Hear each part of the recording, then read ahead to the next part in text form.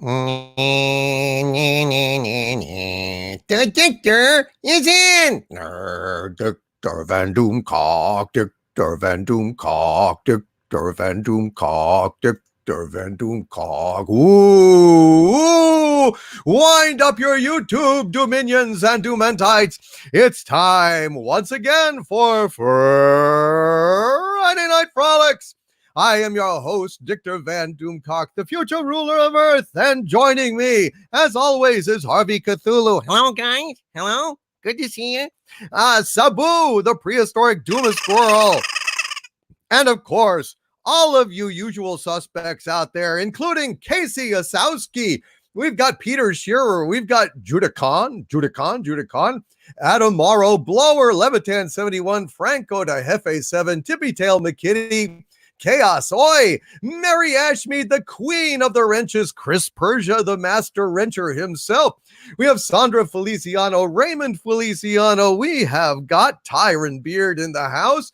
Let's see, who else have we got? Von Max, Jeffrey Wolf, A16, Adam Walker, Brian Sloan, James Caserta, Levitan 71, Rennie A, Easy Does It, Solar Chaos, Chloe W, Jason Webster, Nancy Hickman, Elizabeth, Greg Kirby, Richard N, Dr. Acula is in the house. Oh, Dr. Acula. Supreme Commander Talon is in the house. Rock Flanagan, the Neen, David Timmer, Scott Montoya, Indy 8892, Popper Lives 34 Links, Michael Maloney, Mutated Genome, who was the very, very first one here, by the way. Mutated Genome was first. Tippy Tail McKitty, let's see, Lady Damiana, SP4H, Chris Dowdlesh, Jesue Vegia, JG, Jason Webster, Irving Spider-Man, Sandra Feliciano. Oh, I've already said Sandra. Hello, Sandra. Well, she's worth mentioning twice. Daniel Krantz, J. Paula 821, Roger Gray, Blaze 2000, Hecate's daughter. Hello, my dear Hecate's daughter. Snarky Weezer is in the house. Muzzle Velocity is in the house. Riff Magos, Philip J.Y., Vendetta Wild, Trident Animation, Andrew Banishers, What's His Face, Whatnot, DC Frank, hello. Brutal Morningwood, Sandman, HH67, Ryan Griffiths, Donald J. Hamilton is in the house, Hologram Nunchuck, the Sarge, Jason Webster, Fet for Hire, hello, with hashtag Phony Filoni. Yes, hashtag Phony Filoni. We're going to be talking about Dave Filoni a bit here tonight. And we have a special guest, none other than the historian of the Fandom Menace himself, Stephen Walton, is going to be here later on tonight. Indy 8892, Jizzy Jiff, choosy moms choose Jizzy Jiff. Oh yes, Assemble the Accused. Sorry, wrong show. Well, you're only off by a couple of days. That's perfectly acceptable. Cat Slave 56, Saucy Wench. Hello. Danny Griffiths, Ned F, Darth Scipio, Nicholas Horton, Jeffrey Wolf. Ooh, Jeffrey of London, Thomas S. Andrew Banishers, M. Dastardly is in the house. Stellar Heather is here. Hello, Stellar Heather. Thank you for being here, Stellar Heather. David Benton, Tyrant, I'm not sure how to pronounce that. Eyye, Kyrie Alazon, Trident Animation. It's just kind of going on. Basil, the Puppet Seagull, Digi Akuma. Oh my gosh, so many wonderful people. Hunter Dvorak, Armchair Warlord is here. Zach, the TSM Major Nitrium, Frank Monday, Matt, Cavi. Hello, Cavi. You were here early. I think you were second here tonight, Cavi, weren't you? SEC Physics Professor has unleashed a Doomicorn in the chat. Yay. Jeff Soul.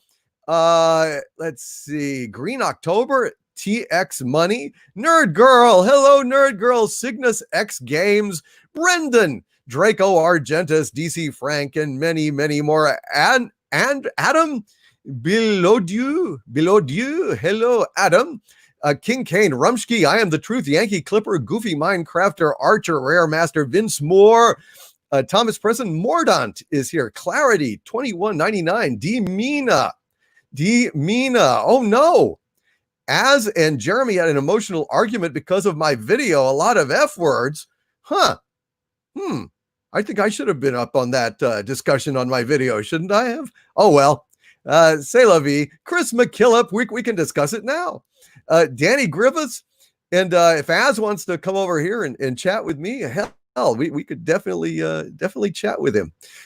Great guy. James Caserta, VLX11387, and many, many more. Well, so thank you all for being here, guys. Hail to the Kelvington. The Kelvington is also here. Keck 44. So many great folks here tonight, friends and neighbors. So yes. First of all, let's get some things taken care of before I tear into Mr. Filoni. And of course, this is not a rumor. I mean, this is his own words. This is audio taken from a video. I didn't show the video in case it would get struck down or something, so I grabbed a screen cap of it and did some of the audio excerpts from that. And what can I say, man? It's very upsetting. But first things first, I would like to wish our wrench and our friend Lori Wilson, who is not here tonight because she is out with her hubby celebrating her birthday, which is tomorrow. And I am absolutely delighted to wish her a very, very happy birthday. She is absolutely wonderful.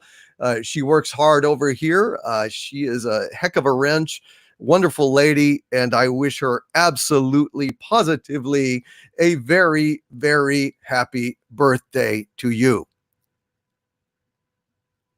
If I may, I'm going to do Shatner wishing her a happy birthday. Wow. So Harvey Cthulhu doing Shatner, wishing Lori a happy birthday. All right, Harvey, please. Happy birthday to you. Happy birthday to you. Happy birthday, dear Lori Wilson. Happy birthday to you.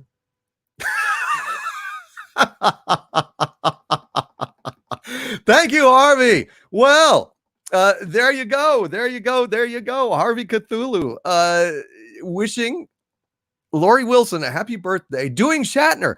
That's the best Harvey Cthulhu impression of Shatner I have ever heard in my life. It was. I've been observing the master. And I thank you, sir. Well, I goddamn, that's absolutely fabulous. Thank you, Harvey Cthulhu, and happy birthday to Lori Wilson. I would also like to wish a very happy birthday to Sandra Feliciano. She had her birthday this couple of days ago, but I will sing you a song later, Sandra, as well, because I promised I would not only, but also do you a song.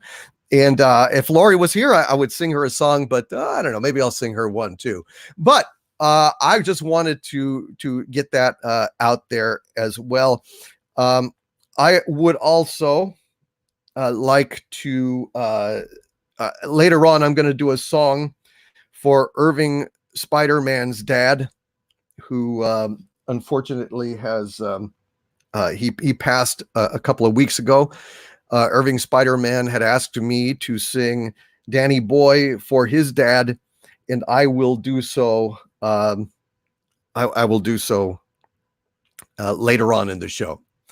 I see that right off the bat, Casey Osowski, who is an arch villain and a legionnaire and a hell of a wonderful, wonderful guy and a heck of a friend to me.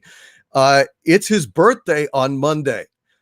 Casey Osowski is the kind of guy that gives you $100 on his birthday, which is absolutely mind-blowing to me. Casey Osowski, Casey, brother, that's crazy, man. That is crazy generous. And so, I mean, I can't keep Casey waiting on this. Casey Osowski with a incredible gift, because this man is the soul of generosity. $100 super chat on his birthday. He says, it's my birthday on Monday. Since I can't get out for a gift, I will give you one. As to Filoni, If I ever meet him, I will give him one too, but he won't like it. In short, he's a jerk. Bless you, Casey Asowski, man. Happy birthday to you. Harvey, do you want to do Hank Hill?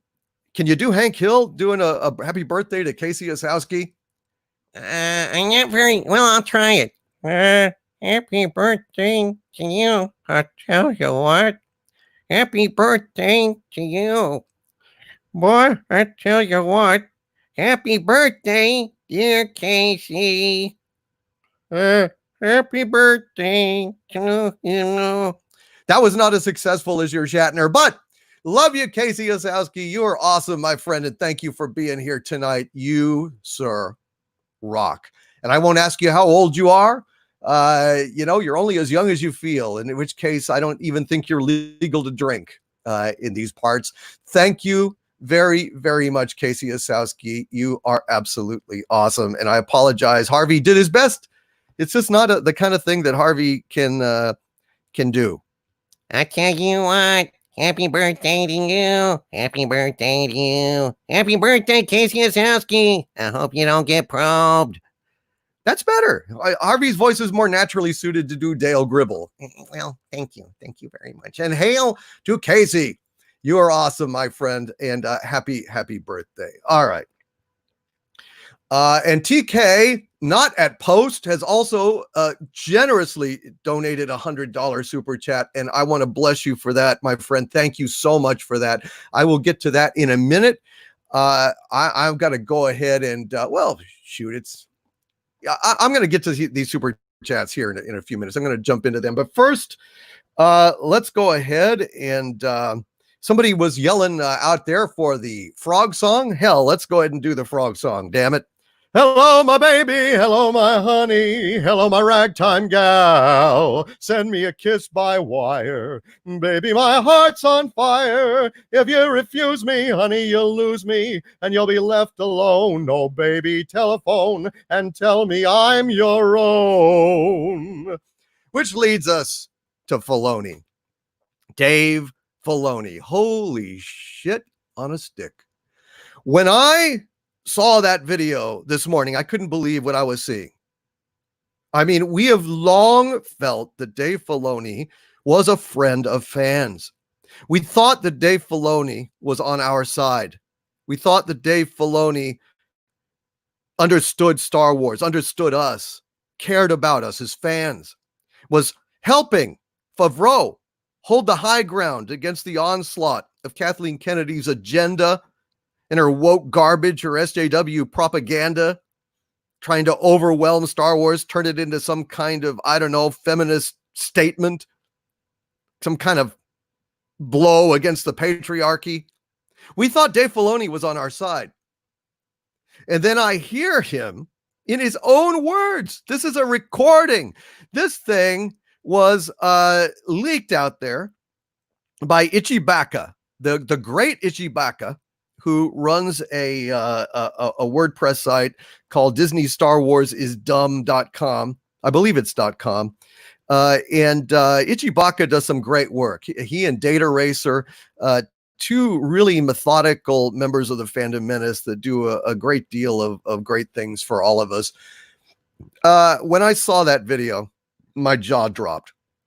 He was reading something that sounded exactly like it was ripped right off the desk of Kathleen Kennedy, right off the desk of Kathleen Kennedy, in her own words, typed on her word processor, printed on her printer, carried by one of her couriers over to Dave Filoni's wet, sweaty little hands so he could deliver it to a women's conference about tech. It's like the Women's Conference of Information Technology or something like that. Basically, it's like I guess he was there trying to encourage women to apply to Lucasfilm or something along those lines. ILM, I don't know. But the point being, the things he said were absolutely disgusting. He was echoing some of the narratives that we have heard over and over and over again from all those people that despise us. We were hearing that, older Star Wars fans dismissing our concerns about the direction of Disney Star Wars with a sneer and a smarmy smirk, saying things like, older Star Wars fans come up to me and say, hey, this isn't my Star Wars.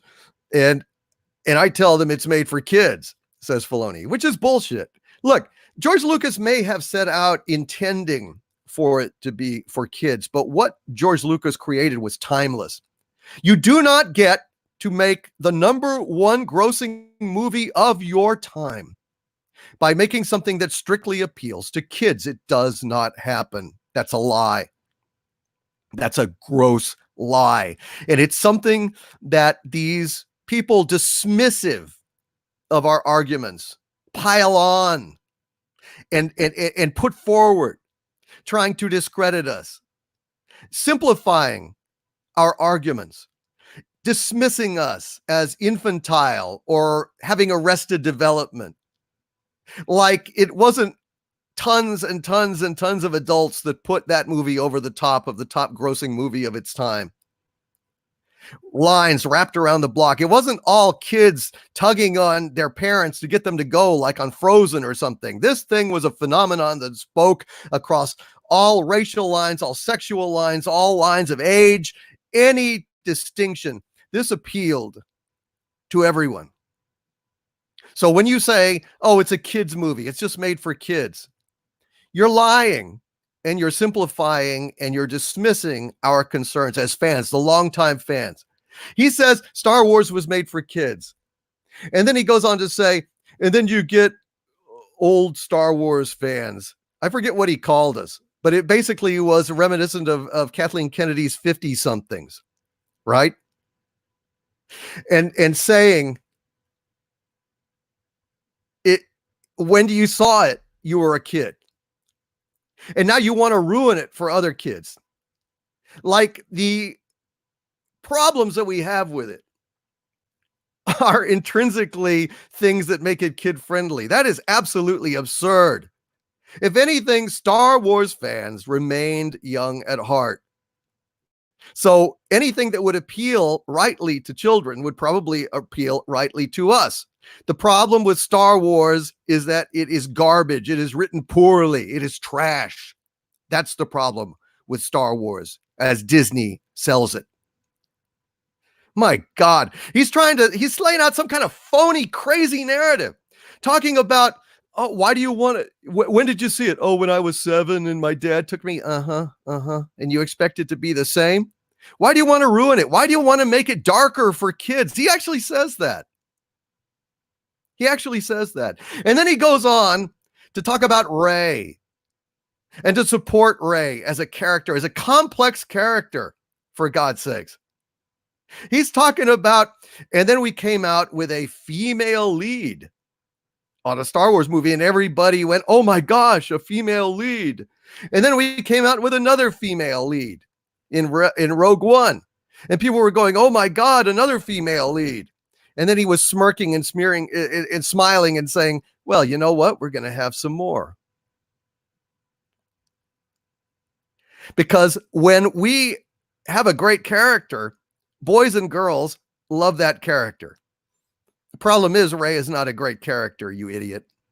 Phony Filoni has tried to press himself, to depict himself as a Lucas loyalist, as somebody who gives a damn about canon and about the fandom. And here he is spewing the same shit, pushing Rey down our throats, saying, oh yes, we are going to have female lead after female lead after female lead after female lead. Yes, Mistress Kennedy. Yes, bow down, bend that knee, Filoni. And he had the balls to say, he says it towards the end of the video. And all Luke really did is just hold the door for Leia. And she's been kicking ass ever since. So Luke, his one contribution, according to Dave Filoni in that speech, was that he held the cell door open for Leia to get out, and Leia took it from there. Can you believe this crap? I just, this was like 3 minutes of utter betrayal on the part of Dave Filoni. 3 minutes of spitting in our faces the same shtick, the same old lies, the same old simplifications, trying to say that we want a darker Star Wars. Like hell we do. We didn't like The Last Jedi. What are you thinking, Filoni? What are you thinking? Saying garbage like that. What, the fans put out a demand for The Last Jedi to completely degrade and humiliate Luke Skywalker? To take that dream? We wanted Palpatine to win in the end. We wanted his spawn to take the Skywalker name and take Luke's lightsaber and take Luke's lands, take Luke's sunset, take Luke's legacy. Really? That's all on you people. And we find out Filoni supported it. Salami, baloney, supported it. Filoni supported it all this time. Well, it's nice to know what he really thought, isn't it? It's nice that somebody was running a camera there, isn't it? Otherwise, we might not have known.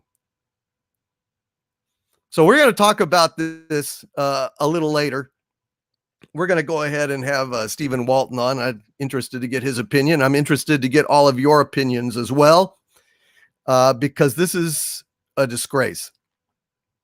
This is a disgrace.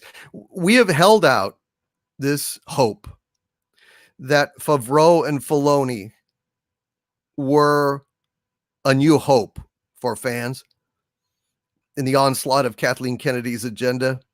But her agenda, it turns out, is Dave Filoni's agenda out of his own lips. Now, I've heard some people say that Filoni was playing to the audience, that he was trying to get applause and everything else, but he said it. He said it. So at the very worst, I mean, at the very best, folks, we caught Dave Filoni on camera making fun of us, spitting in our face and disavowing us to get cheap approval from an audience of women at a women's conference. So that's the best spin you can put on it, that he was pandering and he was being phony. And the worst spin is the one that he's been lying all along and he's just blowing with the prevailing winds and he doesn't really stand for anything. He doesn't care about us, doesn't really care about Star Wars.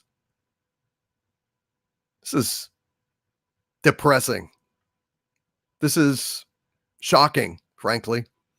I did not expect to see this today. I had no idea. I had no idea when I got up that my image of Dave Filoni would be put to the test like this, because from all that I've heard, I mean, there's a whole army of people out there that really, really have loved the guy, loved his work on Clone Wars, on The Mandalorian. This is sad. This is sad. Darth Geist says it means that even if he was just playing it up and pandering, that we can no longer trust anything he says or does in the future, even if it's positive. Yep. That's basically it, Darth Geist. I mean, when somebody is caught like that, out in public, like basically turning on his friends. Turning on his friends. Can you imagine that? It's like, you know, talking bad about your best pal to someone who's an enemy of his behind his back, and the pal overhears it. I mean, how does he reconcile that with his friend anymore? TK Not at Post. Thank you, my friend. Says this show is my cultural highlight every week. Thank you. Thank you, TK Not at Post. And thank you for being here. And thank everybody for tuning in right now to share this with me. You know, I think this video is being suppressed a little bit on YouTube. I really do, because it's really not, this is a huge story. It's a huge story. And I mean, everybody's talking about it, but I'm just not getting the views. I think something is up. Something's a little bit fishy in Chinatown. Clarity 2199 says, you caught Dave Filoni doing what he was paid and ordered to do. I think you're being dumb. Well, that's fair enough, Clarity 2199. But I don't know. I mean, what does it say? So you're saying that he should be excused because it's his job? Well, I guess that's one point of view. I guess you can say that. I think it's kind of sleazy, frankly. I mean, I would not have said those things. I would not have mocked the older fans, the original fans, the fans of George Lucas, the loyalists that kept him employed. You think it's Kathleen Kennedy that employs his ass? No, it's all of us that pay to go see Star Wars. It's all of us for 50 years been paying to see Star Wars. Don't you think we're entitled to a modicum of respect? Don't you think we're entitled to something better than that? I do. Mare Whiskey says Disney stole his soul. Well, I can't speak to his soul, but boy, oh boy, I think it's sleazy. I think it's sad. I think it's really, really sad. Sam Sam Gaveni, I'm sorry. He says Filoni is a furry. The man is totally obsessed with wolves. Wow, I did not know that. Andrew Banisher says EVS knew Filoni was a fraud the second he heard his voice. EVS has great instincts. I also understand Ryan Kinel, excuse me, I'm not pronouncing his last name correctly. Kinel was also saying that Filoni is suspect. Brian Sloan, I'm ashamed to say Filoni is from my home state of Pennsylvania. Yep. Well, that's no shame on you, brother. That's no shame on you. Billatamp 73 says it's the exact opposite. We never wanted a dark Star Wars. Just look at how awful the new dark Star Trek is. Yep, we didn't want a dark Star Wars. Who the hell wanted that? Renier says that was Jeremy's argument. Well, fair enough. You know, I guess you can have that opinion. And if that is something that you can forgive, somebody basically making fun of you and sneering at you and mocking you in front of an audience of people who have kind of been behind attacking you all these years. If that's okay, if that's just business as usual for you, then I think that's you can do that. Certainly, I respect Jeremy. God knows I love Jeremy. I love Geeks and Gamers, and we have disagreed from time to time, and that's perfectly fine. And I respect that. And it's just it's I guess a matter of how much you're willing to take.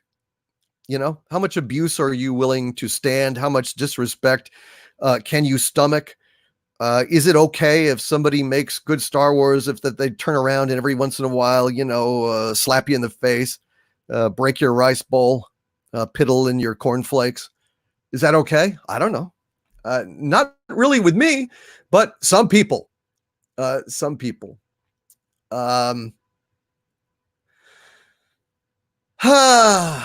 don't know. I was very disappointed. And we have to basically consider the possibility that he's been phony with us all this time. Dead Jeremy says, without respect, we reject. Amen. Without respect, we reject.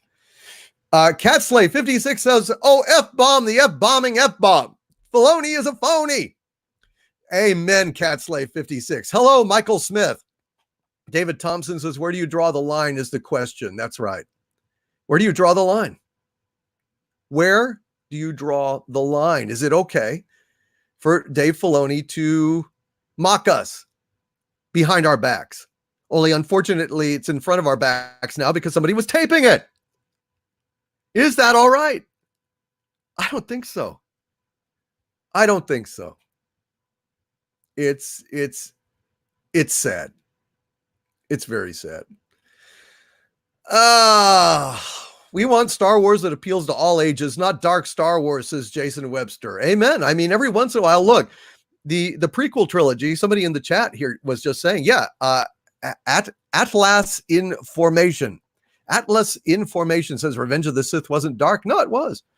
But that's a very, very dark story inherently. And I think when you come back from, a long absence where we've been in a kind of drought of Star Wars, do you really want something as dark as The Last Jedi? Personally, I think The Last Jedi is way darker than Revenge of the Sith, even with, smacking the younglings around. I mean, is there anything anything darker than seeing Luke Skywalker turned into that? Into that? You know what I'm saying? But yeah, I mean, no, The Empire Strikes Back wasn't dark. No, it had some darkness in it, but it was still a lot of fun. It was still Star Wars. It's actually one of the best Star Wars ever because it had a multi-dimensional aspect to it. I mean, it was the most fleshed out, well-rounded kind of Star Wars. And yes, it had a cliffhanger, but it also had a lot of hope and a lot of joy and a lot of friendship and a lot of characters that we love. There are no characters that we love in the Disney sequel trilogy, for God's sakes. None that I love, at least. I won't speak for you. But there you go. So we will be discussing that here in a little bit when Stephen Walton arrives. We'll be going ahead and speaking about that as well. And yes, Nerdaholics, there was hope at the end of Empire. There is absolutely hope at the end of Empire. All right, folks, I want to go ahead and get to some of these super chats. Thank you all for your patience here. It is greatly, greatly appreciated. And let's see if we can find where we are and what we've got and get right to it. And I thank you again, all of you guys, for whatever it is that you donate to the cause. It is greatly appreciated. It keeps us going. And, no matter how great or small, greatly, greatly appreciated. And I thank you all from the heart. I really do. Farvithian Guard with a $40 super chat. Hail to the Farvithian Guard. Thank God I was here when he first popped in that super chat. He did it instantly, and he said he wasn't going to be around tonight. So I thanked him then, but I thank him now. God bless you, Farvithian Guard. It is greatly, greatly appreciated, brother. Thank you. That's very generous of you. Very generous. Cavi with a $5 super chat. Hail to the Cavi. Cavi, the second to arrive today, actually. And Cavi says, Filoni's comments on Star Wars are disgraceful. Why can't we have good Star Wars films that aren't saturated with forced agenda? Cheers. Hashtag push the button. Amen. Push the damn button. Can you push a button? I don't think it's a good idea. I think you should push a button. Well, I'm thinking about it. Dave Filoni, he ruined my day, man. You know, I was just going to have a nice quiet day. I was going to rest up for Friday Night Frolics. And then I see this crap and I'm like, oh, brother, no. I can't do that. No, I can't do that. I had to jump in. I had to jump in. My God. Dance with who brung ya. That's the old saying. Dance with who brung ya to the ball. Don't diss your older fans. Don't diss the people that have kept the dream alive since 1977, you dumb son of a bitch. You ungrateful swine. And okay, if he's only saying that to pander for that meeting, let him come out and disavow it. Let Dave Filoni come out and disavow it if he doesn't mean it. Okay, fine. You're saying that doesn't represent what he thinks. Fine. Come out and say it. Come out and apologize to fans. Say, you know what? That was a load of shit. I was not meaning to say that. I was forced to say it. I was drunk. I was trying to impress one of the ladies in the front row to get laid. Whatever your excuse is, you go ahead and make that excuse. You make that case. But you apologize, Dave Filoni. You apologize for spitting in the face of your fans, for regurgitating like a sick baby bird all the chewed up feminist garbage that you have been fed for the past, 5 years, 10 years? I don't know how long. For God's sakes. When Robert Meyer Burnett misspoke on Twitter, he manned up and he apologized and he said this wasn't actually what I meant. This was not my truth. Is this Dave Filoni's truth? If it's not Dave Filoni's truth, let him disavow it. Let him come on and say, I didn't mean it. How's that? How's that? All of you think that's not fair? Okay. Well, he said it. Let him disavow it if he wants to. Just let him disavow it if he wants to. Simple. Until then, I'm going to take the man at his word that that's what he meant. And I called him out on it. And so did Ichibaka, the great Ichibaka.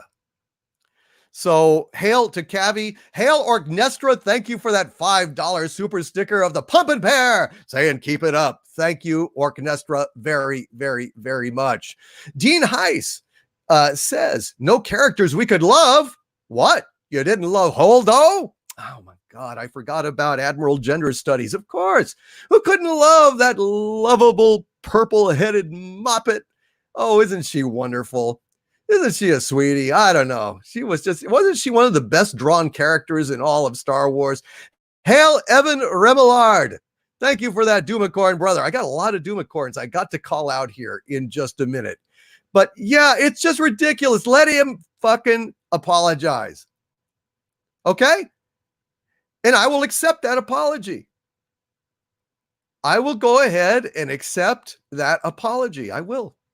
Why not? Everybody deserves a second chance. Sure. But be on guard. Be on guard. That's what I'm saying.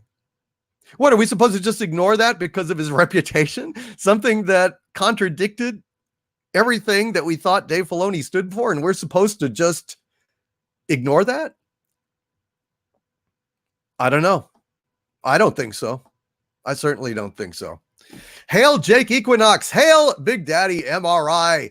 Hail Kyogre's Hideout. Ral PH, which is Ralph in a kind of clever way. VLX 11387. Lawrence Martin. Hello. Andrew Lundell. Gabrielle Geske. Bun 299. And Karis. Hello. Andy Kraus and Dinkamazi. Hello. We will get to those Doomacorns in just a second. We'll have us a little Doomacorn race. And Nicholas Horton, thank you for that Bushiba thumbs up sticker, a 2-pound super sticker. Thank you, my friend. Mighty Wolf says, I'll never trust Filoni again. Well, you know, what if he comes out and gives a true, honest apology? I don't know. It would depend on how much I believed it. I don't know. I just think it's sad. I think it's sad. Thank you very much, Cavi, for that. Thank you again, Casey Osowski, for that $100 super chat. And God bless you, my friend. Happy birthday, Casey Osowski. Happy birthday to you, brother. Matt G with a $2 super chat. Hail to thee, Matt G. Did not say a word, but still graced me with a super chat, and I greatly, greatly appreciate it. Thank you, Matt G.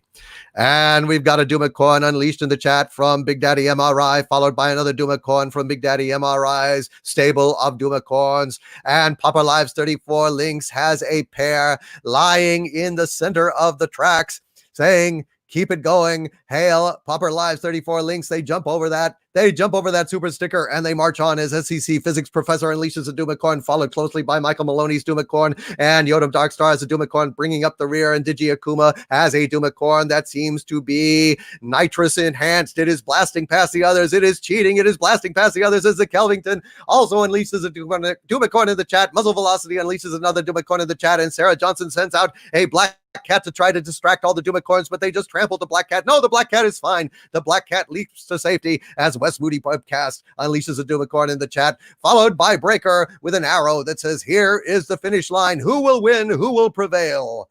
We will have to wait and see. In the meantime, folks, let's back down to where we were. Have to jump ahead on these Doomacorn rampages. R.N. Feliciano with a $5 super chat. Hail R.N. Feliciano, one of my wrenches. And his wife is the birthday girl this week. Not Lori Wilson, however, whose birthday is tomorrow. R.N. Feliciano says, Dear Hollywoke, you are paid to entertain. Stay in your lane, and maybe you will get my hard-earned money. Damn right, Raymond Feliciano. But they're not. They will not stay in their lane. They keep trying to jump the tracks and run over us as we stand on the sidewalk, protesting what they're doing to our loved myths. And it makes me sick. Hail, Buffalo Pilot. Thank you, my friend. And hail to Chris Persia. Good to see you, Captain Sovereign and Legatus Legionis. Basil, the Pump and Seagull, with two $5 Canadian super chats in a row. Hail to the Basil, the Pump and Seagull. And he says, super sticker of a meaty seagull, upgrading his blaster with neutron packs and upgrading his feet with rooster hugging sandals. The better to brace yourself with, eh, Basil? And Basil the Pumpin' Seagull also says, Big Daddy functional nuclear magnetic resonance spectroscopy. That was a mouthful. Big Daddy functional nuclear magnetic resonance spectroscopy. Nuclear magnetic resonance spectroscopy. Ugh! Basil, you're evil, but I thank you for those super chats just the same. And by the way, Basil, it really makes me sick that the SJWs have struck again, folks, and banished another episode of Faulty Towers. Yep, there was an episode of Faulty Towers that had some politically incorrect stuff in it, and it is now pulled from the cloud. It is now pulled from the cloud. The censors have struck again. Gone with the Wind got yanked off of the cloud. Now an episode of Faulty Towers is yanked off of the cloud. How do you like that shit? I don't like it at all. I don't like it at all. That's why it's very important, and I say it over and over and over and over again, gather ye physical media while ye may. And it's better to get them used. It's better to get them used. Why? Because it doesn't profit the companies that are yanking it from the cloud in the first place. And also, moving forward with these movies, you have no guarantees that they won't be edited versions that are for sale on DVD. Think that over. Put that in your effing pipe and smoke it, hey? Good God. Glenn Saunders with a $2 super chat. Hail to the Glenn Saunders, aka Bubo. And my Legionnaire, Glenn Saunders, says opinions on Oscars' new diversity requirements. Well, I'm really glad that, the Oscars will now be as much about what race and sexual preference you are as how talented you are and how good your performance was. I'm glad. It's just wonderful, isn't it? That's what we want. We want to go ahead and make, these award shows very democratized. We don't care about the actual quality. The quality is the last thing. Everything needs to be agenda now. Everything needs to relate to the political statements of the day. We need to go ahead and pander. You got to get a panda bear from China. You got to go ahead and get those panda bears out there in Hollywood. Boy, oh boy, oh boy. I heard that panda bears were going extinct. They were endangered. Well, not in Hollywood. We got tons of panda bears in Hollywood, don't we? Nothing but. So opinions on Oscars' new diversity requirements, in case my sarcasm wasn't clear enough. What a load of crap. What a load of crap. That's what I say. Diversity requirements. Yeah. That's just sad. That's just madness. It's just absolute madness. Hail Glenn Saunders. J Paula 821 with a $10 super chat. Hail J Paula 821 says Games Workshop and Naughty Dog are going full damage control on their Facebook pages. Oh, are they having to pay the price for screwing fans? Are they having to pay the price for SJW knee bending and trying to ruin our entertainment to score political virtue signaling points? Fuck them. You can post anything on their visitor section and they spam their own posts everywhere. How pathetic. Well, tough luck, Games Workshop and Naughty Dog. You have richly deserved all of the comeuppance that you are about to get. I have absolutely no sympathy for you. None. You just go ahead and you keep siding with the people that don't buy your shit. Keep siding with the people that have never been on your side, that have never been customers, that haven't lived your stuff. The people that will never buy your crap. They don't understand what I've come to learn, that Twitter is just some kind of weird echo chamber. where all the sides are divided and occasionally you get people yelling at each other, but nothing really gets done. And the people who are over there that, protest all this stuff vociferously, and then you go ahead and pander to them, they're not coming to your movie. They're not going to buy your game. They don't give a shit. That's not what they're about. You're being suckered into supporting the stuff that they want you to do, when really what you should be doing is supporting your fans and your audience, you imbeciles. To hell with them. To hell with them. I am delighted, J. Paula 821. I am absolutely delighted and thrilled that they are doing full damage control on their Facebook pages. I presume that you mean, J. Paula 821, that you can't post anything on their visitor section. And they've spammed their own posts everywhere. How pathetic. Yep. Well, that's what happens. That's what happens when you pick the wrong side and when you don't dance with those what brung ya. The Kelvington with a $10 super chat. Hail to the old Kelvington. God bless you, my friend, and thank you. You did not say a word. You just put $10 into the tip jar and backed away. Are you the shadow? I didn't even see you. You were there and gone without one regret. Thank you, the Kelvington. God bless you, my friend. You're such a good friend to me, man. You really are. Digi Akuma with a $2 super chat. Hail Digi Akuma, who says Dave Filoni equals Benedict Arnold of Star Wars. Yeah, Digi Akuma. It seems that way. It seems that way, unless the man has some kind of incredible explanation, unless he's going to go public, apologize. Then I have to assume that that's he said what he meant and he meant what he said. And what else can we do? What else can we do? I don't know. Rand 185 says pander to paying fans. There's a thought. How about you go ahead and pander to paying fans by, I don't know, giving them something that they actually want to buy? Could that be? Having respect for fans and not telling us, oh, you people are too old. You're not the audience we want anymore. You're too old. We don't give a shit about you anymore. No, we're out for the young girl demographic now. And he had the balls to lecture us, saying the thing about Ahsoka was that, she's a well-written character. And when you have well-written characters, they appeal to both boys and girls. Yeah, no shit, idiot. Who the hell ever said that they didn't? Who didn't know that? We got any Terminator fans out there? Any Alien fans? Any fans of Raiders of the Lost Ark? We know. Why has nobody ever complained about Princess Leia? Why has nobody ever complained about Ellen Ripley or Linda Hamilton's Sarah Connors or Marion Ravenwood? Because they were all well written. They were all balanced.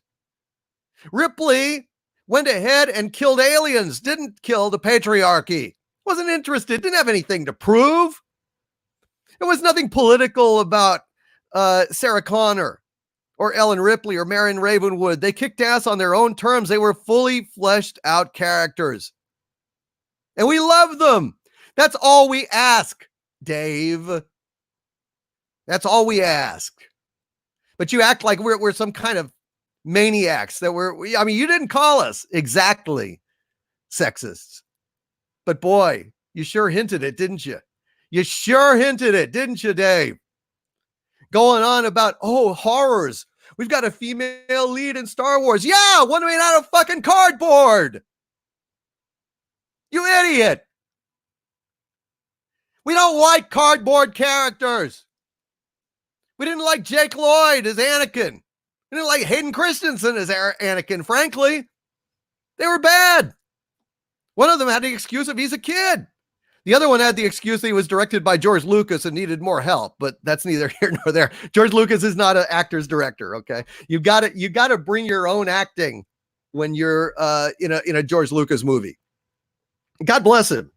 That's fine. I mean, not all directors are great with actors, and that's fine. It's just very unfortunate that Kristen Haydenson just could not surmount that obstacle and give Anakin much more shading than the dialogue gave him. I mean, he would have had to basically be Laurence Olivier to make that dialogue work. But God bless him. The point being, we don't like cardboard characters. We don't like phony characters, Dave. Full phony. That's what we don't like. And talking about Ray, how wonderful it was, how she kicked ass. It was phony, Dave.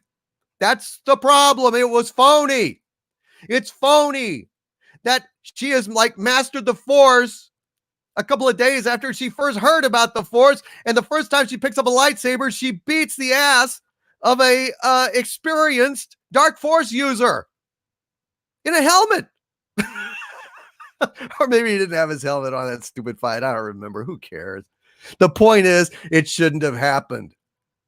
It shouldn't have happened. It wouldn't have happened in any kind of real universe. It's phony, it's cheesy, and it's dumb.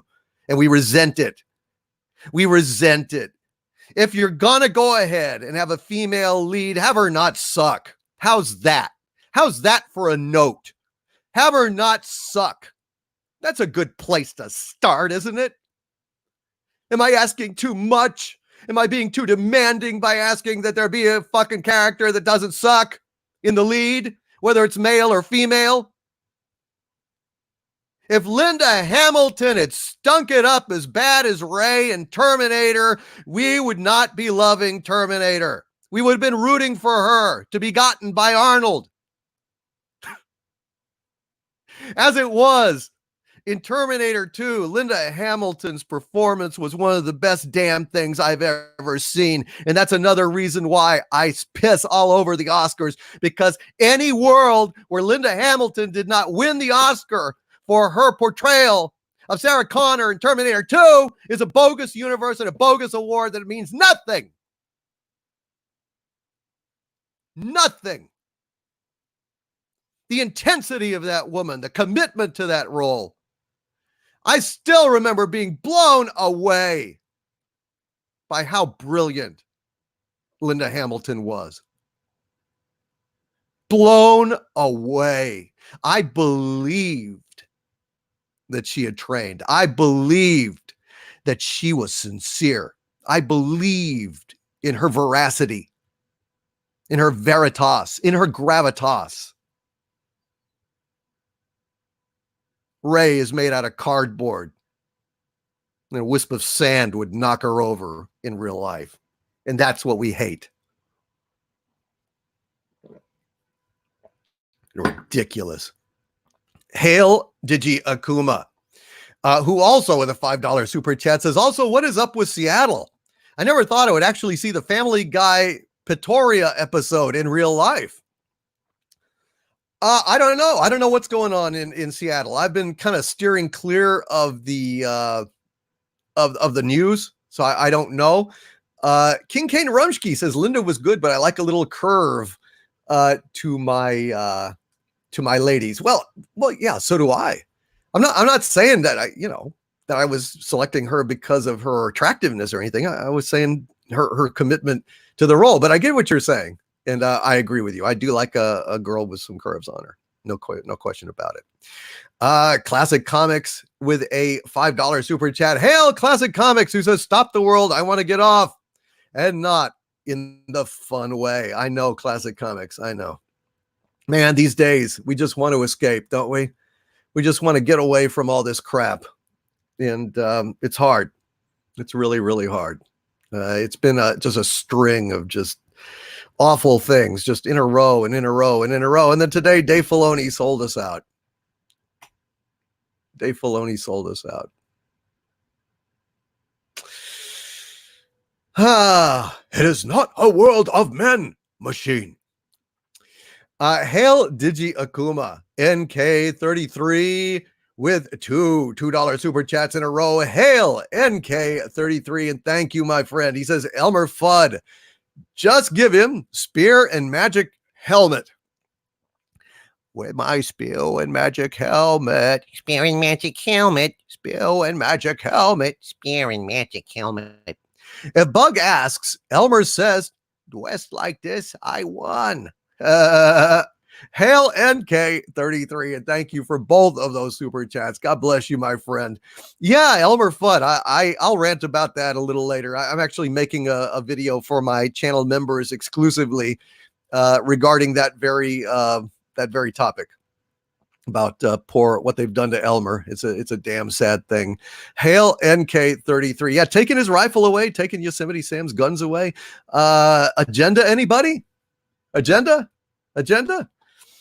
What is Elmer Fudd without his rifle? You know what they gave him? They gave him a scythe. They gave him a scythe. I'm the Gwen Weeple. Don't feel the weeple. Wabbit, take my hand. Don't feel the weeple. Oh my God almighty. What is the world coming to? NK33. It is a sad, sad thing. Popper Lives 34 links. I want to thank you again for that super sticker. Very, very much appreciated. And I am very, very grateful. Hail to you. And I love that pair. That's a very cute super sticker. Nicholas Horton with a £2 super chat. Hail, Nicholas Horton says, hail DC, Filoni, the sellout. Hail, Nicholas Horton, and thank you, sir. Yeah, well, it seems that way. And I don't know. Maybe if the guy comes out and apologizes, we'll see. But I'm not holding my breath. Donald J. Hamilton. Hello, my friend. He says with a $9.99 super chat. Hail, Donald. Thank you, my friend. Says we'll be late, but here. Hail all. Hail, Donald J. Hamilton. I hope that you are having a wonderful evening this evening. And when you come back, we will be here. Chances are, we have got Netcat has joined the channel membership. Hail, Netcat. Thank you very, very much, Netcat. Greatly appreciate that. And thank you for supporting the channel as a member. I really appreciate it. Don't feel the weeple. We'll be able to fly. Baby, I'm your FUD. Elmo's Candid Camoa is a good example, says Delta Spark. Yes, we could give him a camera and have him be a birder or a naturalist. I don't know. Hail, Netcat, and thank you again very, very much for that. And hail, Donald J. Hamilton. A16 Adam Walker with a £5 super chat. Hail, A16 Adam Walker, who says, hail, my lord. What doth thou make of the ban of Little Britain and Faulty Towers, the latter to prevent Germans being upset at the UK mocking itself? I despise it. Now, I've never seen Little Britain, so I cannot comment on that, A16 Adam Walker, but I have seen Faulty Towers, and I'm saddened. I'm greatly saddened. I love Faulty Towers. I think it is hilarious. I think it's a wonderful, wonderful show. It's one of the funniest shows ever made. John Cleese at his prime. God almighty. Prunella Scales. Basil? What is happening in the world? I don't understand what is happening with the world. Robert Frey says, Elmer Fudd sings Iron Butterfly. In a Gata Davida, baby. Don't you know that I love you? Hail. Thank you for that suggestion. We'll have some fun doing some stuff later on. I know we've got appearances coming up from a new character that I call my impression, Drunken Shatner. Yes, you've heard my regular Shatner impression, but Drunken Shatner is just a little bit more extreme. Drunken Shatner is just a little bit more extreme. And he's more of a caricature than the normal Shatner impression. So we'll see how that goes as well. Thank you, A16 Adam Walker. Michael Maloney with a $10 super chat. Hail, Michael Maloney. Thank you, my legionnaire and friend. Michael Maloney says, hail, Doomcock. Are you stroking in an evil manner Piddles, the Doom Kitty? I still, first of all, I would never be stroking that tentacle doom kitty. It's a black multi-eyed tentacle doom kitty. It's the scariest damn thing you've ever seen that Michael Maloney came up with. It's absolutely incredible, folks. I need to like post a picture of that at some point. It's really incredible, Michael Maloney. But really, that's more of a pet for Harvey. I think Harvey would enjoy that. That cat is really sweet. I would really love that cat. If we could slip him in my containment field sometime, I would greatly appreciate it. Well, we'll see. We got to catch him first. We've got to catch him first. Hail Michael Maloney. What a great image that is. And I thank you for sending me that.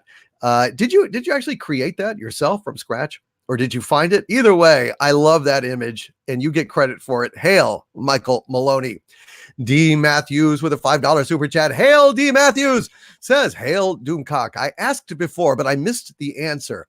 Can you send the Harvey Cthulhu back home if he's so dangerous? Will he be here forever?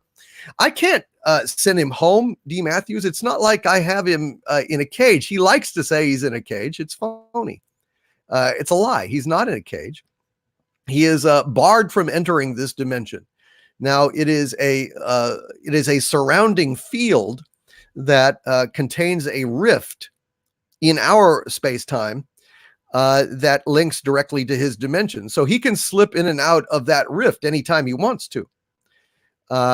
So, you know, I can't push him out of our dimension. I mean, I guess we could get a magician or a number of sorcerers, eldritch mages, to go ahead and maybe push him through that way. I don't know. I don't know if it would work or it would rupture the containment field and kill us all. But right now we're just basically locked into a status quo. D. Matthews. Oh, Evan Remillard. Hail, Evan. Well, let me see if there's any super chats from you, brother. And I will get you sent on your way since you got to go. Thank you very much, D. Matthews. So I can't get rid of him. It's not that easy. It's not that easy. All right. Let me see. I know Evan had unleashed a Doomicorn in the chat. And I thank you very much, Evan Remillard, for that. Let me reload this real quick. And folks, as I've said many times before, if you are leaving, please, give me like about 10 or 15 minutes notice.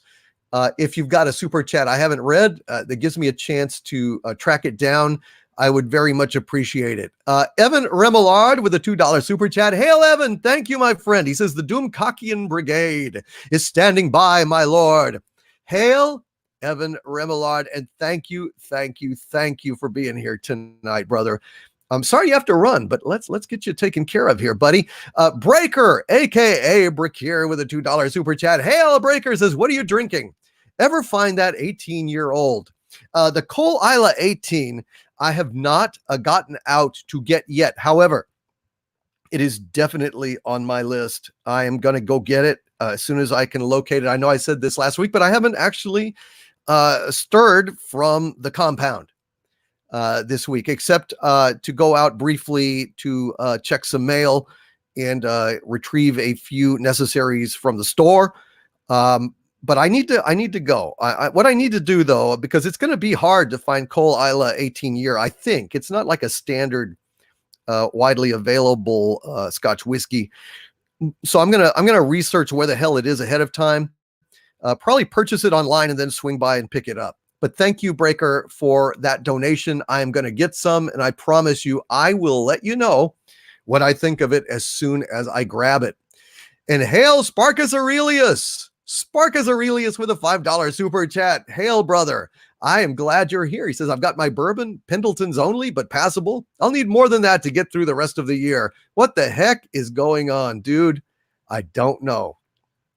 But it ain't good. It ain't good. I mean, there's so little good news out here, man. So little good news. But one of the good things is that we are all together here on Friday Night Frolics. And I am absolutely delighted to have you all here. God bless you all. And it's Friday.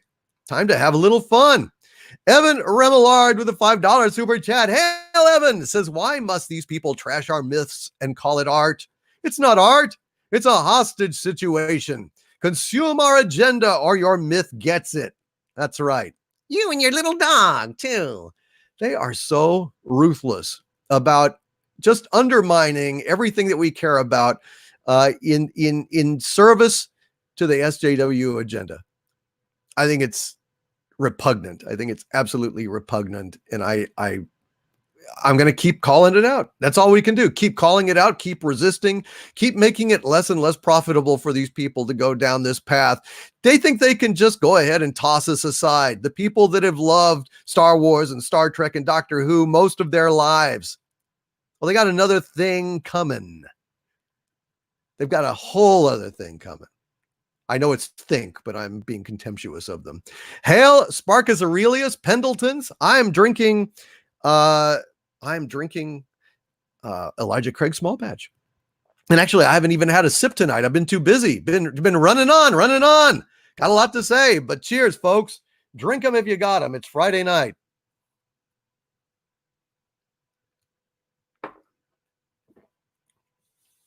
Damn right. Thank you, Sparkus Aurelius. And thank you, Elijah Craig. Man, your bourbon is good. All right, just going back down. I do, let's see. Evan Remillard. Yes, I see your Doomacorn here, brother. Hail to you, my friend. Let's see. We've got, holy smokes. Whoa, Peter Scherer. Wow, I'm just going back down to where I was, and I see that Peter Scherer has donated 2 $100 super chats in a row. Wow, Peter Scherer. Dude, thank you. That is absolutely astonishing. I did not even see that. Holy smokes. Thank you very much, Peter Scherer. That is incredibly generous of you, brother, and I will get to that here in just a few minutes. Well, it may be just a little bit. Let me. I tell you what. TK Not at Post did a $100 super chat earlier, which I am very grateful for. I want to go ahead and hit that because I don't know how long TK Not at Post will be here. I would hate for him to run off. And not have that read. TK Not at Post says Filoni is shameful when he says Disney is trying to create diverse characters. Star Wars EU already did it. Nomi Sunrider, Jaina Solo, Mara Jade, Kara Holt, just to name a few. He spits in EU writers' faces. Holt from the novel Knight Errant is one of the coolest Jedi. Well, isn't that what dictators and conquering regimes do? They go ahead and the first thing they do is trash the past and rewrite history. They want to act like there was none of this stuff out there. They want to act like Rey was like the first strong woman in Star Wars, forgetting that there's a little one called Princess Leia. Carrie Fisher, 18 when she did it. One of the strongest characters in Star Wars. My God, she was cool. I mean, all the boys were crushing on her. All the girls wanted to be her. What in God's name is wrong with Princess Leia? Why do these people have this like selective blindness that says, oh, well, we invented feminism in Star Wars? Bullshit. Leia was already a strong, wonderful character in every way, not just physically strong, not just intellectually strong, not just spiritually strong. She was salty, she was funny, she was cool, and so was Carrie Fisher. And then you're right, TK Not at Post. Look at all these EU characters as well that were absolutely wonderful. A bunch of pack of lies, revisionist tripe from people that hope that you've never read the EU. That's what they maybe want these new audiences for, so they can hog credit and by people that are ignorant of the past. Good God. You're right, TK Not at Post. Thank you very, very much for saying that. Thank you, dude, for that incredibly generous $100 super chat. But you are absolutely right. what you are laying down, I am buying. Filoni is shameful when he says Disney is trying to create diverse characters. Shit. They have deleted more diverse characters than they've created in getting rid of the EU. Think about that. Think about all those glorious characters, all those glorious female characters, all those strong women that were deleted by the stroke of a pen, saying the EU doesn't exist anymore.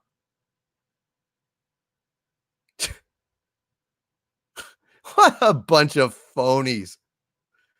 Oh my God. Phony, Filoni. Phony, Filoni. And Peter Shearer with $100 super chat. Hail to the Peter Shearer says, I think the title for your video uploaded today should have been Kennedy's Yes Man commits felonious assault on Star Wars fandom. Felonious, be Filonious.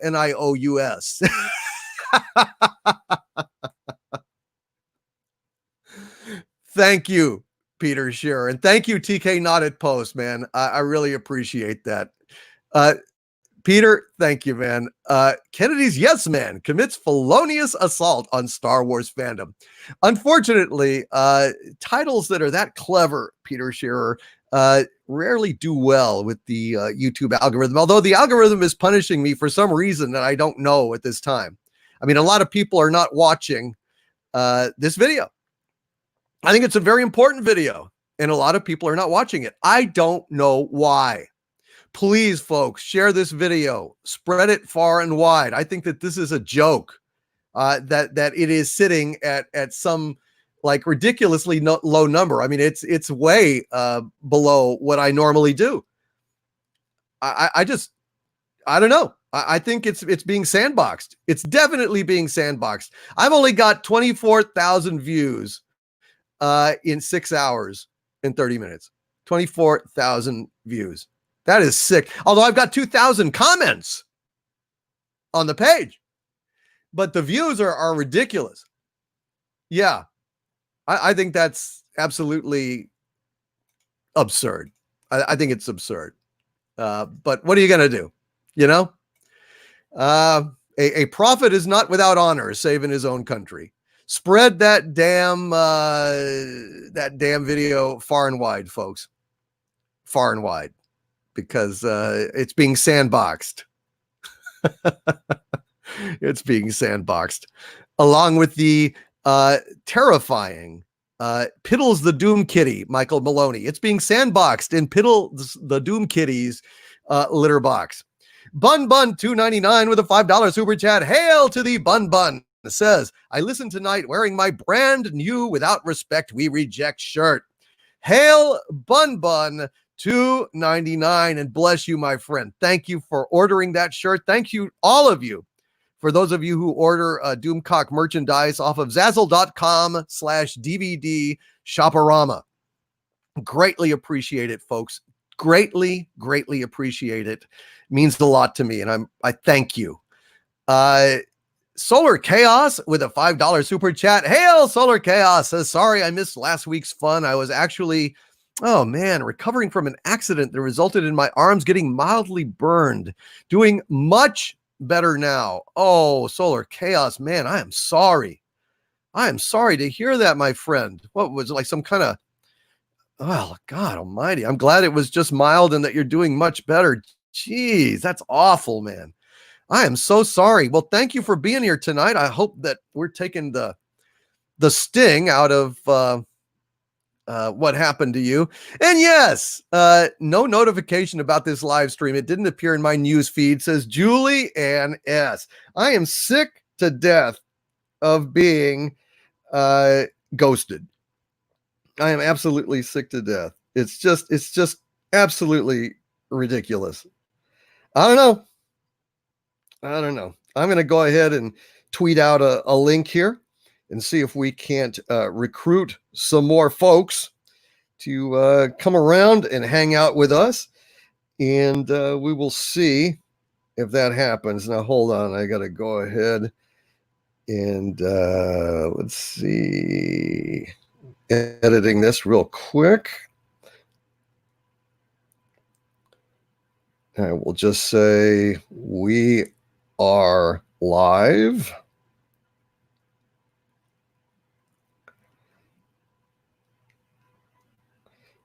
And hopefully that will do it. Sorry about the pause. Hard to type this out and keep having germane conversation. All right.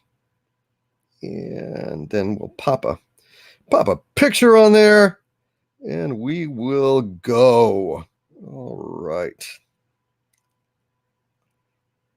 Let's see if that helps at all. Ghosting us. Why the knife? Why the knife? Why the nerve of ghosting Dictor Van Doomcock? Wow. Shatner's been hitting the bottle, or a reasonable facsimile thereof, of course. It is only an impression, folks. It is only an impression. Hail Solar Chaos. Squire Waldo with a $2 super chat. Hail Squire Waldo says, hail Overlord DVD. And I say thank you, Squire Waldo, and hail to you, my friend. Thank you, Squire Waldo. Nicholas Horton with a £5 super chat. Hail Nicholas Horton says, Gary's stream started off with a bang. As versus Jeremy debate over Filoni, it lasted over an hour. Well, I'm glad to hear that, Nicholas Horton. Thank you very much for that £5 super chat. And too bad. Would have been fun to be there. Oh, well. C'est la vie. Hail, Nicholas Horton. Of course, you know, I probably would have just gotten in the way. Just let them fight it out. My reporting stands on its own. Yeah, or my commentary anyway. I think Itchy Baka did a fantastic job digging that video up, I got to say. And Leech ICM with a $10 super chat. Hail Leech! Leech ICM, one of my legionnaires, one of my pals. Thank you, my friend. Says the cult of Harvey is now hiring. Must be able to press the button. Uniform provided. Job is yours if you can bypass Xanadu security. See High Priestess to apply. Harvey is waiting. Act now. The Leech ICM. I love that. Thank you, my friend, very, very much for that $10 super chat. We'll try to read it real fast. The cult of Harvey is now hiring. Must be able to press the button. Uniform provided. Job is yours if you can bypass Xanadu security. See High Priestess to apply. Harvey is waiting. Act now. I think that's a little bit better reading. Thank you, Leech ICM. All righty. Well, friends, we have a special guest tonight. I'm bringing to you the chronicler of the fandom menace himself.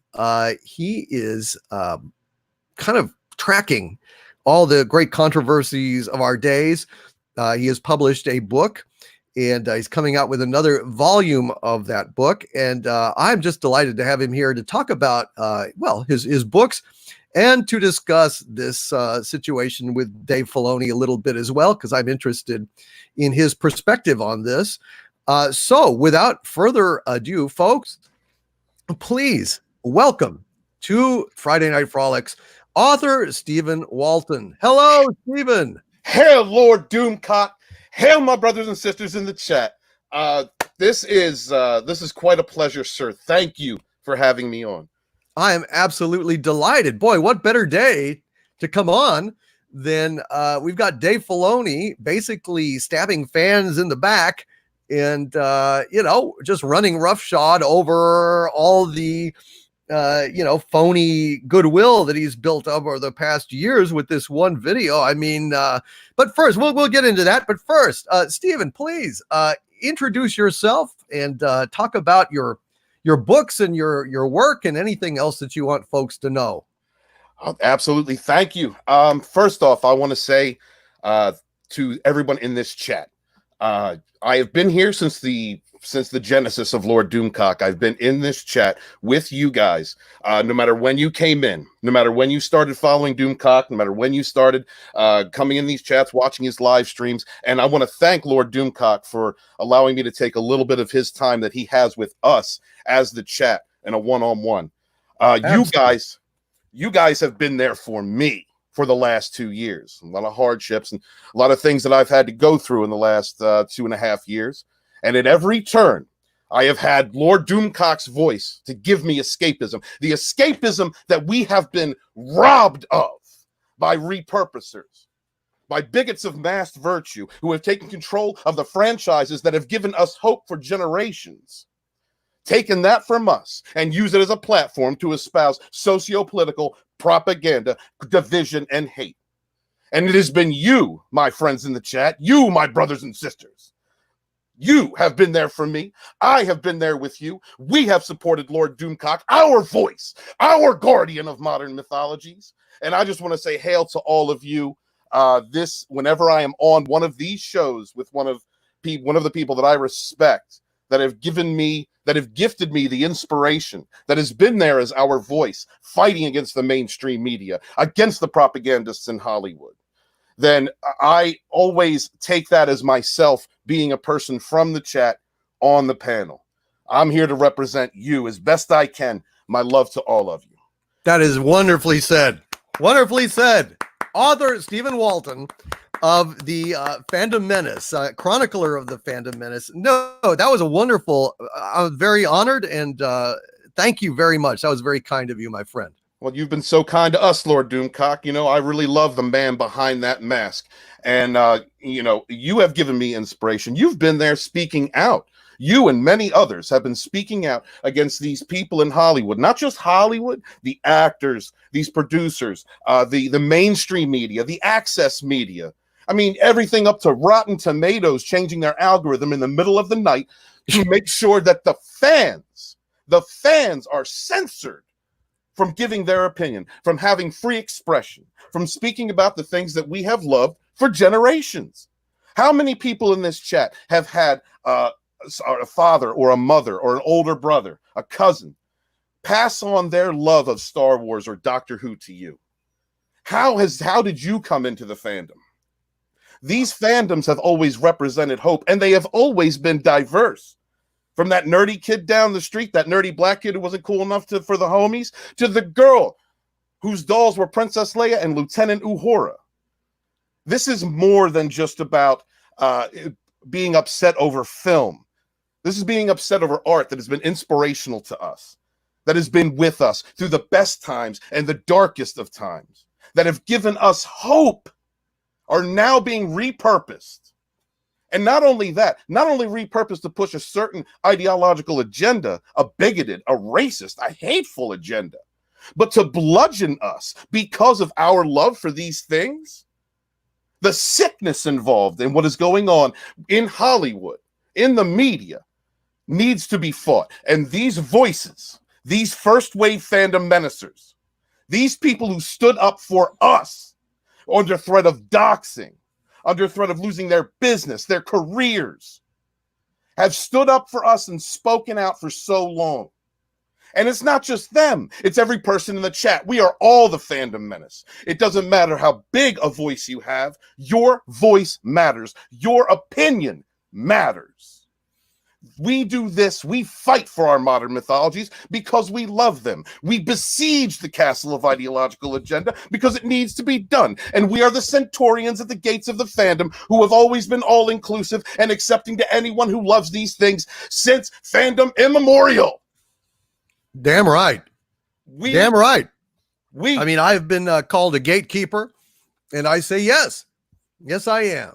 I am standing astride the battlements of fandom, of respect for the past, for love of our modern myths. And yes, I will defend that gate against the cultural vandals trying to kick down the door and spray paint our masterpieces with their tagging for political purposes. I'm sick of it. I'm sick to death of it. And then here we are, Stephen. Here we are, with this idea in our heads that Dave Filoni is on our side. He's like holding the fort inside Lucasfilm as best he can with Jon Favreau, with sometimes George Lucas in the background against Kathleen Kennedy and her SJW hordes.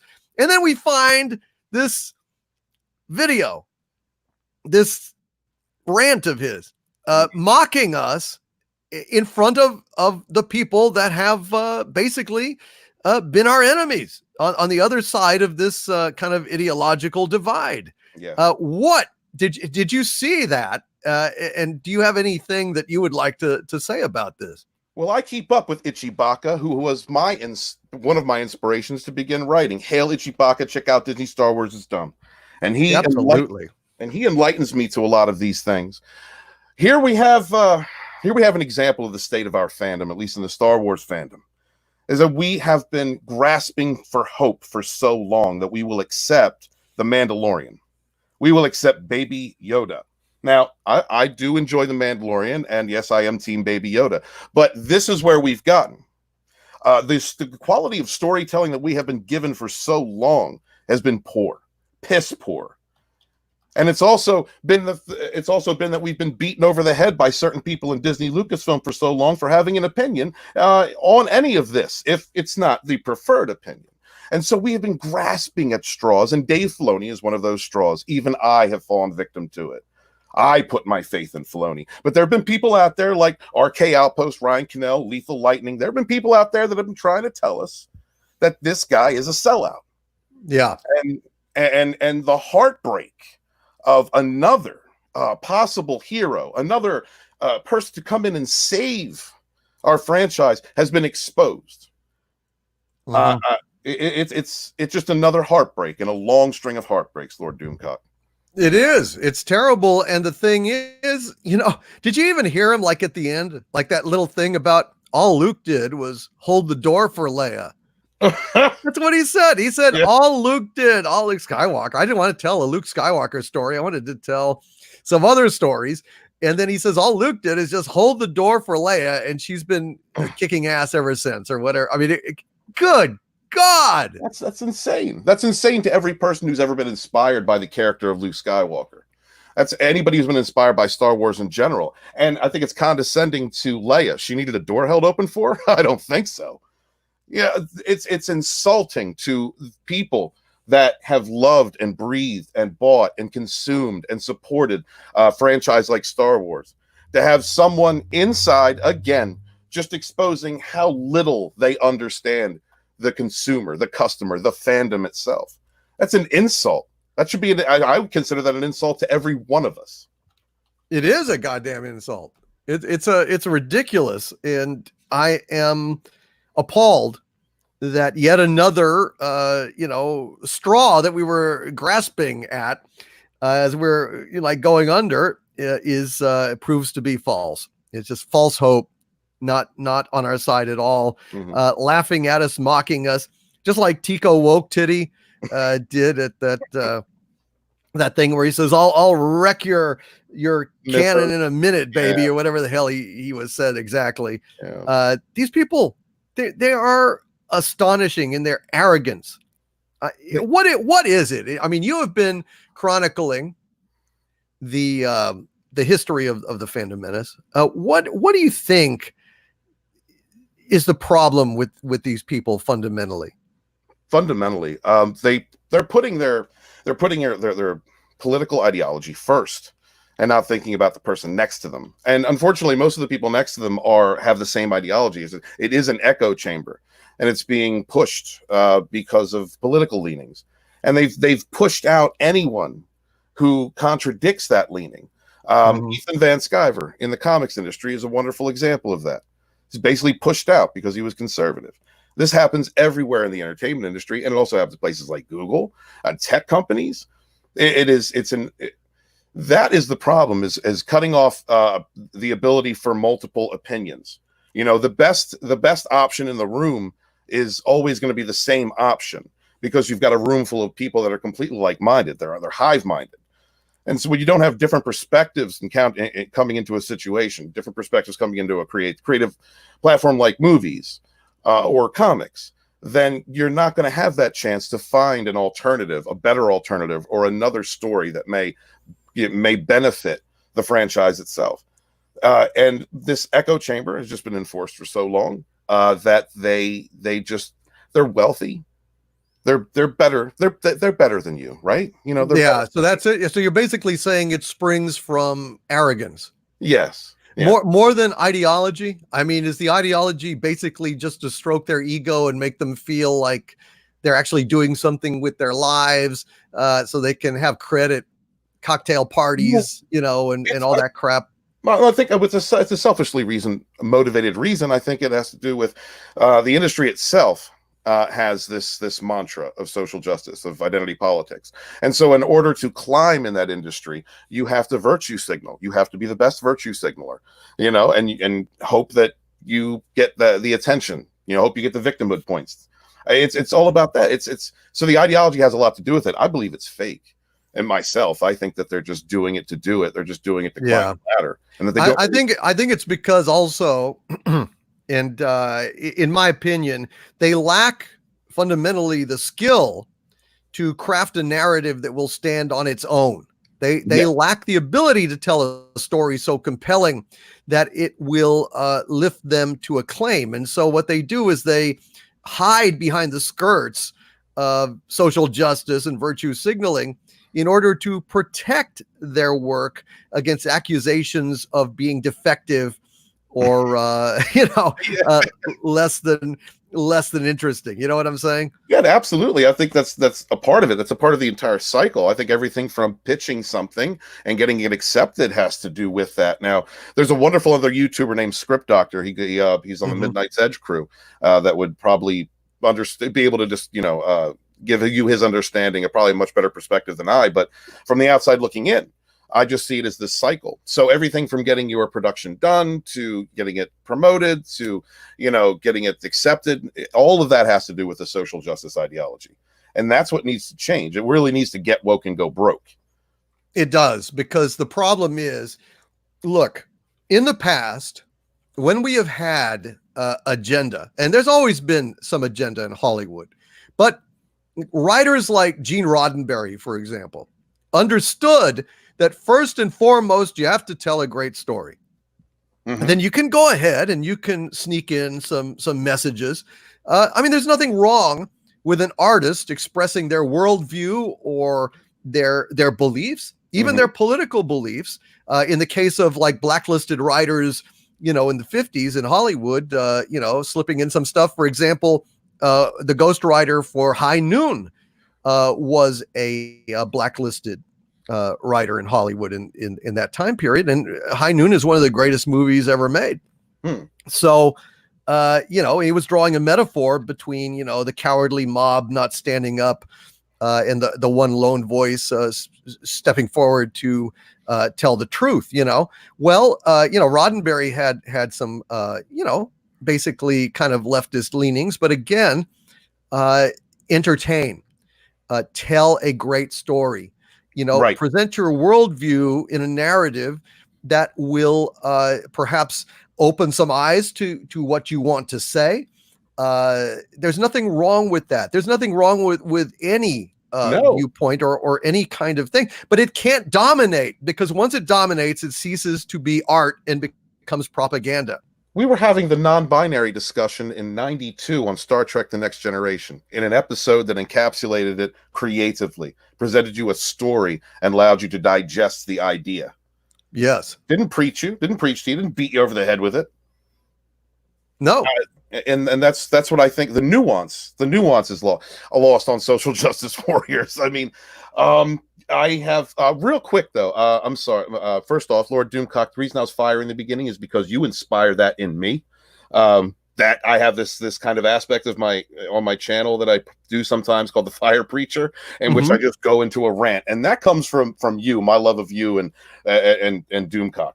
So I just want to give you credit for that and apologize. Thank you. Well, I really appreciate it. I thought that was very articulate and very passionate, and I was very inspired by it. I'm really glad. I'm glad that I have you on this episode. I'm sorry that it took this long. I don't have guests on a whole lot because things are always jumping here on Friday nights, but I definitely am delighted to have you here. You're a great addition. And I don't know, I'm thinking about having a few people more on, maybe you're doing something more during the day or something. Yeah. And having more guests on. I think that might be a lot of fun. And I'd love to have you back on. There's been a number of guests that have just been absolutely stellar on here, and it'd be great to kind of get a panel together and chat about stuff. Sometime. That's wonderful to hear. I'd love to hear you bouncing off other people, but I'd have to ask, as a member of this chat, that there always be time between us and you alone. Absolutely. Awesome. I'd also like to say that the very first time I was ever on YouTube, guys, sorry, I'm shining. The very first time I was on YouTube, I was on Geeks and Gamers, Jeremy Griggs' channel, and my young son, Nathaniel, was in the chat. And for the very first time ever in your chat, sir, is my oldest son, Daniel, and he's come to listen to you and me. And I just want to tell you, I love you and I'm proud of you, son, and take care of my grandbaby. Hail Daniel. Outstanding. So, the thing is that in this book, a lot of people have gotten the wrong idea, probably because I've seen some wonderful memes, Lord Doomcock. I've seen my favorite is a row of my books, and it says, "I hate girls in Star Wars." It's fine. I love that. Well, I mean that's basically the message they're sending, isn't it? Right, yeah, that's what it is. That's the propaganda. That's the narrative. But the Phantom Menace Volume 1, it is now available in demand on Indiegogo, first edition, is really a preface to how we got to where we were. It does cover The Last Jedi. It does cover a few of the YouTubers within the Phantom Menace hashtag. But a lot of it is how we got here. I go over Gamergate, which I think is very important. A lot of people don't understand what Gamergate was, and that's another product of the media hiding something it doesn't want you to know. And that was a big movement, a consumer movement, where basically what happened was a game developer got caught having sex with 5 different guys in the journalist industry, and when she got called out for it, the fans were sexist. That's what happened. I kid you not. The actual Gamergate issue was ethics in gaming journalism. Well, how can we trust you, gaming news sites, gaming magazines, on your honest reviews if you are sleeping with people who are making games?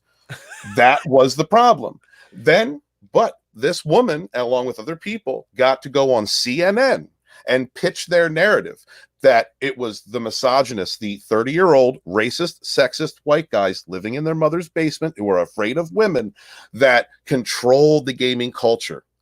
All right, does that narrative sound familiar, guys? This was back in 2014. And the media ran with it. The women that were involved, the woman that was involved in this, and another famous woman, Anita Sarkeesian, might as well say her, they went to the UN.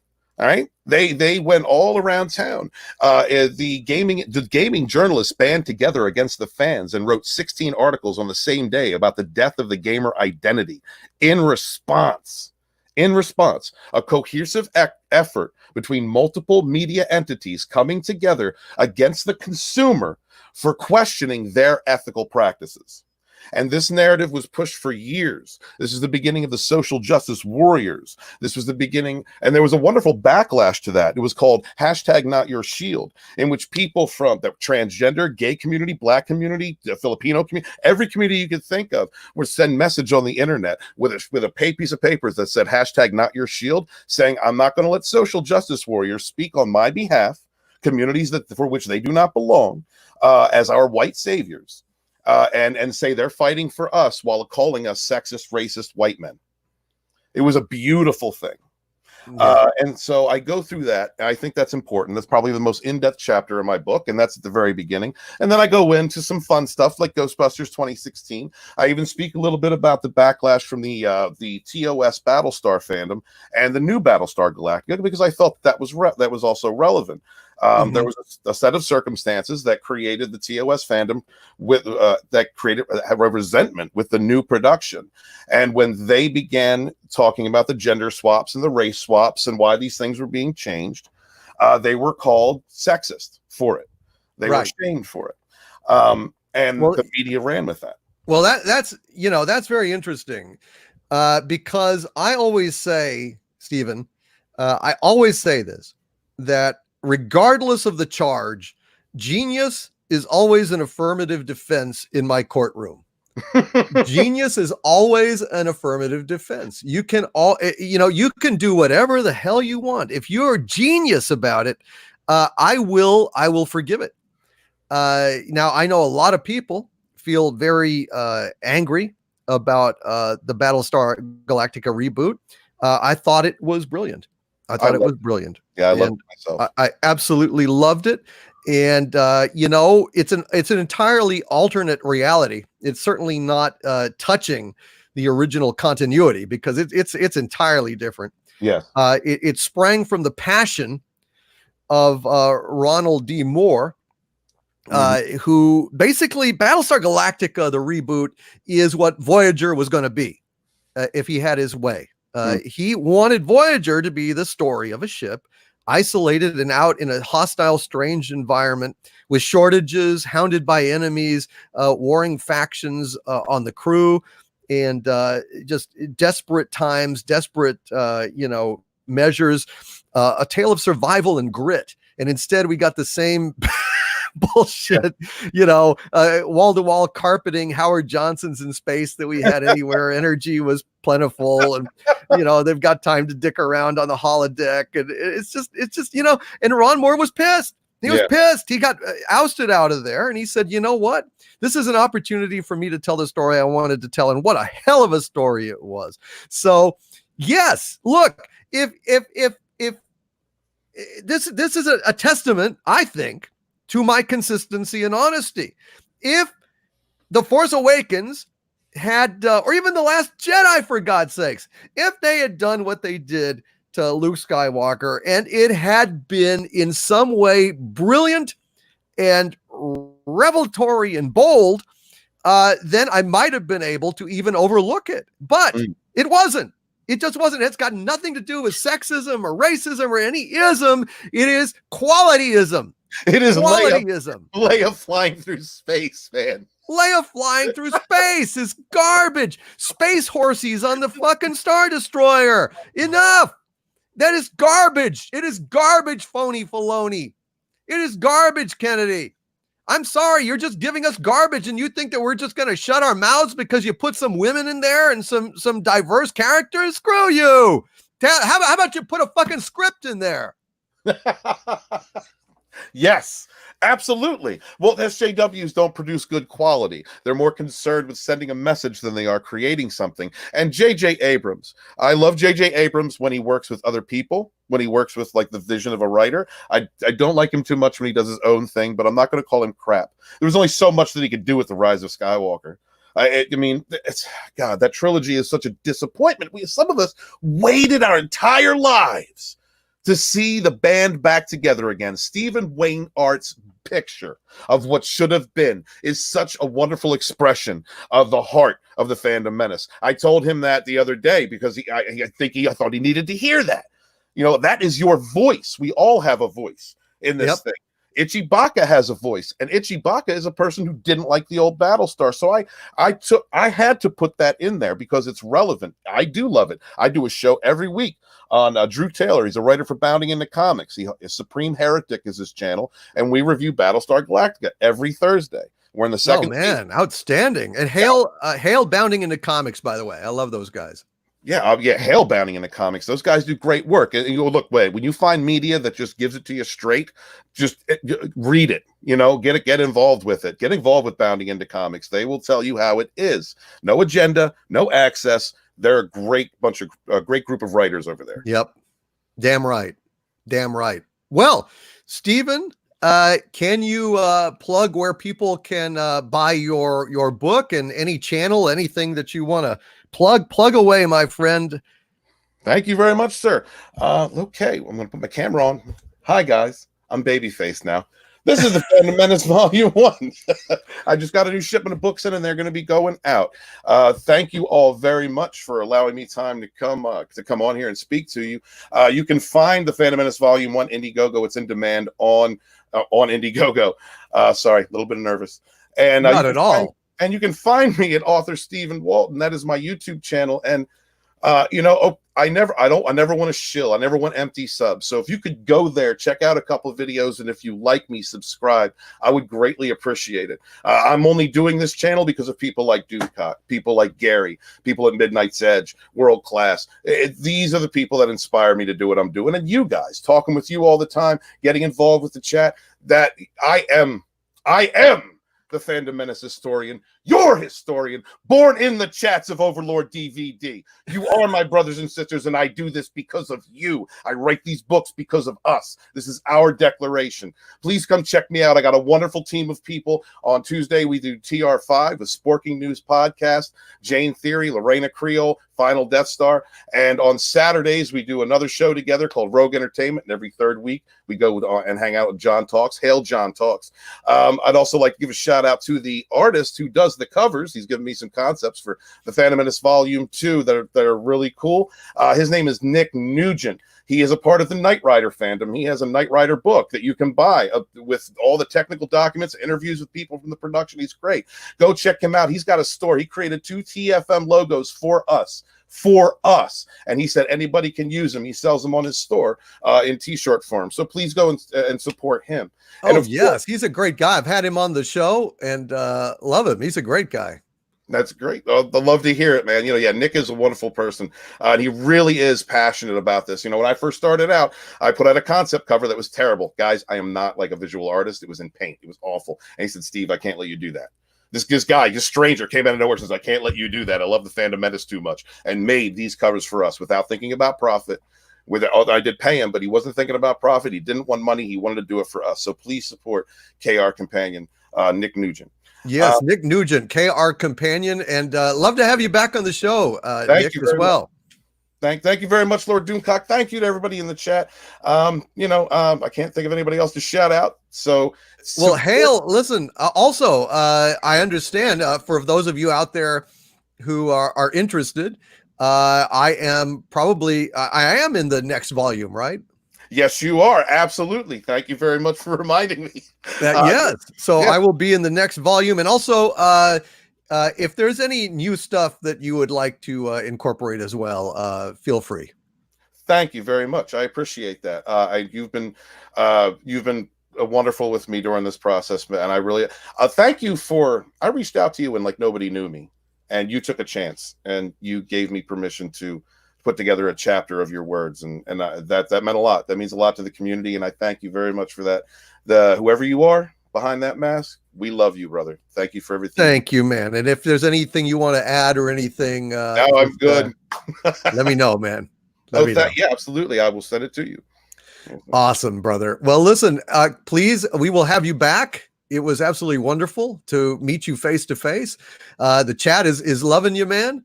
And, you're just one of those guests. I mean, we had a number of them that are really great. Someday I think I'll just put together a powerhouse chat, and we'll just go to town. Sound good? You let me know. I'll come in and fire preacher for a few minutes for you. Awesome. Our author Stephen Walton. Thank you, my friend. Bless you, my friend. Have a good one. You too, brother. All righty. That was a lot of fun, folks. That was a lot of fun. Did y'all enjoy him? Please go check him out. He's a great guy. He is the chronicler of the Fandom Menace, and he probably will hang out in the chat for a little while just to say hi to everybody. I don't know. I can't speak for him. He may be running off. He does have a YouTube channel under author Stephen Walton. And also check out the Fandom Menace Volume 1, which is for sale on demand on Indiegogo. Right now, I believe is what he said. So I think we should probably have a little bit of a song here. Let's go ahead. And I mean, we've got so involved in this Dave Filoni thing that we have neglected to frolic a little bit. Let's go ahead and have the Friday Night Frolic theme song, shall we? Take me out to the frolics. Take me out to the frolics. Take me out to the fun. Let Doomcock rant about Kurtzman Trek. Doctor Who's dead and Star Wars is a wreck, and it's push, push Harvey's button. If he don't get out, it's a shame. Screw the bad news. It's Friday night. We'll have fun just the same. Everybody, take me out to the frolics. Take me out to the fun. Let Doomcock rant about Kurtzman Trek. Doctor Who's dead and Star Wars is a wreck, and it's push Harvey's button. If he don't get out, it's a shame. Screw the bad news. It's Friday night. We'll have fun just the same. Damn right. Screw the bad news. We'll have fun just the same. That's right, Filoni. You're not going to ruin our whole evening. Hell no. Hell no. Let's go ahead. You know what we're going to do? We're going to press on. We're going to press on like the YouTubers that we are. In fact, I feel a song coming on. I feel Doomcock's anthem coming on. Stay a YouTuber. I've been a YouTuber for many a year, and I thank you all kindly for joining me here. No matter what problems were thrown by the score, I will stay a YouTuber forever and more, and it's yay forever. Yea, forever and more will I stay a YouTuber forever and more. They came for me Star Wars, they came for me Trek. They killed Doctor Who, made pop culture a wreck. Now the merchandise will not sell in the stores, and I'll stay a YouTuber forever and more, and it's yay forever. Yea, forever and more will I stay a YouTuber forever and more. I wonder what franchise will be next to fall. Babylon 5, they'll murder them all. But we'll be the last standing, we'll show them the door. And I'll stay a YouTuber forever and more, and it's yay forever. Yea, forever and more will I stay a YouTuber forever and more, and it's yea forever. Yea, forever and more will I stay a YouTuber forever and more. Stay a YouTuber forever and more on Friday Night Frolics. All righty. Getting jazzed up there. Unfortunately, it isn't forever where YouTube is concerned, says Julie Ann S. Well, I will keep doing what I do, regardless, somewhere. We'll keep it somewhere, no matter what happens. Ah, crap. Y'all think they're going to wreck Dune? Asks Neil Herseg, the tattoo guy. I don't know if they are or not. It's hard to say. Encore says Trident Animation. You want an encore, eh?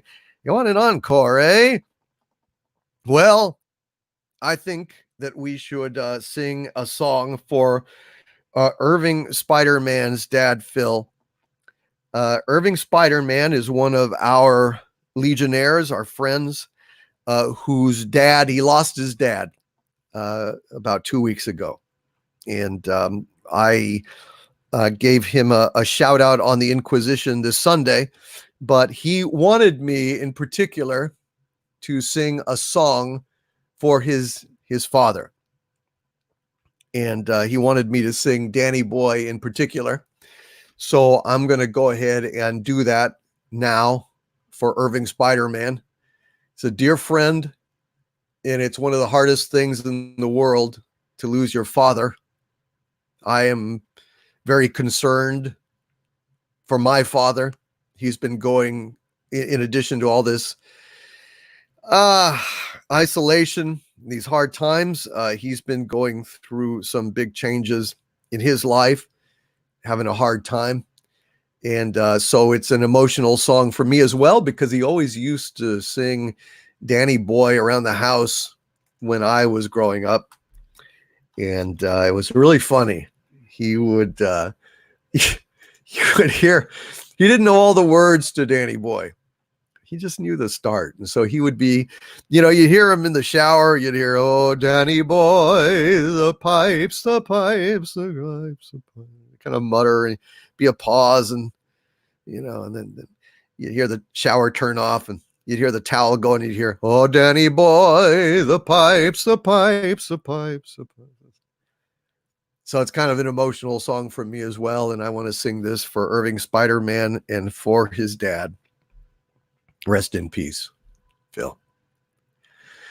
Oh, Danny Boy, the pipes are calling from glen to glen and down the mountainside. The summer's gone and all the roses falling. It's you, must go and I must bide.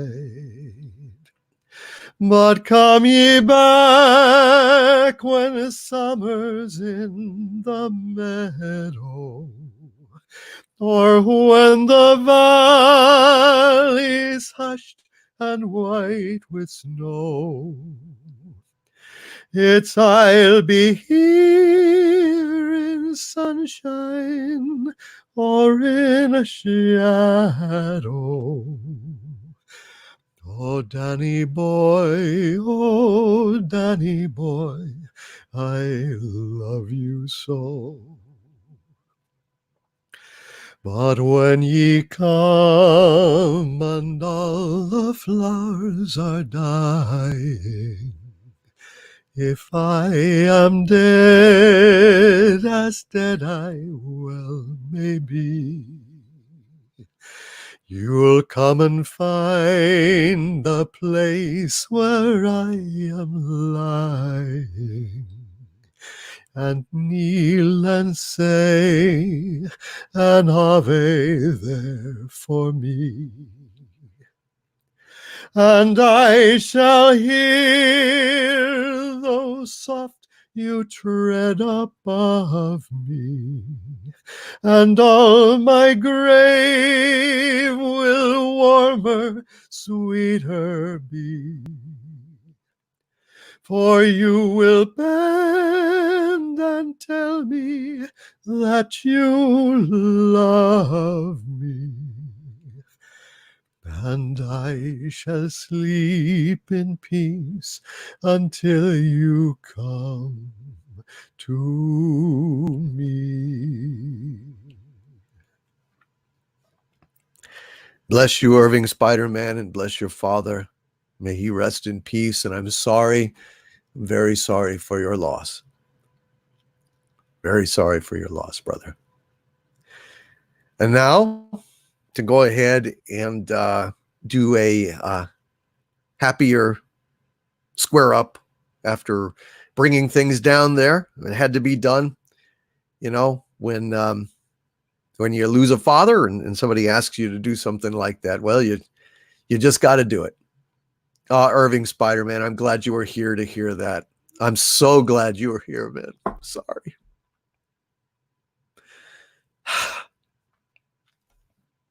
Yeah, I was hoping you were here, brother. I'm very sorry that happened. I know it's hard. So, bless you. Bless you, Irving Spider-Man. And let's go ahead and pick things up with a little Irish song, a little happy Irish song here. When Irish eyes are smiling. When Irish eyes are smiling, sure it's like a morning spring. In the lilt of Irish laughter, you can hear the angels sing. When Irish hearts are happy, all the world is bright and gay. But when Irish eyes are smiling, sure they'll steal your heart away. When Irish eyes are smiling, sure it's like a morning spring, by God. Hail to all my Irish friends out there. Hail to all my drinking friends out there. Hail to all my friends out there. It's Friday night, and this is Friday Night Frolics. God bless you guys. Drink up. We're not getting any younger. Cheers. Tossing back some of that Elijah Craig small batch. Cheers, folks.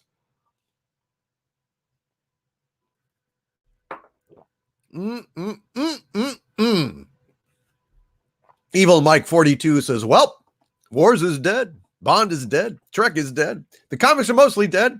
So that means only one thing left to do. Drink. Damn right. Wes Moody Webcast. Drinking friend. Hail, Wes Moody Webcast. We got to have you back on, brother. We got to have you back on. You were great when you were on earlier, by the way. Man, we had so many great guests. Got to make that happen. Got to make that happen. Thank you, author Stephen Walton. Man, you were great, brother.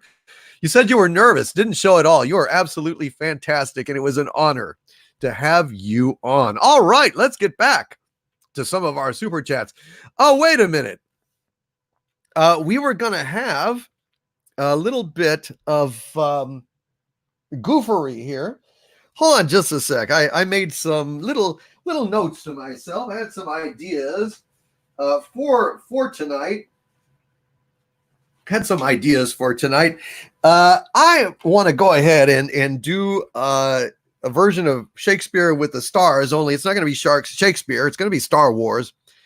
And what I like to do, for those of you who are not familiar with Friday Night Frolics, is I like to go ahead and redo classic movie scenes with the wrong actors. With the wrong actors. Is Agent Pepsi 1 in the chat? I hope she is, because she's going to like this. I hope that she's in the chat. Can't really hold off any longer, but I thought it would be fun to do a classic scene from Star Wars with drunk Shatner, Bill Clinton, Sean Connery, and a special guest star as Chewbacca. So here we go. A scene in the Mos Eisley Spaceport Cantina from the original Star Wars. Han Solo, I'm Captain of the Millennium Falcon. Chewie here tells me you're looking for passage to the Alderaan system. Yes, indeed. FC's a fast ship. See, I like things that are fast. Especially, I like women that are fast. If she's the fast ship, get it? You understand? You understand what I'm saying? But I digress. Yes, I want a fast ship. Fast ship. You've never heard of the Millennium Falcon? Oh, should I have? It's the ship that made the Kessel run in less than 12 parsecs, mister. I've outrun Imperial cruisers, not the local bulk cruisers, mind you. We're talking about the big Corellian ships now. She's fast enough for you, old man. What's the cargo? Only passengers, myself, the boy, 2 droids, and, well, no questions asked. That's always a stipulation with me, no questions asked. Ask me no questions, I'll tell you no lies.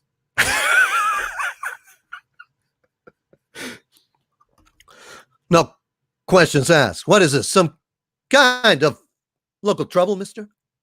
Let's just say we'd like to avoid any Imperial entanglements. I always like to avoid any kind of entanglements. I don't like being entangled. I'm saying I don't like to be pinned down. You understand? I don't like to be entangled. I don't like to be implicated. I'm saying never get married, especially never get married to Hillary, but I digress. Well, that's the real trick, isn't it? And it's going to cost you something extra. 10,000 all in advance. 10,000. We could almost buy our own ship for that. But who's gonna fly it, my Scottish friend? You? Of course I could. We don't have to sit here and take this. I'm a good pilot. We can pay you 2,000 now, plus 15 when we reach Alderaan. 17, huh? Excuse me, sir, if I might interject at this juncture, what am I, an old shoe? I took the part of Chewbacca here. I didn't know I wasn't going to have any lines. I'm just sitting here. I'm looking like an idiot. I'm looking like I might as well be a monkey on the set of Planet of the Apes, sir. Every once in a while I go, oh, and I go, oh, and I say, excuse me, sir, is that your bandolier? Where did you get that, sir? I can't interject at anything. I'm just sitting here. I might as well be a piece of furniture, sir. Now, I look like a piece of furniture to you? Maybe in the 70s, shag furniture, sir, shag carpeting furniture, but I digress. Never mind. Sorry I interrupted. I know I don't have a line. Just go ahead. Just go ahead and keep ignoring me, sir. Just keep ignoring me. I bet I don't even get a medal. Never mind. Go ahead. 17, huh? Okay, you guys have got yourselves a ship. We leave as soon as you're ready. Docking Bay 94. Docking Bay 69. No, I said Docking Bay 94. I heard you, but I'd prefer it if I could go to Docking Bay 69. It just sounds better. Sounds better in my book. What do you say? Cut. See, there's a reason why they cast it like they did. Would have been much better. I think it would have been much worse. I don't think Star Wars would have been the hit that it was with those guys. So Drunk Shatner is very much like regular Shatner. I'm very skilled at doing Shatner as Shatner would do it, trying to be in the vibe of what he would do without exaggerating unduly. But with Drunken Shatner, every single syllable is up for debate, for emphasis, for manipulation. So there you go. Drunken Star Wars. What the hell? Rob Altus with a $5 super chat. Hail, Rob Altus. He says, phony Filoni, I'm done with Star Wars as long as these people are in charge. Well said, Rob Altus. Well effing said. Hail, Rob Altus, and thank you, my friend, for that super chat. Phony Filoni. I think that nickname is going to stick, don't you? I think that nickname is going to stick. Oh, my God. Wow. Author Stephen Walton is only 106 away from applying for monetization. Maybe we can get him another 106 subscribers. Rob Altus says, that was great. Love a Shatner, Connery, Hank Hill movie. Han Solo, I'm captain of the Millennium Falcon. Chewie here tells me you're looking for passage to the Alderaan system. Well, yes, indeed. It's a fast ship. Fast ship? You never heard the Millennium Falcon? Well, I don't know. Should I have? It's the ship that made the Kessel Run in less than 12 parsecs. I've outrun Imperial cruisers. Not those local bulk cruisers, mind you. I'm talking about the big Corellian ships now, because I tell you what, they're powered with that bastard fuel coal. But you won't find that garbage on the Millennium Falcon. What you'll find in the engine room is nothing but canister after canister of pure, blue, clean-burning propane. And in the toolbox, you will find propane accessories. She's fast enough for you, old man. What's the cargo? Only passengers, myself, the boy, 2 droids, and no questions asked. I guess maybe Harvey. You're going to charge me extra for an invisible rabbit? What is it, some kind of local trouble? Well, let's just say we'd like to avoid Mr. Burns or any Imperial entanglements, anything like that. Isn't that right, Mary? Well, that's the real trick, isn't it? And it's going to cost you something extra, boy, I tell you what. Going to cost you $12,000 all in advance, and A six-pack of beer. 10,000? Why, we could almost buy our own ship for that, sir. Yeah, but who's going to fly it, Lieutenant? You? You bet I could, sir. I'm not such a bad driver. I'm a homicide detective. I've had to drive in many chases, sir. Many chases. I could fly this thing. We don't have to listen to this. Well, I can pay you 2,000 now, but 15 when we reach Alderaan. Sound good? Well, let's see. 12 plus 5. Carry the 3. That's like, what, 16? 17,000? Okay, you guys got yourselves a ship. We'll leave as soon as you're ready. On Docking Bay 69. No, who are you? Oh, I'm sorry. I'm just an alien. I'm just hanging around listening. I just like saying Docking Bay 69 because you know what happens in a docking bay? Well, there's docking going on in that bay. There's docking going on. And I tell you what, the best kind of docking that there is Docking Bay 69. I tell you, this 94, you ought to hold out, man. You ought to hold out for Bay 69. Well, I don't even think I'll pass a haze. Mary, you can't even say that, can you? And don't listen to him. He's one of those dadgum Greedo aliens. Well, at least he's a dang beak. Looks like a dang old thingy. Anyway, Docking Bay 94. Forget about the 69. I gotta go now. Get her warmed up. Gotta power up that propane with my propane accessories. So there you go. Howard Briones, don't forget the contract for propane with Alderaan government. Strickland, the official propane provider for Alderaan. Dadgum right. Dadgummit, you're absolutely right. Cut. I know. It's terrible, isn't it? It's just terrible. Rob Altus, thank you for that. Sarah Johnson, again, thank you for the Black Cat super sticker. Very, very much appreciated. Thank you. Furax515 says, you are a real gold nugget, my lord. Ah, ha, ha, ha. Thank you. Thank you very, very, very much. Dang old thingy, dadgummit. Let's see. Kyranix with a $2 super chat. Hail Kyranix says a conversation we can listen to. Hashtag Nerdrotic WWE. Hail Kyranix. That's an interesting name. And thank you for that super chat, my friend. Korayon Witch in Residence with a $5 super chat. Hail Korayon Witch in Residence says, hail my liege, important question. Knowing that you are a master of building robots, how do we know you're on the stream and not a Doomcock bot? Well, I don't know. There seems to be a certain amount of wit involved in doing Friday Night Frolics. Do you think that I would be able to be so skilled a programmer, a techno mage, that I could program this level of spontaneity and wit into a mere Doomcock bot? Korayon Witch in Residence? I don't know. I can't say. I can't say for sure, but I'm giving you my personal assertion, Korayon Witch in Residence, that this is not a Doomcock bot. This is Doomcock in the flesh. Darth Scipio says, too bad Doomcock doesn't speak Spanish. He could make a great El Santo impression of everyone. Viva de la Santo!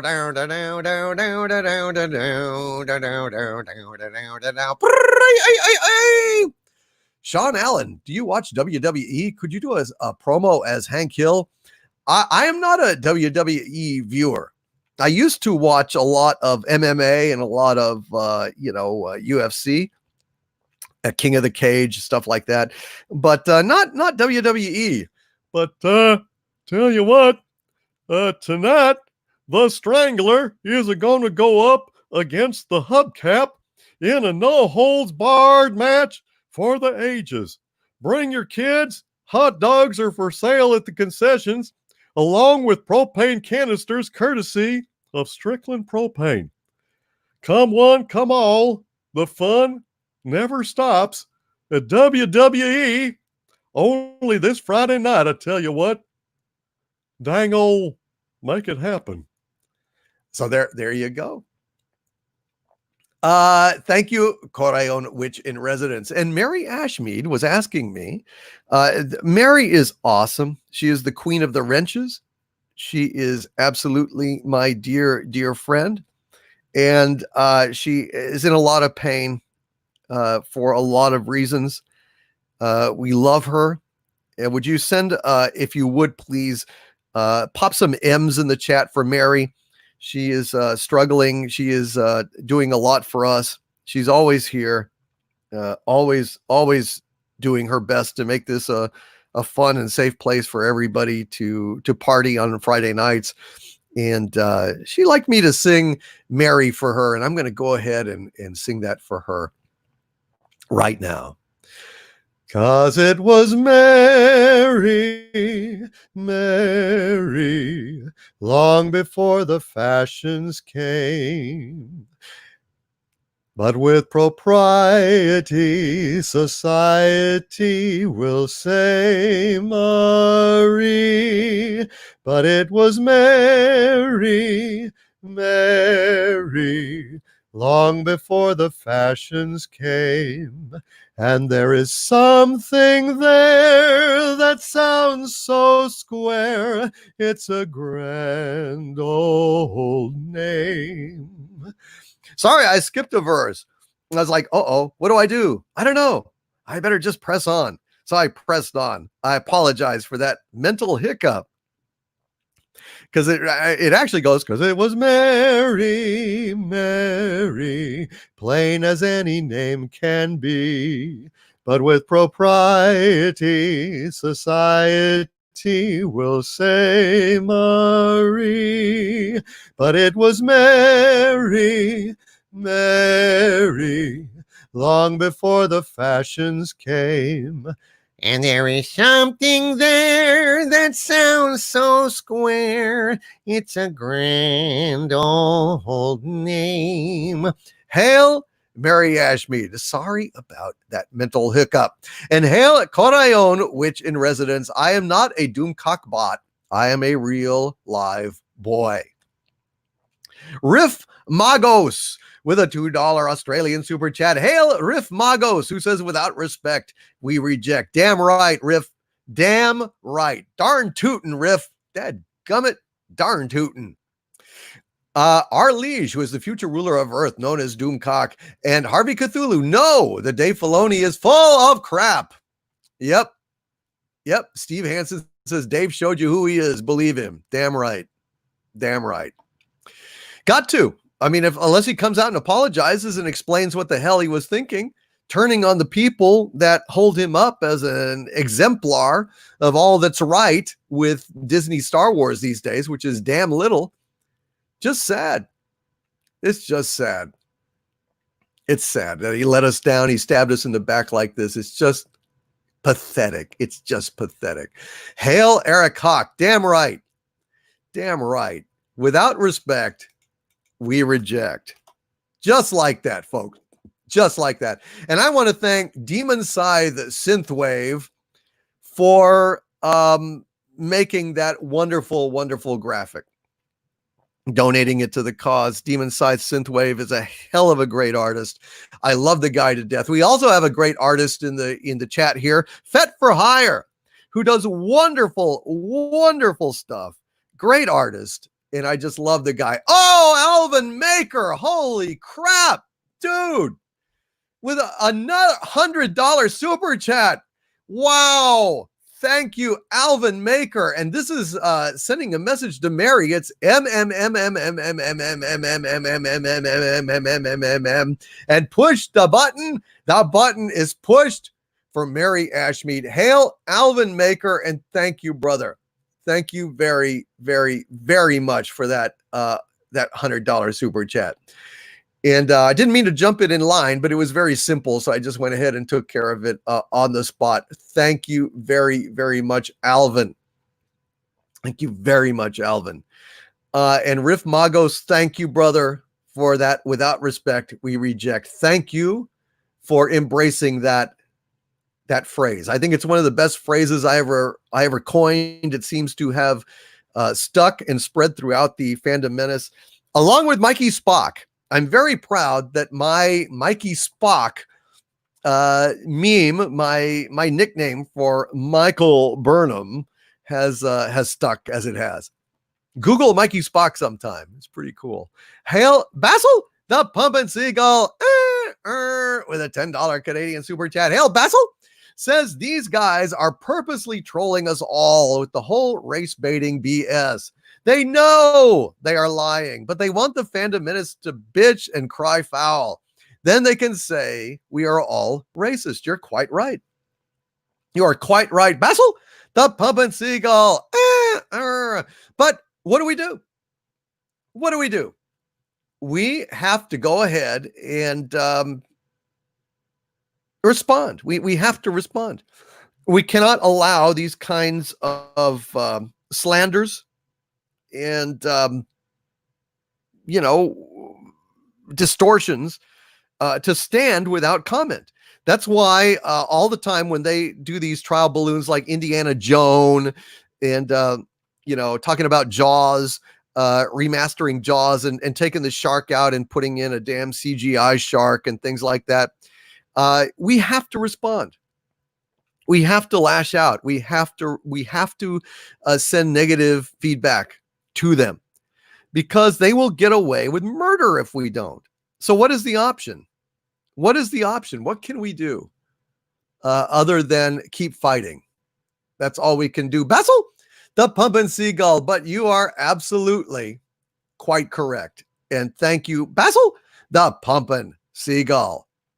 We have to bitch. We have to cry foul. Yep. We have to every single time. It gets tiring. It grinds you down, but the option is giving up, and I choose never to give up. I choose never to give up. Maldus Alver again with a $20 super chat. Hail Maldus Alver, and thank you, my friend. Says, greetings from Chaz, formerly Seattle. Now that we have successfully defunded the police and overthrown democracy, when can we expect you to rise, command, and conquer? I am carefully reviewing my options, Maldus Alver.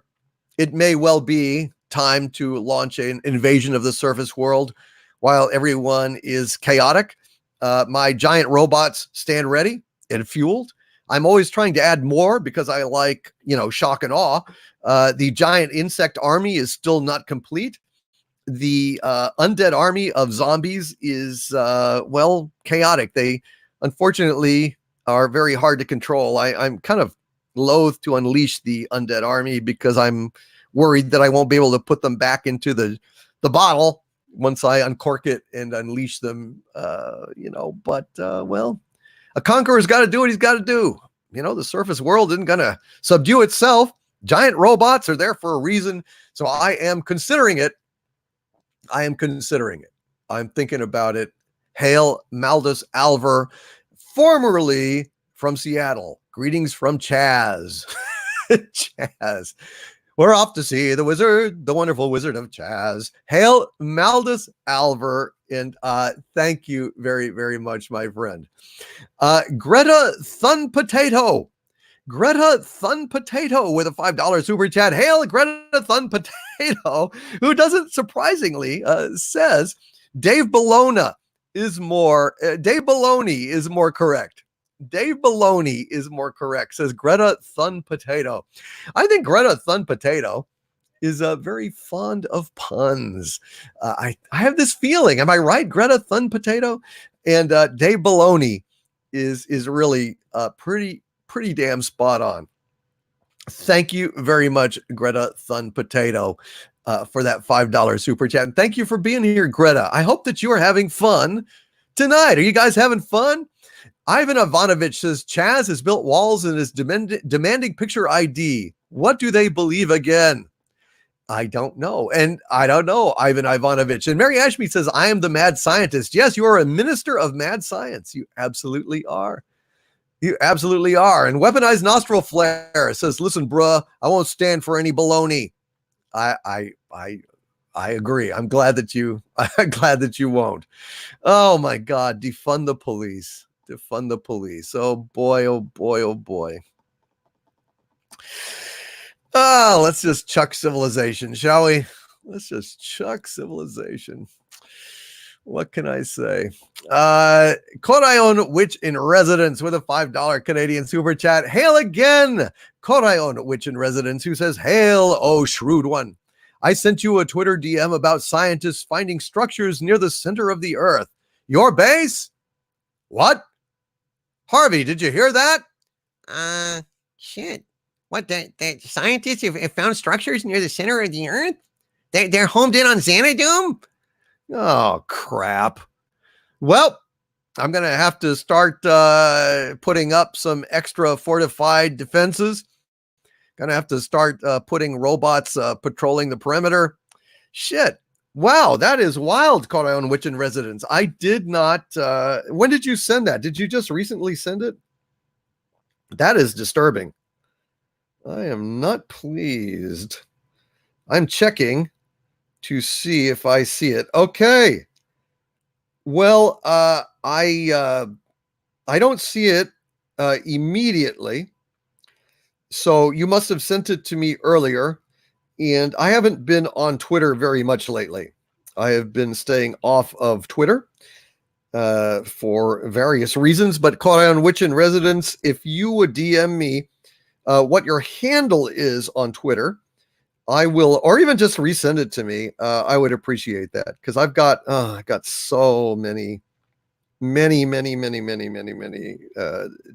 It's just so easy to get things lost. I mean, constantly. It really is like an avalanche.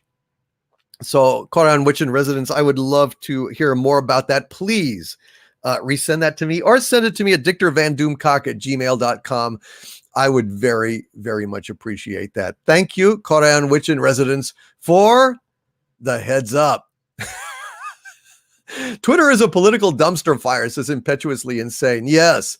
Plus, there's way, way, way too much crazy drama on there. Just too much crazy, crazy drama. And I understand people are being driven crazy by the current situation on Earth. It's insane.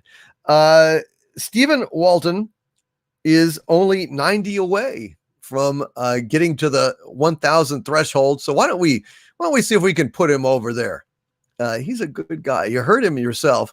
If you could get him to 1,000 subs, that would be absolutely fabulous. Absolutely fabulous. Fluttershy stays high. 420 says taking a shower is racist. Is it? Is it really? Wow. Wow.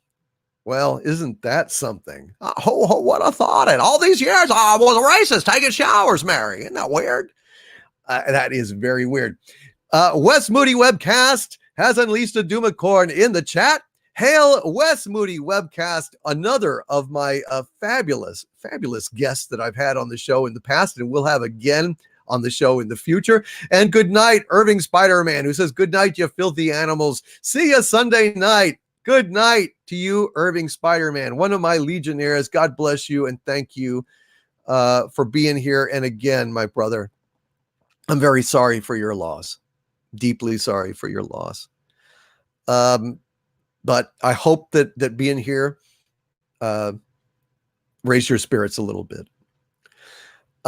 Breaker, aka Brick here, gave me a super sticker of a director's chair on set. Hail Breaker, aka Brick here, and thank you very, very much for that very generous donation, my friend.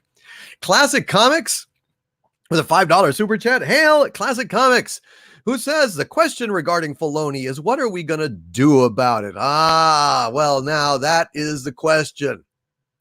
Continue to pay out of your pocket for the crap they peddle while sneering at us? Ugh. I do not recommend that. Classic Comics. I do not recommend that at all. Question regarding Filoni is, what are we going to do about it? Well, I've said this many, many times. Without respect, we reject. Without respect, we reject. That's what we do.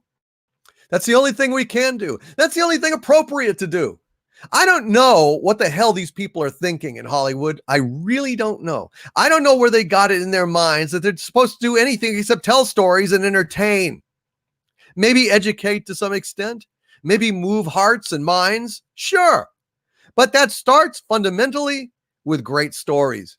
Always, without exception. If you do not have a great story, you don't have anything. Nothing. Yeah, Mikey Spock. How many hearts and minds did Mikey Spock change? With her cold, nasty, arrogant, obnoxious, rebellious, mutinous character? How many hearts and minds did somebody like Ellen Ripley change? Sarah Connor? I just, you can move mountains with a story. You can make people wake up and see the world through different eyes if those eyes are compelling enough in a movie. See, I don't need to see myself up there. I rarely do. I don't think I've ever seen myself up there on the screen. You know, I've seen through the eyes of Snow White. I've seen through the eyes of animals. I've seen through the eyes of people of a different shade than I am, of a different sex than I am. I've seen through Sarah Connor's eyes. I've seen through Princess Leia's eyes. I don't need to see myself. I am not that much of an egomaniac. I'm not that much of a narcissist. One of the great strengths of narratives is that they allow us the chance to experience the world wearing someone else's shoes, to escape into an alternate reality. And if that character is compelling, we gain some insight into that person, sometimes into that sex or into that race. That's the power of great narrative. But when you're just a hack, when you're just a clown that isn't making art anymore, isn't telling stories anymore, it's just a vehicle for propaganda, for virtue signaling, for SJW points, it is not compelling. Quite the opposite. It is repelling, and it is pushing us. It was pushing us out of theaters long before the theaters closed in the current emergency. Just sad. It's just sad. Thank you very much, Classic Comics. What we do about it, without respect, we reject, we close our wallets. We close our wallets. Fandom, when the wallet's closed, that's the solution. That's the only thing we need to do. To win this war, all we need to do is stay at home and keep speaking out. When they open their movies in the theaters, we don't go. We don't pay on demand for their crap. We don't buy their products. If they do not respect us, we reject them. Without respect, we reject. That's the only solution, Classic Comics. That's it. That's all we got. But it is a potent tool, and really, it's all that we need. Because these SJWs, they don't buy the tickets. They don't buy the toys. They don't give a damn. So we're the only ones. We're the ones that financially support them. Let's cut that financial support. It's that simple. Thank you, Classic Comics, very, very much. Close our wallets and open our mouths, says Sean Nichols. Beautifully said. Hail, KR Companion. We were just talking about you, KR Companion. Talking about what a great guest you were and how we need to get you back on the show to talk some more. Knight Rider and Glenn Larson. Hail, KR Companion. You are awesome, awesome, awesome. Michael Maloney with a $10 super chat. Hail, Michael Maloney. Thank you, my legionnaire and my friend. He says, with respect, I'm going to withhold judgment and look at his work and wait and see what's going on. There are rumors of serious infighting going on. Absolutely, Michael Maloney. Absolutely. No, there are rumors. I've reported on many of them. And actually, I've got some really killer stuff coming Monday. I'm just telling you right now, heads up, look for my video on Monday. Got some serious stuff to tell you. But Michael Maloney, absolutely. Look, I'm just saying, look, he said this. He is suspect. Now, waiting and seeing what's going on, well, that's a perfectly sound strategy, Michael Maloney. And of course, always think for yourself. And yeah, I totally respect that.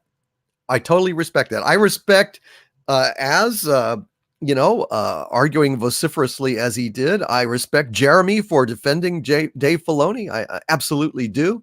I think Jeremy is awesome. Geeks and Gamers is fabulous. And I love those guys. So absolutely, there you go. Nicholas Horton with a £5 super chat. Hail, Nicholas Horton. He says, hashtag phony Filoni. Hashtag phony Filoni. Without respect, we reject. Thank you. Thank you very much, Nicholas Horton. I'm going to go ahead and copy that hashtag into the chat because I think it bears repeating. And Mary Ashmead, hello. Thank you for the super sticker, Mary. You are so sweet. Giving me a thumbs up from Bushiba. Hail, Mary Ashmead, queen of the wrenches. And Chris Persia, the master wrencher. We also have Sandra Feliciano, Raymond Feliciano. We've got Stellar Heather in the chat as well. We've got Tyron Beard. What we don't have is Lori Wilson because she is out celebrating her birthday with her hubby. I hope she is having a marvelous time. Hope she's having at least as good a time as we are. She's probably going to be sorry she missed the party, but what can you do? Happy birthday to Lori Wilson tomorrow. Tomorrow is Lori's birthday. Darth Scipio says Jeremy was basically incoherent in his defense of phony Filoni. Well, damn, I will have to check out that stream. And shoot, wish I'd have been there. But I was preparing for the show tonight. So there you go. Hashtag only Shatner is Kirk. Damn right. And by the way, we are only 24 likes away from 700 likes here on Friday Night Frolics. Folks, if you have not pushed the thumbs up, would you consider doing so? Lick that like button. Send a message to YouTube that you enjoy Friday Night Frolics, that they should stop ghosting us. They should stop ghosting us. That's so much to ask. For God's sakes. Son of a gun. Son of a gun. Thank you again, Peter Shearer, for that $100 Canadian super chat. I like your alternate title for my video. I wish I'd have thought of it. Kennedy's yes man commits felonious assault on Star Wars fandom. And Peter Shearer with another $100 super chat from Canada. Hail, Peter Shearer, and thank you, my friend. Hail, Peter. He says, maybe on some future archvillains get-together, I will discuss a wonderful documentary made decades ago by Carrie Fisher. It was about Hollywood and how evil the people in that culture are. Bottom line from it, Filoni's change is exactly what she talked about. Peter, are you talking about Carrie Fisher? In the chat, it says Keri Fisher, but I assume you're talking about Carrie Fisher, about Hollywood and how evil the people in that culture are. My God, Peter Shearer, I would love to see that documentary. Where did you see it? What is it? What's it called? Where is it at? Peter Shearer, inquiring minds want to know, man. Damn, that is exciting. Thank you, Peter. I would love to hear more about that at your convenience, sir. Yes, we've got an Archvillain stream coming up in the next few days. It is time once again. And also, I want to let you guys know, okay, all of my channel members, I have been thinking about this for a while. And this week, sometime for a few hours, I am going to do a channel member exclusive live stream. Now, I always do Archvillain only live streams. That's part of the package that Archvillains get. But I thought once in a while, even though it's not listed as a perk anywhere in the channel membership, I would really like to just do a typical live stream, but with everybody invited, every single member at any level of support. So look for that sometime coming up this next week. I'm going to go ahead and do just a live stream like this just for channel members, just as a thank you for all that you guys do and supporting me and everything else. It means a lot. And I really, really appreciate it. I deeply appreciate it. So there you go. Thank you, Peter Shearer. I love that that topic. I'd love to discuss that. And if you can, if there's any way I can see this this documentary, either by Carrie Keri Fisher or Carrie Fisher. I'm not sure if you were, I don't know. Let me know, Peter. I'm fascinated by that. I'm absolutely fascinated. Yes, Princess Leia Fisher. It was a made-for-TV video, not available anymore, but I remember it well. Oh no, a made-for-TV video, Peter Shearer. Where is it? Oh God, now we need to have somebody track it down. Does anybody know what Peter Shearer is talking about, referencing? Where can we find it? If someone would let me know, DictorVanDoomcock@gmail.com or at Doomcock on Twitter. You can DM me that. I would love to see it. Holy crap. That sounds absolutely fantastic. Thank you very much, Peter Shearer. I did not know that. Can you read Ankara's super chat? He has to leave. Absolutely. Let me track down Ankaras's super chats. Ankaras with a $5 Australian super chat. Thank you, my friend. Says a fine Saturday morning to you, Mr. Doom from Sydney.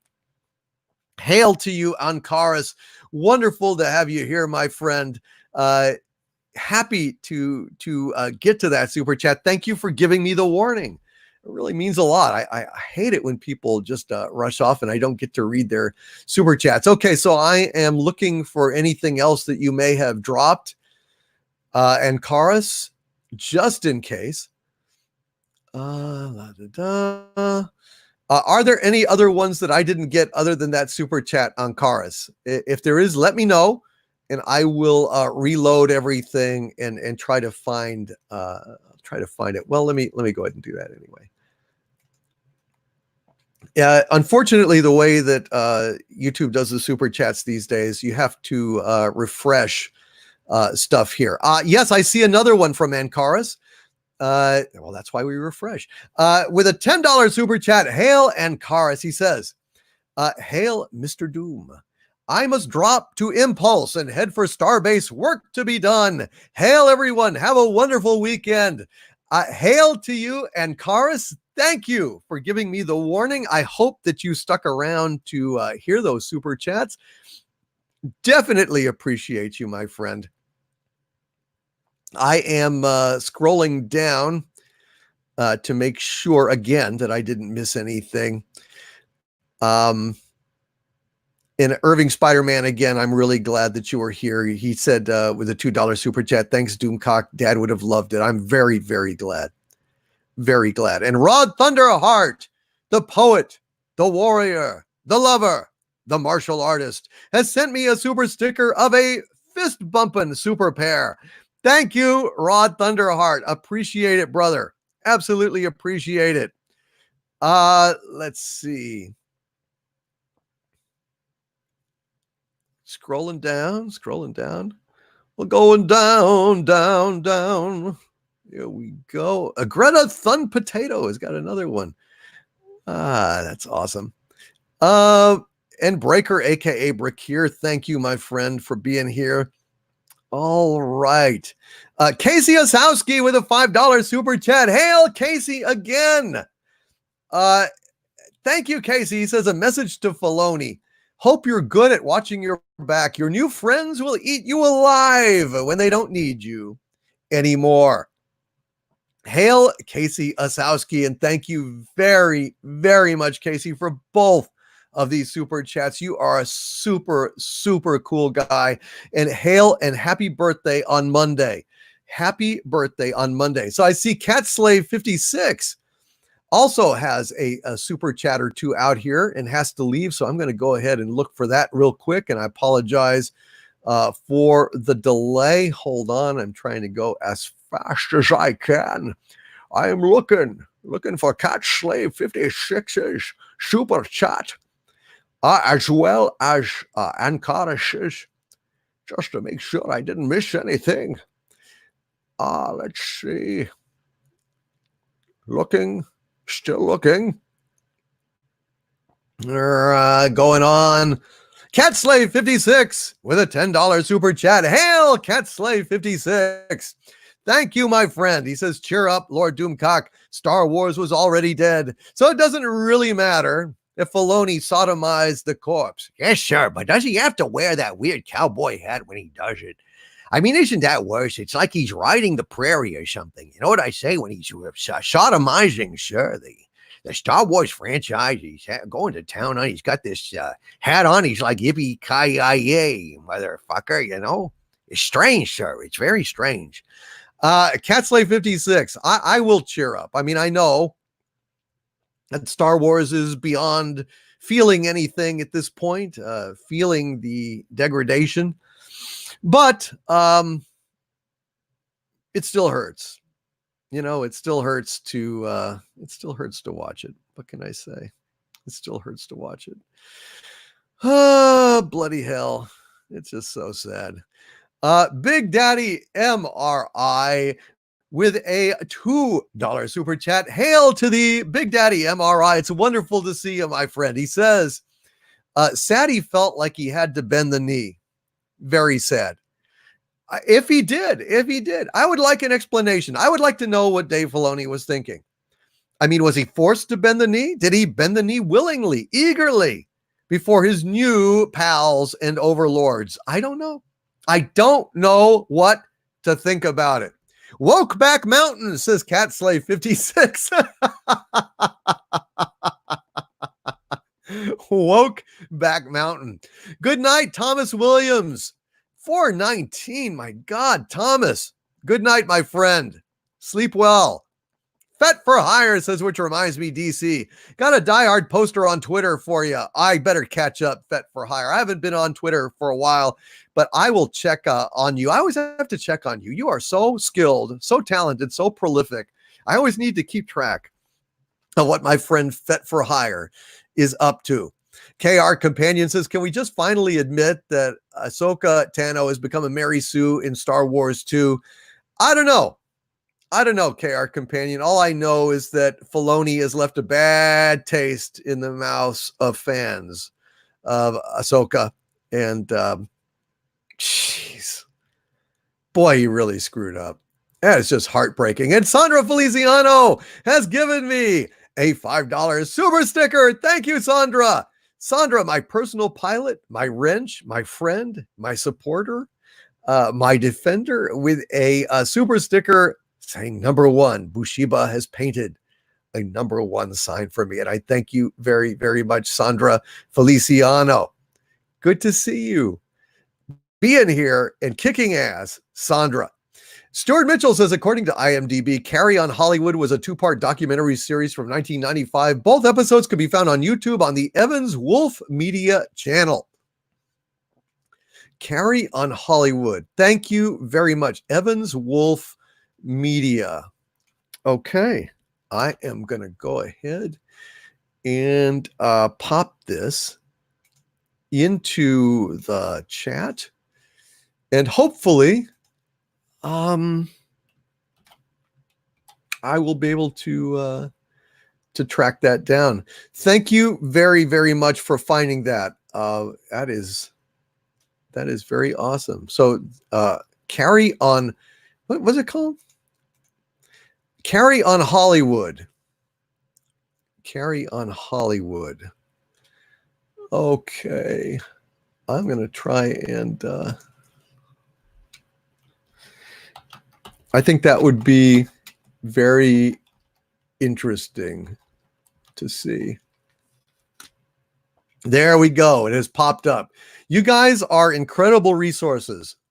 You guys are the best. Thank you. Thank you very much for tracking that down. I'm looking forward to seeing that.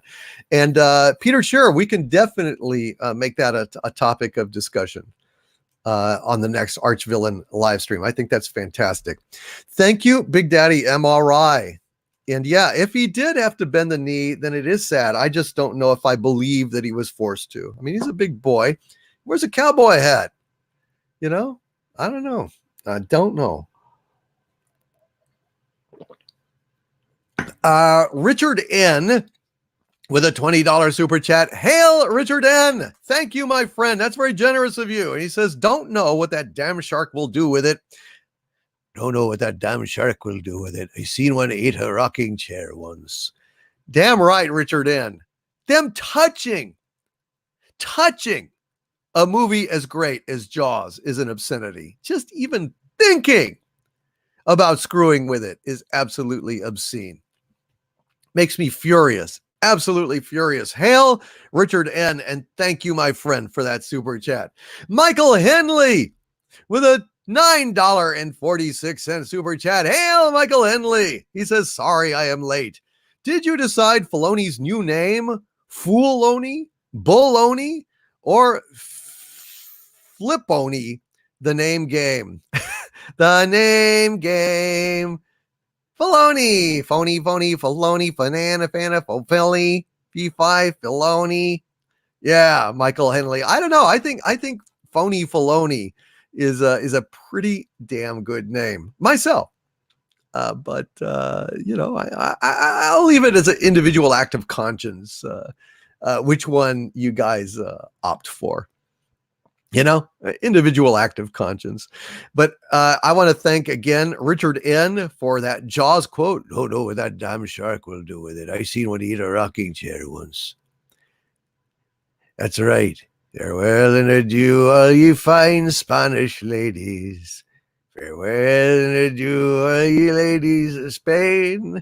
Hail, Richard N. Hail, Michael Henley. And hail to all of you in the chat.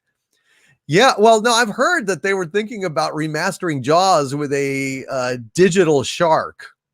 And when that story first came out, people were saying, oh, it's clickbait. You're just wasting time.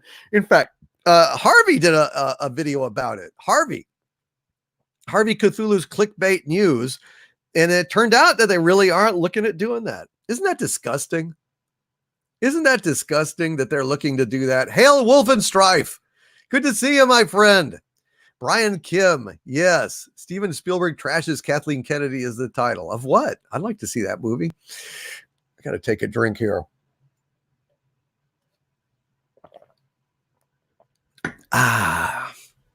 It's a fine, fine day to be alive, isn't it, folks? Hail, Michael Henley. Travis Sarbin with a $20 super chat. Hail, Travis Sarbin. Good to see you, my friend. Thank you for that $20 super chat. That is very, very awesome of you, sir. Hail to Travis. Travis Sarbin. He's pretty cool. Yes, he says going to the dark side would have been acceptable if that's all that Filoni had done. He did worse. He sold out. Plain and simple. Better to die on your feet than serve on your knees. Hashtag phony Filoni. Hashtag stay angry. Hashtag hail Doomcock. Damn right, Travis Sarbin. It's better to rule in hell than serve in heaven. Better to die on your feet than serve on your knees. Damn right, Travis Sarbin. Well said, sir. Well said. And thank you for that super chat, my friend. Damn right. Hashtag phony Filoni. Hashtag stay angry. Hashtag hail Doomcock. I love it. I love it. Thank you, Orchnestra, for the $5 super sticker of the Pumpin' Pear, saying keep it up. Thank you. Thank you. Thank you, Orchnestra. Simpleton Apollo with a $5 super chat. Hail, Simpleton Apollo, says, hasn't Star Wars always been dark? Ruin Johnson wanted to make Dark Knight in space. What he made was American Pie in space. Oh, if only it had been that interesting, Simpleton Apollo. But it wasn't. It wasn't even remotely as interesting as American Pie in space. Oh, God. Now, that actually might have worked. Or Weekend at Palpatine's, right? Because you've got dead Palpatine, and they hook up, strings to him, and they're animating him, and Rey and Kylo are, hanging out at his crashed Death Star pad and drinking all his booze and, having dark, Jedi acolytes, Sith overlords coming by, and he seems kind of funny. Oh, he's not funny. He's fine. He's just drunk, Palp. And then he jerk the string and Palp waves at them. And you've got Kylo saying under his breath, trying to do his best Palpatine impression. My baloney has a first name. It's Dave. My baloney has a first name. It's David. My Filoni has a second name. It's Bologna. Hail Simpleton Apollo. I like that super chat, brother. And we've got Dinkum Ozzy with a Doomacorn in the chat, followed by Evan Remelad, who has unleashed a Doomacorn as well. And then we've got a veritable cascade, a cavalcade, if you will, of Doomacorns unleashed from the gate. Big Daddy MRI has unleashed a Doomacorn. Lawrence Martin has put his own Doomacorn into the mix as Dinkum Ozzy chases that Doomacorn, sniffing at its rainbow-colored butt as the Shepherd unleashes a Doomacorn. Dean Heiss unleashes a Doomacorn. A Red Tigress unleashes a Doomacorn, and they are gallivanting, they are capering, they are frolicking, they are bounding with great abandon all over the track. Dinkum Ozzy has unleashed a Doomacorn as well. Chris Persia himself, the Master Wrencher, has unleashed a Doomacorn, and it is going wild. It is pursuing with great alacrity and great enthusiasm. Hail to Chris Persia's Doomacorn as well. Spike and Madness has unleashed a Doomacorn. There are Doomacorns everywhere. The field is lousy with Doomacorns as Matt G unleashed a Doomacorn. West Moody Webcast has unleashed a Doomacorn. They are running wild. They are rampaging. I think one of them is armed with a Death Star cannon. Oh my God, the humanity. Big Daddy MRI has got a Doomacorn. Donald J. Hamilton is bringing up the rear of Big Daddy MRI, and it looks like, oh my God, oh no, the humanity. They're doing things to each other. I don't want to know. Admiral Oliver Franklin Doom has unleashed a Doomacorn in the chat as well. We have got Glenn Saunders with a Doomacorn. Weaponized Nostril Flare has tried to shake some salt onto the Doomacorns to see if they will pop. They do not pop. And Mary Ashmead, thank you for that super sticker, giving me that thumbs up as Donald J. Hamilton unleashes another Doomacorn in the chat. Crazy Cat Guy has unleashed a Doomacorn in the chat as well. And Dinkum Ozzy has unleashed another Doomacorn in the chat, along with Crazy Cat Guy. And Crazy Cat Guy has unleashed 2 Doomacorns in the chat. 1 Doomacorn, 2 Doomacorns, 3 Doomacorns from Crazy Cat Guy's stables. Boy, kind of sounds exciting, doesn't it? All right, let us go back to where we were in the super chats. Globaloni.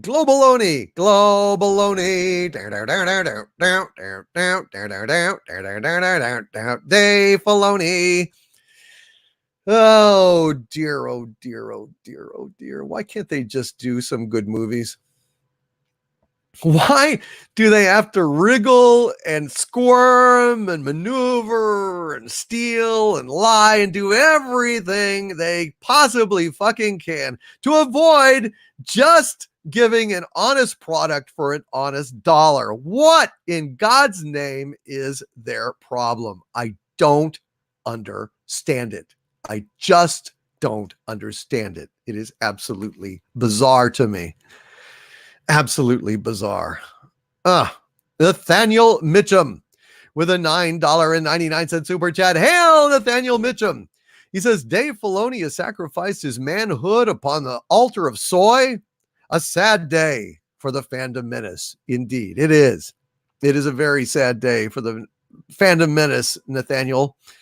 He has, in front of all those women, sold all the original Star Wars fans down the river without a paddle. Just went ahead and threw us under the bus. Did not give a damn about us.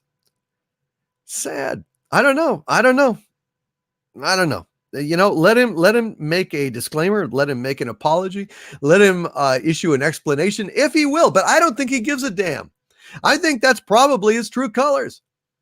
You couldn't pay me to say some shit like that in front of any audience. I mean, that's ridiculous. That would be like me poo-pooing the fandom menace in some kind of thing and saying, oh, I loved the effing horrible, Ruin Johnson TLJ cut all the time. I mean, it would be horrible. I just don't know how you can trust a guy that will sell his integrity like that. I just don't know. I don't know. And there's video too, so it's not even like, it can be like a deep fake or something. I mean, video, audio, the whole thing. I don't get it. I don't know what the hell to think. Thank you, Nathaniel Mitchum. It is a sad day for the Fandom Menace indeed, but we're all together, and that's a happy thing at least. That's a happy thing. Thank you, Nathaniel Mitchum. Quinn Romonco with a $5 super chat. Hail, Quinn Romonco. Good to see you, Quinn. He says, got to go. We'll listen later. Hail, Doomcock. Have one of the wrenches bust your balls about the email for me. I have to film for the next 20 hours. Oh, my dear. I'm sorry, Quinn. Yep. Mea culpa. Mea culpa. I'm so sorry, Quinn Romonco. I'll get on it. I'm sorry. I am chastened and I apologize. Thank you for that super chat and filming for the next 20 hours. My God. Good luck with it. I hope everything goes smoothly and all the permits clear. Thank you, Quinn. Irate Pirate with a £5 super chat. Hail, Irate Pirate, who says, I've said it all along. Star Wars is dead. Stop giving them tacit agreement to make it by watching it, whether you consider it Star Wars or not. I agree. Listen, I don't really care what you watch, but I sure as hell care about you keeping your wallets closed and voting with your entertainment dollar.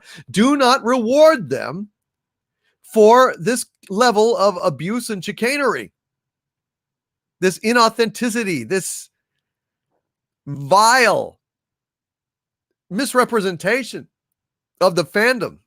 And this steadfast, almost psychotic refusal to just give us a good movie. I mean, that's really all we want. Even if they had agenda out the ass, but it was still a good movie with good writing and good characters. The problem is these SJWs don't know their asses from a hole in the ground. They can't write. They can't tell a story. They don't have life experience. Or souls, I don't know. But shit, Williamson, shit.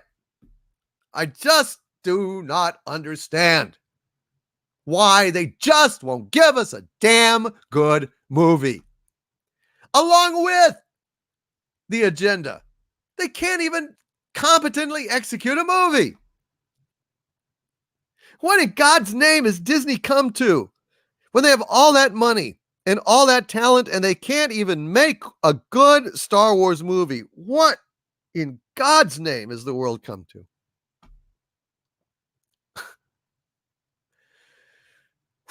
I just don't know. Hail, Irate Pirate, and thank you for that £5 super chat, Irate One. One of my legionnaires, one of my pals, hail, hail, hail, Irate Pirate. Mr. Mills says a good movie doesn't fit the plan. Amen, Mr. Mills. Amen. I just don't get it. Oh, God, I just don't get it. Well, what are you going to do? Nicholas Horton, thank you for this £2 a super sticker of Bushiba giving me a thumbs up. Bless you, my friend. Bless you, and thank you very, very, very much for that. Nicholas Horton, you are always here. You are always supporting me, and I am deeply grateful. You cannot see it, sir, but I bow to you, my friend. Thank you, Nicholas Horton. Thank you all for being here tonight. I think we can feel a song coming on here in just a few minutes. Time to do another song, maybe another round of Drunken Star Wars. Anyone have any other actors that they would like to see in those pivotal parts? Jay Paula 821 with a $10 super chat. Hail, Jay Paula 821, and thank you, my friend, very much for this. He says, do not forgive Hollywood, Filoni, or anyone tied to the left and social justice. People like them in Games Workshop knew what they have said and done. They only deserve animosity, no forgiveness. I agree 100%, J. Paul 821. My only issue, it's complicated, J. Paul 821. I want to train Hollywood to do right. I am someone that holds a grudge in life, but if we're going to change hearts and minds, if we're going to turn back this tide of wokeness, at some point, Hollywood is going to start making gestures and overtures to atone. And I think if we want good stories back, if we want good Star Wars again, if we want good Star Trek, I think there's going to have to be reluctantly, some measure of rapprochement and forgiveness, because we've got to encourage them to do the right thing. We've got to encourage them to do the right thing. And if they made a great Star Wars movie, even though they have spit in our faces, I don't know. I think they have to apologize. I think they have to apologize. I think they not only have to start giving us great entertainment and de-wokeify their crap, but they also have to apologize. I've said that before. I want an apology. I want a damn apology. Cardinal Sin says, I haven't seen the video yet. Is it possible that Kathleen Kennedy threatened him with his job if he didn't do it? Well, I doubt very seriously that even Kathleen Kennedy would have threatened his job if he didn't specifically make fun of the old fans and say that shit about Luke and all. I mean, that's very specific. I could see him addressing a women's conference about recruitment to Lucasfilm or stuff. And there's nothing wrong with that. And even to applaud the diversity and inclusion of more women and stuff like that. I mean, that kind of shit I could see being required of Filoni by higher ups, but the actual specificity and sneering sincerity of that delivery when he was mocking us, when he was making fun of us for being old and not realizing that Star Wars is a kiddie movie and all Luke did is hold the door for Leia, etc. There was a smirk on his face and a chuckle that was sincere. I mean, if I had been forced to read something like that, you would have seen my discomfort with it. You would have seen, the eyes doing things like saying, "Help, I'm being held prisoner in a Chinese laundry." You know what I'm saying? There was nothing like that in his expression. So I don't know. Peter Shearer says, of course they must apologize. Otherwise, we couldn't be sure if they made a good Star Wars. We couldn't know if it was a fluke or an act of contrition. Yeah, we need a demonstration of sincerity and goodwill at this point before we reopen our wallets to these people. And I want to thank Rod Thunderheart for that $5 super sticker of the Pumpin' Pear. Thank you, Rod Thunderheart, and bless you, my friend, for that. Raging Golden Eagle raid. Hail, Raging Golden Eagle. They are swooping in. Hail, Raging Golden Eagle. We've got to have Raging Golden Eagle back on the show. Speaking of which, hail, Raging Golden Eagle. Yes, hail, Doomcock. Push the button, says Chuck Nutsack. Hail, Chuck Nutsack. Crazy E, hello. Welcome, one and all. Welcome to the Nerdrotic stream, refugees. Welcome to Raging Golden Eagles raid. Nico Makea, hail to Raging Golden Eagle. What a great guy. We got to have him back on. And Friday Night Tights raid as well. Hail to all of you. Brian Days says, perhaps Filoni was trolling. Well, it's a hell of a troll. I mean, then he deserves what he gets, doesn't he? Doubly so. Gregory Peck. I want Gregory Peck. I'm not very good at Gregory Peck. But I could try. Nerdrotic raid, says Nicholas Hayes. Hail, Grand Moff Inquisitor. Hail to thee, my friends. Hail to Gary. Hail to Friday Night Tights. 80s Totally Awesome. Hello, 80s Totally Awesome. Great to see you, my friend. Derek Bambenik with a $10 super chat. Hail, Derek Bambenik. It's a great name, man. He says, hail, Doomcock. I agree. Filoni walked himself into this proverbial trash compactor, but if he can apologize, let him. We're better than those unforgiving Sith spawn. He's got to be sincere, though. Bits art. Hail, Raging Golden Eagle. Doggies are friends. Raging Golden Eagle says we need to bring some plot into this. Damn right. The Eagles are swooping. It is absolutely a grand and glorious sight to see. Welcome, Kale Bon. Hail. Welcome, Red Pill Gary. OG Star Wars. It's great to see you guys. Impetuously insane. Sonder Hammerslag giving me a winking super sticker. Hail, Sonder Hammerslag. Von Duvas. I am late, but I got a hall pass. Absolutely. Hail, Von Duvas. Good to see you, Von Duvas. Good to see you all. Welcome one, welcome all to Friday Night Frolics. Bob Newhart. You need some Bob Newhart. That's a tough one to do. I mean, all he does is stutter. That's a tough one. I don't do Bob Newhart. I'm sorry. I don't do Bob Newhart. So Sonic 15 says, Caw! Hail, caw! Hail, Sonic 15. Mr. Mills, Eagle, make a squeaky toy sound. It's fantastic. Yes, and hail. Uh-oh. Sabu is jumping around, trying to get all the eagles. Oh, he's agitated. He's going crazy. Uh-oh. Swooping. He's prehistoric. He's got saber teeth, you know. Buster Gundo. Red Pill Gary, we need some Hank Hill. Yeah, I know what you're thinking. In all the fighting, did he fire 5 shots or 6? Well, to tell you the truth and all the excitement, I've forgotten myself. But seeing as this is a 44 Magnum, the most powerful handgun ever made, and will blow your head clean off, you got to ask yourself a question. Do I feel lucky?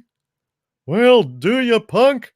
You user of bastard fuels like coal? You deserve what you get, dadgummit. Soya, Eagles over Seattle. Hail, Elizabeth. Nam Cause says LMAO. Hail, Nam Cause. Hank Hill shoots blanks. What? Don't you dare. Don't you dare, I tell you what. Dadgummit. Well, welcome one, welcome all. You guys are absolutely awesome. Red Tigress and Dinkum Aussie, thank you again for those Doomacorn super stickers. J Paula 821, thank you, my friend. I do not blame you for holding back your forgiveness. I'm tempted to do the same thing myself. That was just my perspective on it, but J Paula 821, I absolutely respect anyone that could not forgive Star Wars or Filoni. As one of the leaders of this movement, I have to set an example, and so I have to set my personal feelings aside. I'm like you. I would never go back, frankly. Never. After all the shit that they've given us. But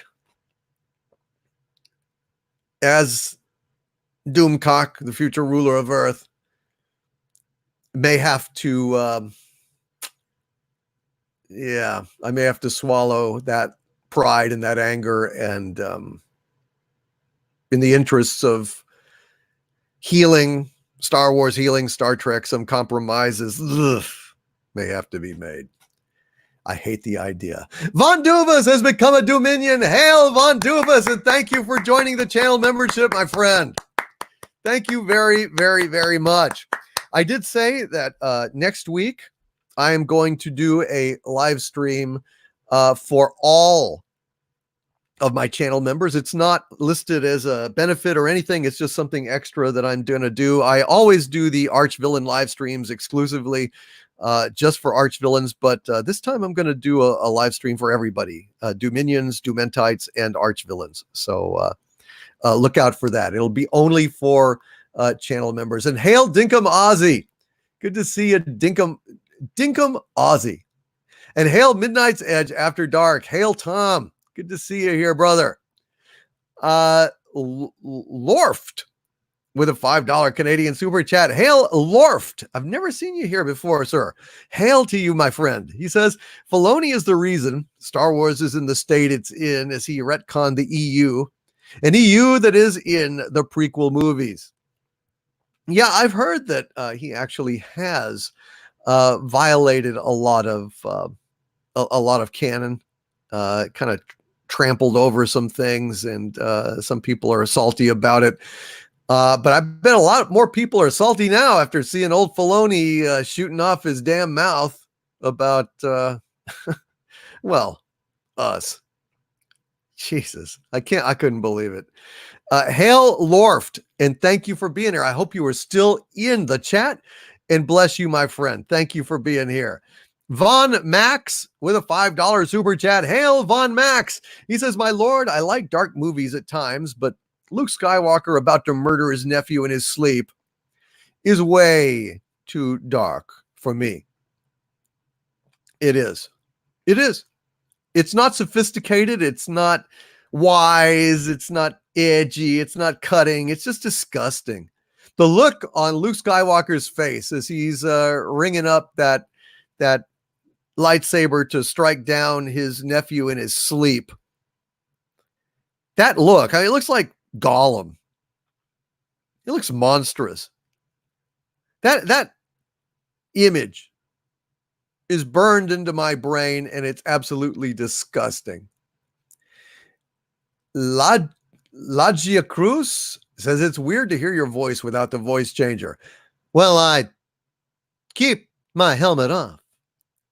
My helmet is what changes my voice, because when a villain really wants to make a big splash in the world, he puts on his helmet and it changes his voice. Like Darth Vader in Return of the Jedi. He's got his voice on and he says, Luke, help me take this mask off. Then when he takes off the mask, he sounds like, now go, my son.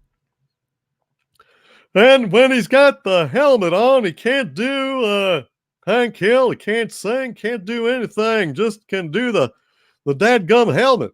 Gets kind of old. But I guess he can put it on here for a second, maybe. Let me see.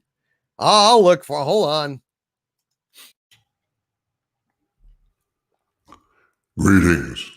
I am dismayed and angered at Dave Filoni's impertinence in slandering the fandom, in stabbing us all in the back, all of us who vested our hopes and our trust in Dave Filoni, believing that he was on our side. Well, he was not on our side. Hashtag phony Filoni. Baloney Filoni. Fee-fi fo-funny Filoni. I don't like him.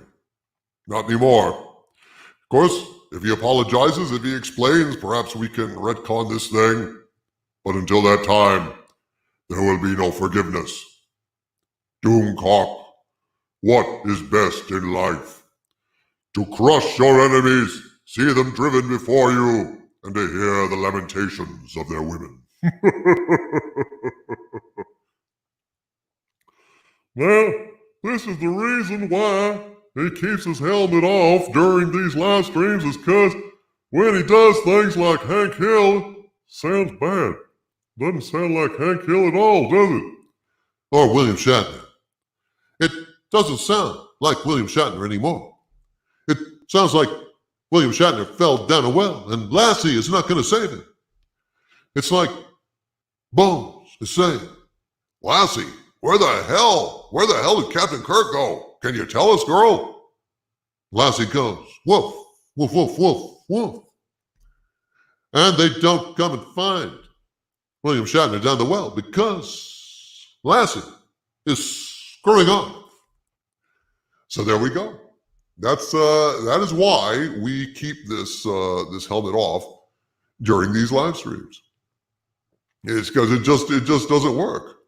Excuse me, sir. I'm Inspector Columbo, Lieutenant Columbo, and I come here to solve a crime, sir. But unfortunately, I've fallen down a well, sir, and I need some help getting out of here because, I can't solve a crime in a well, sir, unless, of course, the homicide occurred in the well, in which case, well, I guess I'm in the right place, sir. So there you go. There you go. But let's read a few super chats while we have this helmet on, shall we? Before we move on to a little bit of singing, here's the frog song in the helmet. Hello, my baby, hello, my honey, hello, my ragtime gal, send me a kiss by wire. Baby, my heart's on fire. If you refuse me, honey, you'll lose me and you'll be left alone. Oh, baby, telephone and tell me I'm your own. So there you go, sir. Timmy's stuck down a well. I know. His head is falling off and we can't find it. Could Lassie have replaced Mr. Spock aboard the Enterprise? Oh, perhaps. It would have been like, Mr. Spock, analysis, please. You're saying that the aliens are from the Dog Star, mister? You're saying they're from Pluto?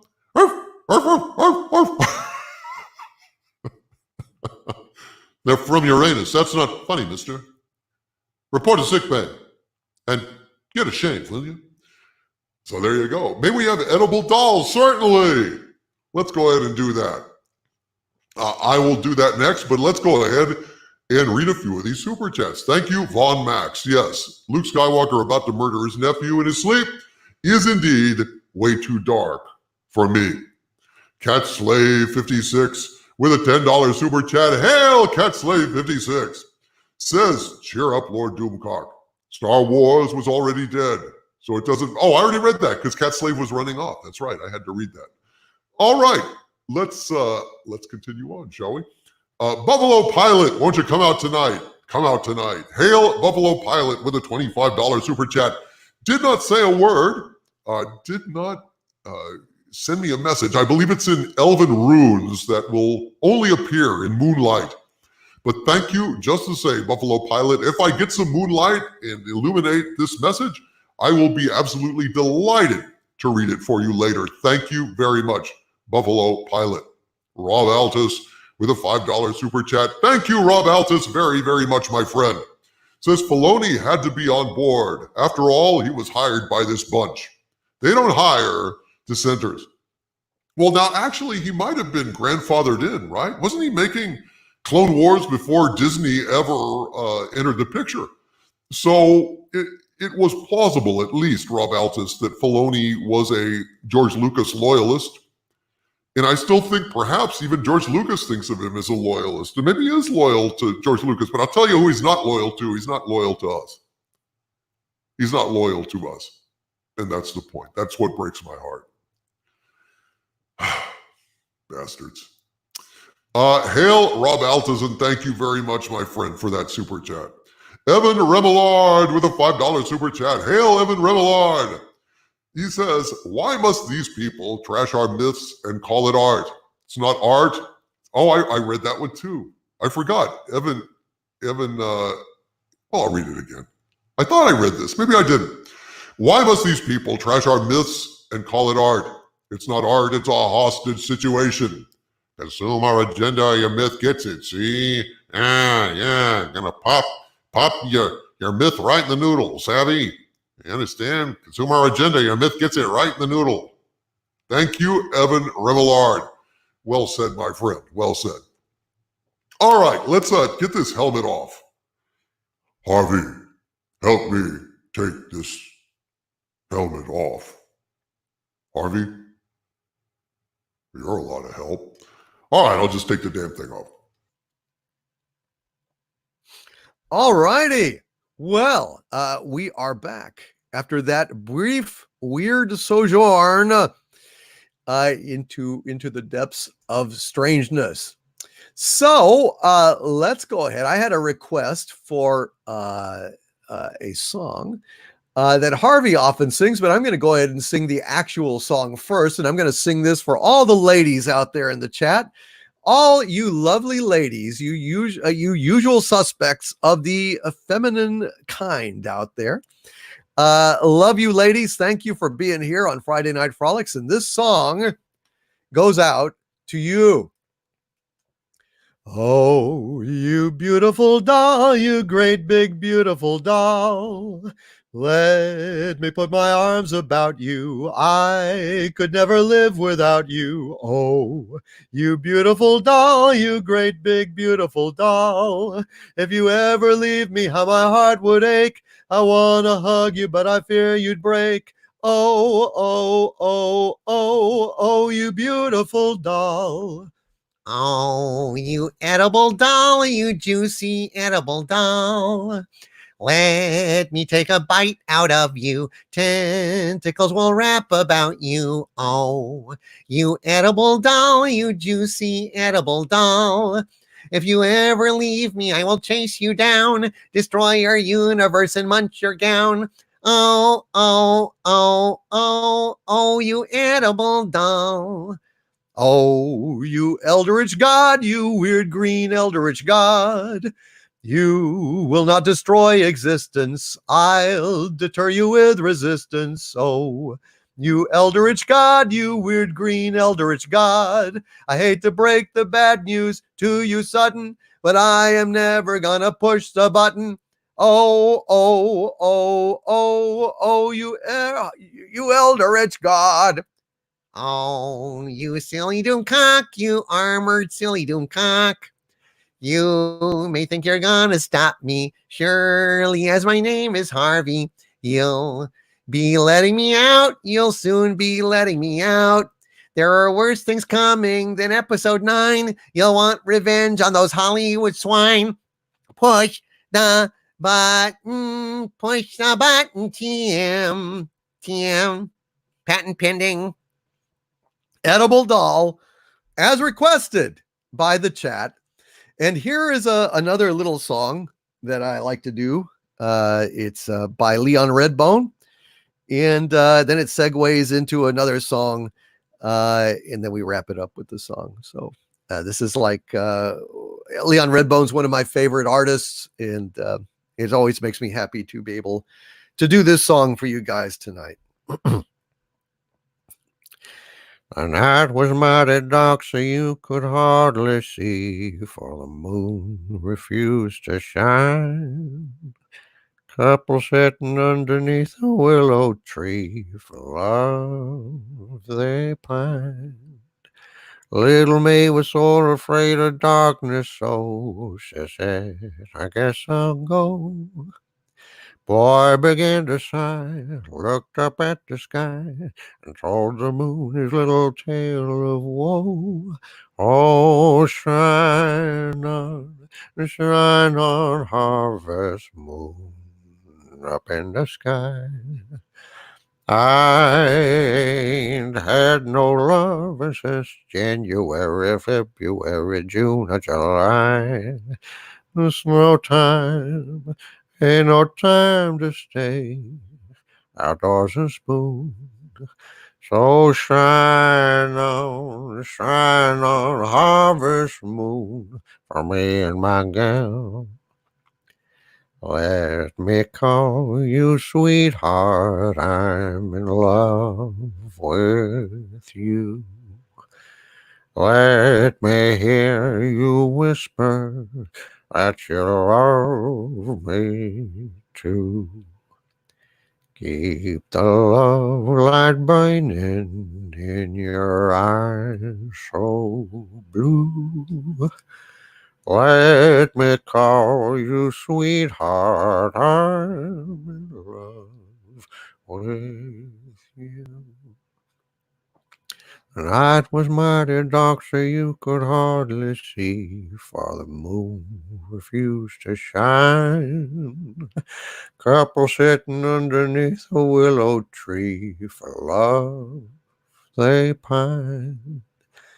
Little May was so afraid of darkness, so she said, I guess I'll go. Boy began to sigh, looked up at the sky, and told the moon his little tale of woe. Oh, shine on, harvest moon, up in the sky. I ain't had no love since January, February, June, or July. There's no time, ain't no time to stay outdoors and spoon. So shine on, harvest moon, for me and my gal. For him and his gal. And I see that Michael Henley is leaving. So let me go ahead and get to his super chats here real quick. And thank you very much, Michael Henley. I know I've gotten some of yours, but let me get all of them if I can here. Hold on just a second.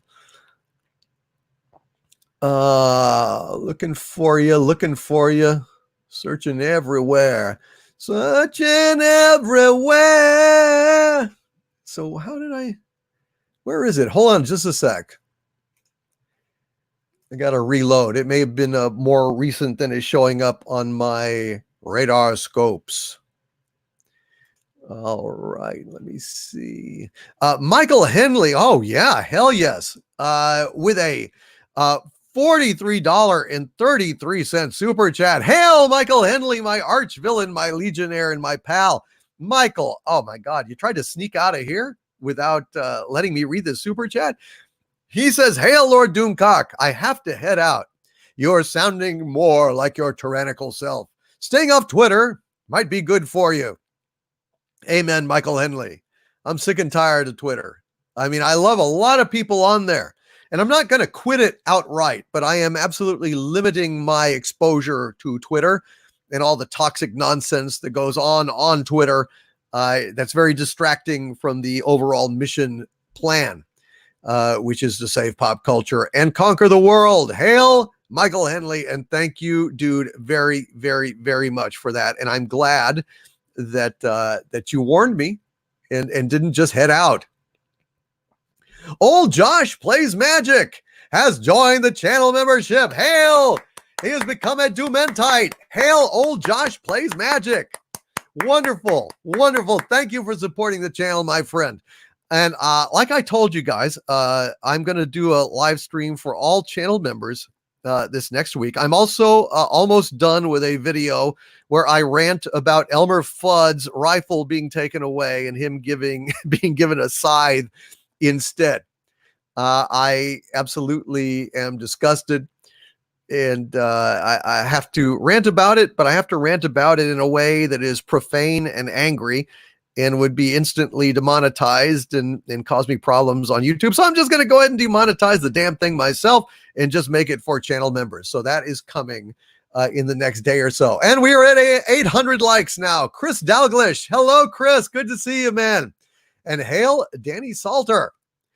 Oh, dear. That's sad. That's very sad. Danny, I don't know. Hail, 800 likes. We've got 800 likes. And author Stephen Walton is trying to get to 1,000 subscribers. He's only got maybe 40 left. He's only 40 away. If we could get him up there to 1,000 subscribers, that would be absolutely fantastic. Hail, David Thompson. Hail, Fluttershy stays high, 420. And oh yes, G Mark says, thanks, DC. Now I've got my Sharona, except instead of that, it's Dave Filoni. Dave Filoni. I know it's catchy, isn't it? Very catchy. Also, Wolven Strife. Hail, Wolven Strife. With a $50 super chat. Hail, Wolven Strife. He says, FFS. What made the original Jaws special was the fact that because the mechanical shark barely worked, they decided to keep it off screen as often as possible, which ended up creating an incredibly effective atmosphere of fear. Is nothing sacred? Nothing is sacred to Hollywood. Nothing is sacred. Our damn culture doesn't mean a damn thing to them. Our culture means nothing. They will destroy our mythology in a second, baby. That's what we're fighting against. Wolven Strife, man, a $50 super chat is incredibly generous, my friend. And I thank you. I bow to you, my friend. Appreciate it greatly, Wolven Strife. God bless you for that. And you're quite correct. So a lot of times, less is more. I think Jaws is a perfect movie. I have no problem with the shark as it exists. And I think any CGI crap that they stuck in there would be absolute garbage. It would be garbage. I don't want to see it. I'm not going to look at it. To hell with them. To hell with them. Defacing a classic movie that has absolutely nothing wrong with it whatsoever. Nothing at it wrong with it that can be mentioned. It is a perfect movie. How dare they touch it? How dare they try to just pop in some goddamn mechanical shark, some CGI shark effects over the mechanical shark? That's ridiculous. And I want to welcome David Thompson to the exalted ranks of the arch villains. Hail David Thompson. Dude, you are of the elite. We will be having an arch villain stream in the next few days, and I look forward to speaking with you personally, David Thompson. Check it out. Watch for it. I will try to give at least a day's notice that it's coming so that you'll know to watch for it. The only way to look is on the channel notifications, but it will hopefully pop up for you, and I will absolutely be doing that. I'm not sure. Well, we've got a possible topic with Peter Scherer, going to talk about corruption in Hollywood, the Carrie Fisher documentary, also this Dave Filoni nonsense. We're going to have a great time. Hail to you, my friend. Thank you, David Thompson. And hail to Wolven Strife. Man, that was a very, very generous $50 super chat, and is nothing sacred. I'm sorry to say, not to them. To me, yes, not to them. To us, yes, not to them. All right, I'm trying to get back to this. Jumps on you. Jumps on Gary a lot of times. Sometimes it jumps on me as well. Okay, trying to find where I was. Please forgive me. Hold on just a sec. Oh, boy. Okay. When it jumps, it jumps.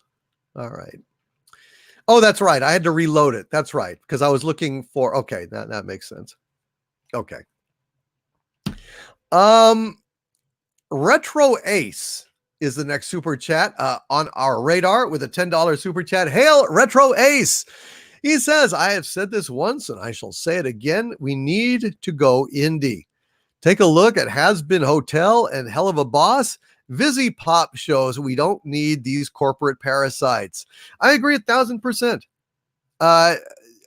There was a wonderful movie I'd like to give a plug to.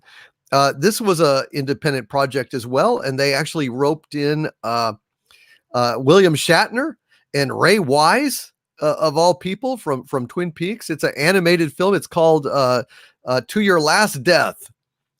And I enjoyed it very, very much. I was sent a copy of it, and I watched it the other night. And boy, I tell you what, it beat a lot of Hollywood movies I've seen. Technically, sure. I mean, it wasn't like a Disney grade animation. However, it was very effective. It told its story. It was very much like a motion comic. But it is a feature film, and it's got William Shatner doing a voice in it, Ray Wise, To Your Last Death. I really enjoyed it, and I send a shout out to it.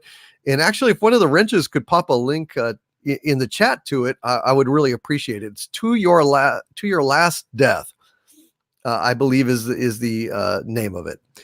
Retro Ace, I agree entirely. We don't need these corporate parasites. Let's make our own stuff. 100%. Well said, brother. And thank you for that super chat. Greatly appreciate it. Logan Darklighter with a $19.99 super chat. Hail Logan Darklighter. He says, in Jeremy's defense, he is always a believer first. It took him months to realize how bad The Last Jedi and The Force Awakens really were. He is an optimist. He's going to hurt when he fully processes the betrayal. He's not there yet. Absolutely, man. Absolutely. I believe in Jeremy. I believe in Geeks and Gamers. I think the guy got a lot of heart. I think he's a hell of been a good friend to me. And I absolutely do not judge him in however he wants to feel towards Filoni. I'm only going off of what I saw. I saw Filoni himself delivering this talk and pausing to get laughs. That was what was really sick, is that he actually was expecting to get applause, to get laughs, and he was pausing. He was holding for them. He was holding for them. That tells me he knew exactly what the hell he was doing. He was pandering, and it was, in my eyes, disgraceful. In my eyes, it was disgraceful. Logan Darklighter, that is well said, though. I think you've got an excellent point. Yeah, Jeremy is a believer, and he's an optimist, and he works from the heart. So I definitely don't judge him. And if you're out there, Jeremy, I love you, man, and I'm sorry that this thing hurts you. And who knows? Maybe he will come out and clarify it. Maybe he will apologize. I certainly would. I'd be embarrassed as hell. I wouldn't know what to do. Hail Logan Darklighter, and thank you for that very generous super chat, my friend. Yeah, that Filoni was sick, saying lies about fandom. NG1TEAV 100%. Jeffrey Wolf, it tells me he needs the approval of others. Yep. It's really quite disgraceful and sad. It is. Thank you, Retro Ace. Thank you, Logan Darklighter. Maldus Alver with a $5 super chat. Hail Maldus Alver, who explains his earlier super chat regarding Chaz. Chaz no longer stands for Capitol Hill Autonomous Zone. It is now censoring hard all zones. Only Doomcock can save us now. Command and conquer Seattle. I will evaluate the situation, see how my giant robots are feeling, and see what we can do. Chaz. I don't know what this Chaz, I didn't know what Chaz was, Maldus Alver. I really appreciate you explaining this to me. He says, Chaz no longer stands for Capitol Hill Autonomous Zone. It is now censoring hard all zones. Not a fan of censoring. Never a fan of censoring. Never a fan of banning. Never a fan of any of that kind of crap. It makes me sick.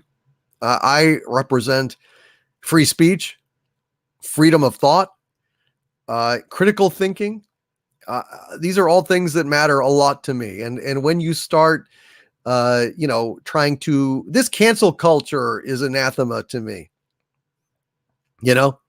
I mean, there's a difference between trying to cancel somebody that says something crazy in a tweet and just insisting that I will not give my money to a corporation. That is not the same thing. It is sending a message. It is using my autonomous economic power to withhold support from something.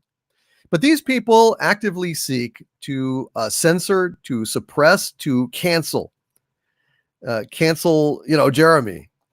Cancel, what have you. It's a sick, sad insecurity that these people are unwilling to entertain and debate alternate viewpoints.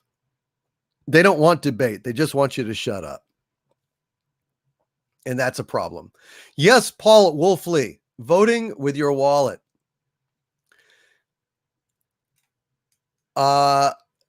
Chris Persia says, To Your Last Death is only available for purchase on YouTube and Google Play. I see.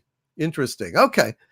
Well, there you go. Anyway, I've seen it, and it's quite good. I liked it very much, and I support those guys. Stellar Heather says they need to hashtag cancel themselves. Amen. Hashtag cancel yourself, asshole. G Mark says, to be fair, Jeremy does need to be canceled. Well, he says to, so hail Jeremy. But I don't want to cancel him. Thank you, Maldus Alver, for that super chat and that explanation. And I am looking into the situation with my giant robot army at the center of the earth. Rob R with a $5 super chat. Hail Rob R. He says, I say let him toe the line he has to do to survive. It's the results we care about. Also, hail Doomcock. Hail Rob R. Thank you for that super chat. Well, Rob R says that we have to try to forgive, sympathize with Dave Filoni. He had to say that stuff. Well, then let him come out and disavow it. Let him apologize. Let him clarify. Let him walk it back.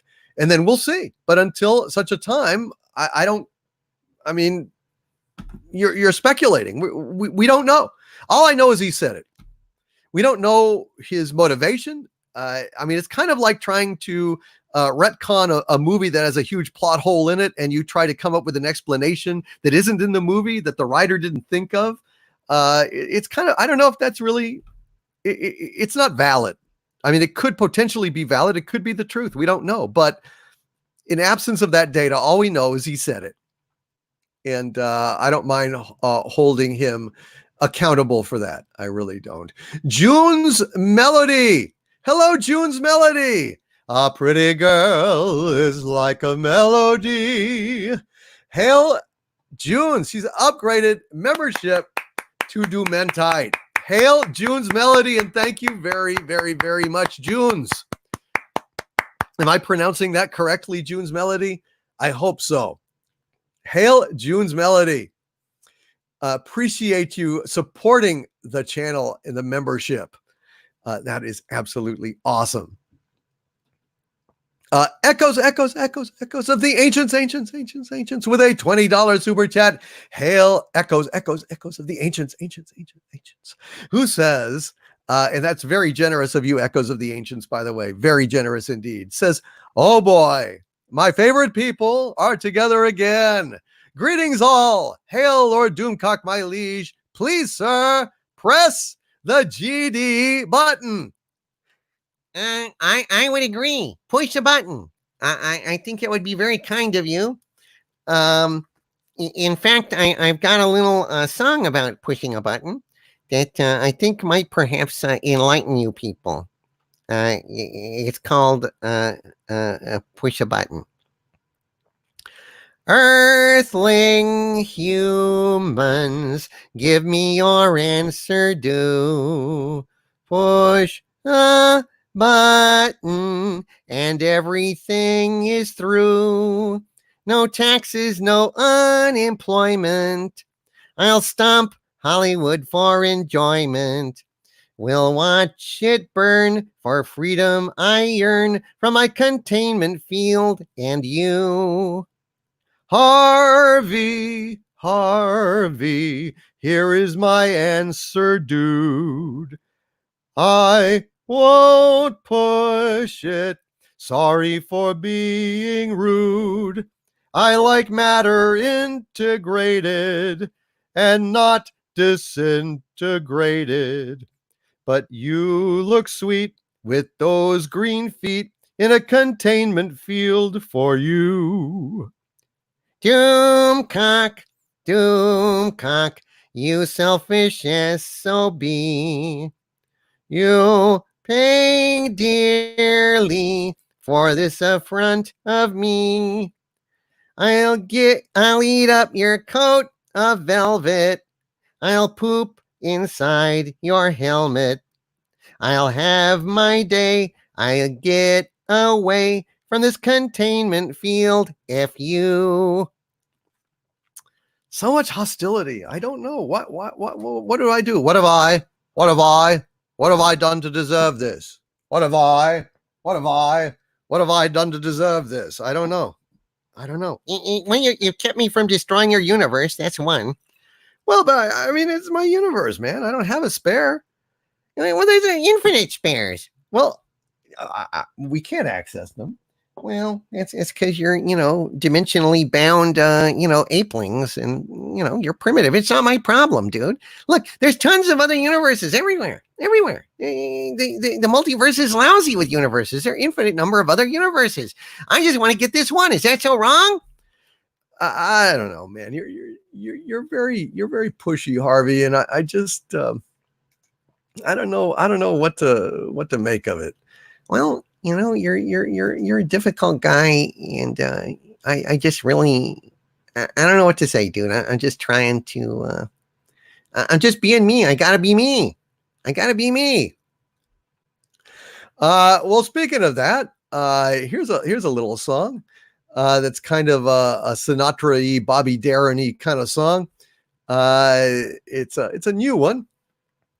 it's a little bit dark, a little depressing, but then Harvey, well, he's got his own version of it, and it kind of lifts it up. So why not? Why don't we do it? Because we have a lack of Sinatra kind of songs that we can do on here, and what the hell? Let's give it a shot. Let's take a break from being pissed off at Filoni, or let's at least take a break from saying how pissed off. We would still be pissed off in our hearts, you know.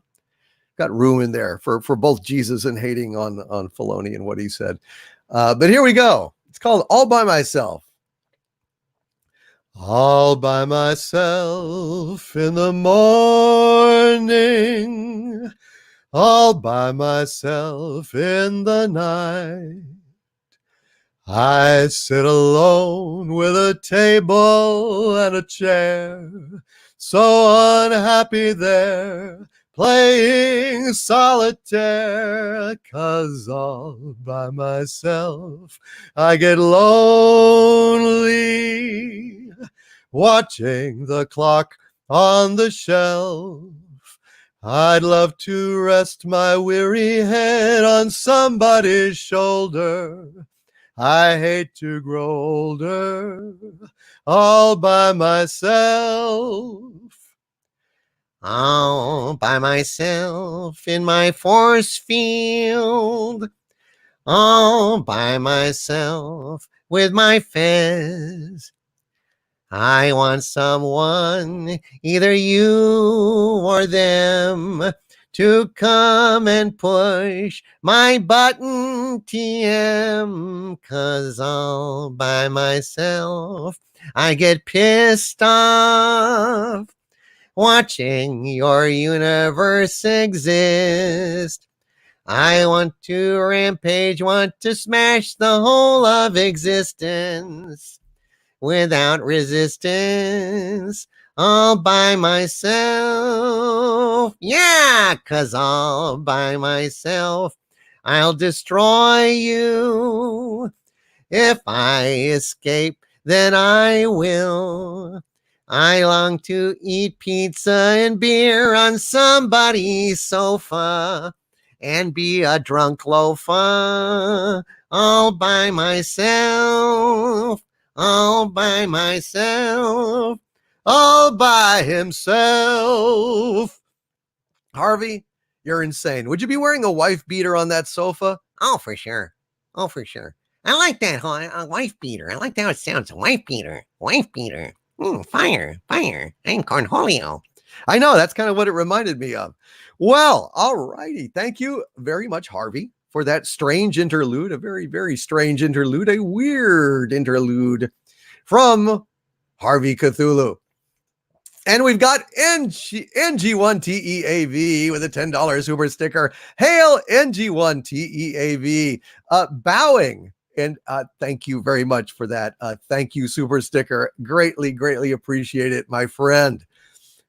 And I know that things are weird right now. Things are very messed up around the world. But, things will get better.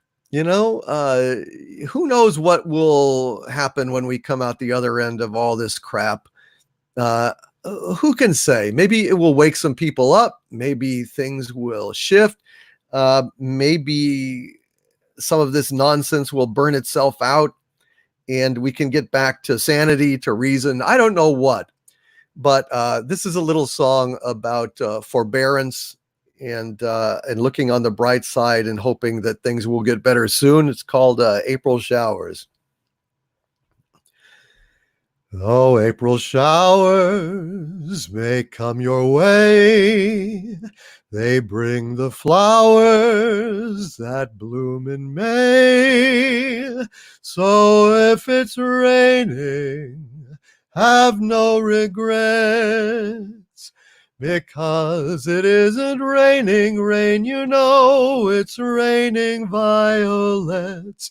And when you see clouds upon the hills, you soon will see crowds of daffodils. So keep on looking for a bluebird and listening for his song. Whenever April showers come along. That's right. Because when you see clouds upon the hills, you soon will see crowds of daffodils. So keep on looking for that bluebird and listening for his song whenever April showers come along. Big Daddy MRI with 2 super chats in a row. Hail Big Daddy MRI. Thank you, brother, for both of those. Pointing out in one $2 super chat that Ellen Ripley was a fantastic person and character. She was, man. Who the hell ever said, oh, I don't like Alien or Aliens because Ellen Ripley is a lead character? What are you, crazy? Nobody says that. If the fandom was sexist like you say we are, then we would stay away from movies that star women. We don't. What we stay away from is movies that star badly written women, just as I stay away from movies that star badly written men. See how that works? Isn't that funny? Isn't that weird? Doomcock should have been the villain in a Danny Kaye movie, says Cats of Saturn. Only the sharpest eye, the keenest nose, the quickest ear, and the fleetest toes will ever outfox a fox. They'll never outfox a fox. Only the keenest arm, the bravest heart, with a magic charm and a good head start will ever outfox a fox. They'll never outfox a fox. Yes, I am in love with The Court Jester. I think that's one of my favorite movies of all time. And I know the score by heart. I think Danny Kaye was a comic genius, and I think it's one of the funniest and coolest movies ever made. And it has my favorite sword fight in it of all time, other than maybe The Princess Bride between, the Dread Pirate Robert and Inigo Montoya, which was absolutely fantastic sword fight. But the one between Basil Rathbone and Danny Kaye was absolutely incredible in The Court Jester. We only need 163 likes to get to 1,000 likes, folks. If you're out there and you're listening and you haven't pushed the like button, and you are liking it, I don't want you to lie. Don't want you to pander. But if you're having fun, push that like button. Give that like button a lick, would you? Would really, really appreciate it. Ivan Ivanovich says the flagon with the dragon is the pellet with the poison. The vessel with the pestle has the brew. That is true. Exactly. And years from now, when you go dreaming, when you're very old, though your crown be rich with rubies, diamonds set in gold, none will shine as bright as the star will find tonight. What a great, great movie. Oh, Marco Antonio Checafunke. I finally got to watch The Court Jester complete. Did you like it? I hope you liked it. Hail Yul Brenner. Good to see you, Yul Brenner. It's great, great stuff. Let's see. Let's do that Star Wars scene. Let's see. Who do we want? We could have Mickey Mouse as Han Solo. For Obi-Wan, we could have the Duke, John Wayne. For Luke Skywalker, let's have I don't know. Let's have Charlton Heston. And for Chewbacca, let's have Richard Burton. All right. I'm Han Solo. I'm Captain of the Millennium Falcon. Chewie here tells me you're looking for passage to the Alderaan system. Yes, indeed, if she's a fast ship, Pilgrim. Oh, fast ship. You never heard of the Millennium Falcon? Oh, should I have?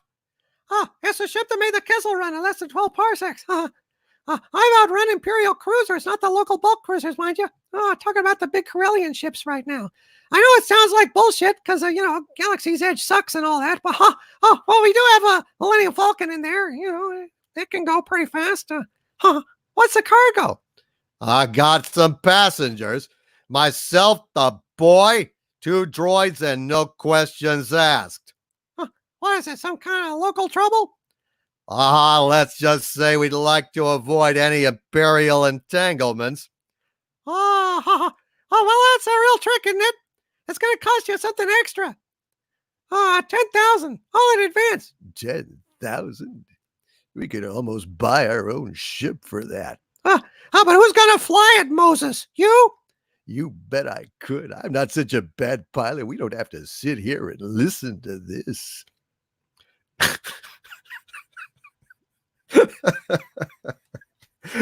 We can pay you 2,000 now, Pilgrim, plus 15 when we reach Alderaan.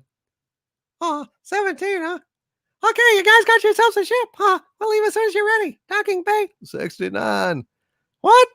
I just like saying that. Every time we get to that part, President Bill Clinton's going to say, docking bay 69.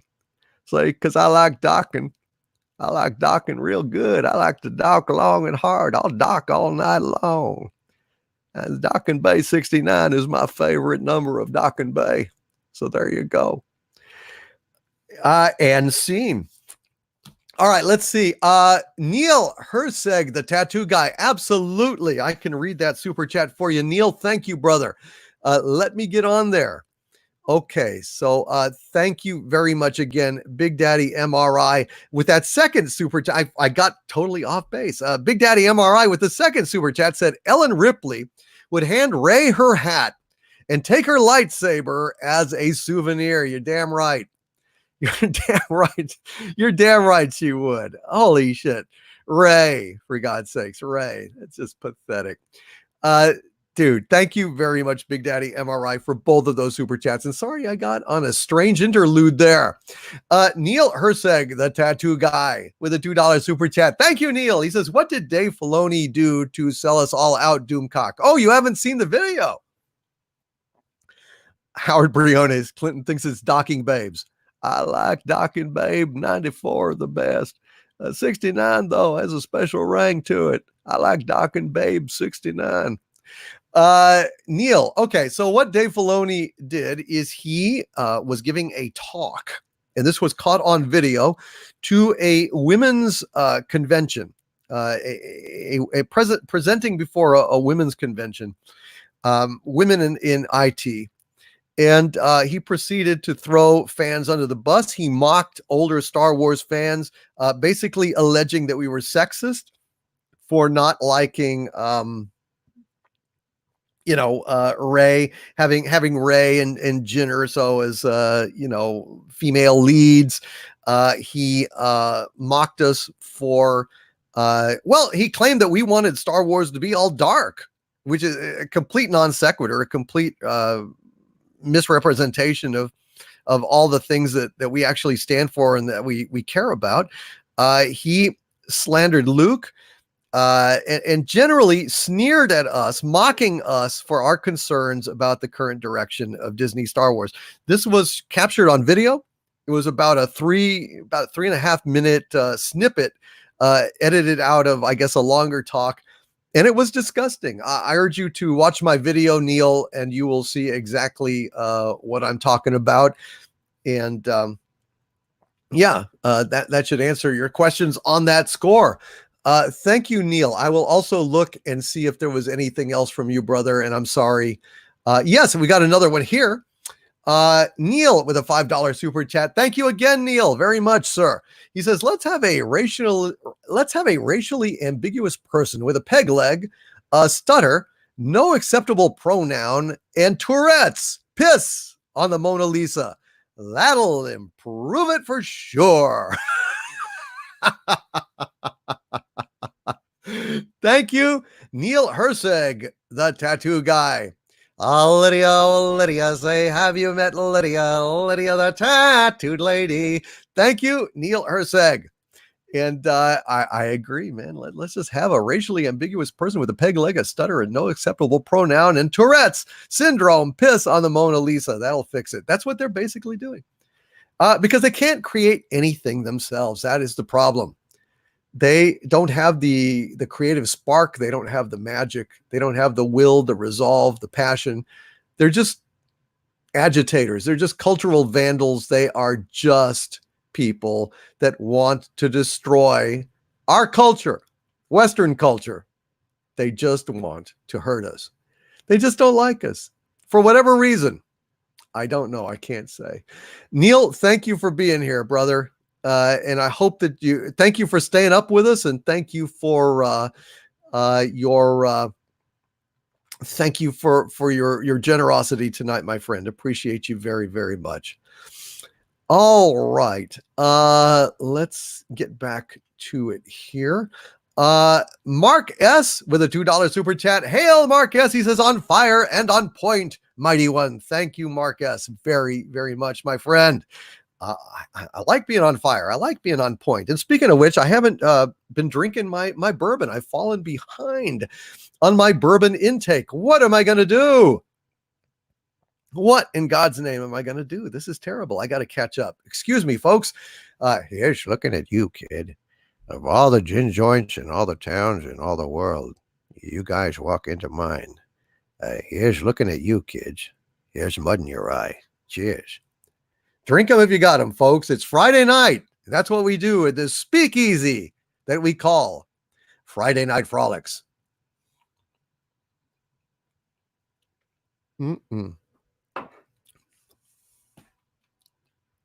It's criminally insane how good Elijah Craig small batch bourbon is. It's absolutely wonderful. I love the hell out of it. Ciaron says, oh dear, being sober is a terrible experience. I know. How dry I am. How dry I am. Nobody knows how dry I am. Thank you, Mark S. Hecate's daughter with a $2 super chat and a correction. Hecate's daughter, are you still out there, my dear?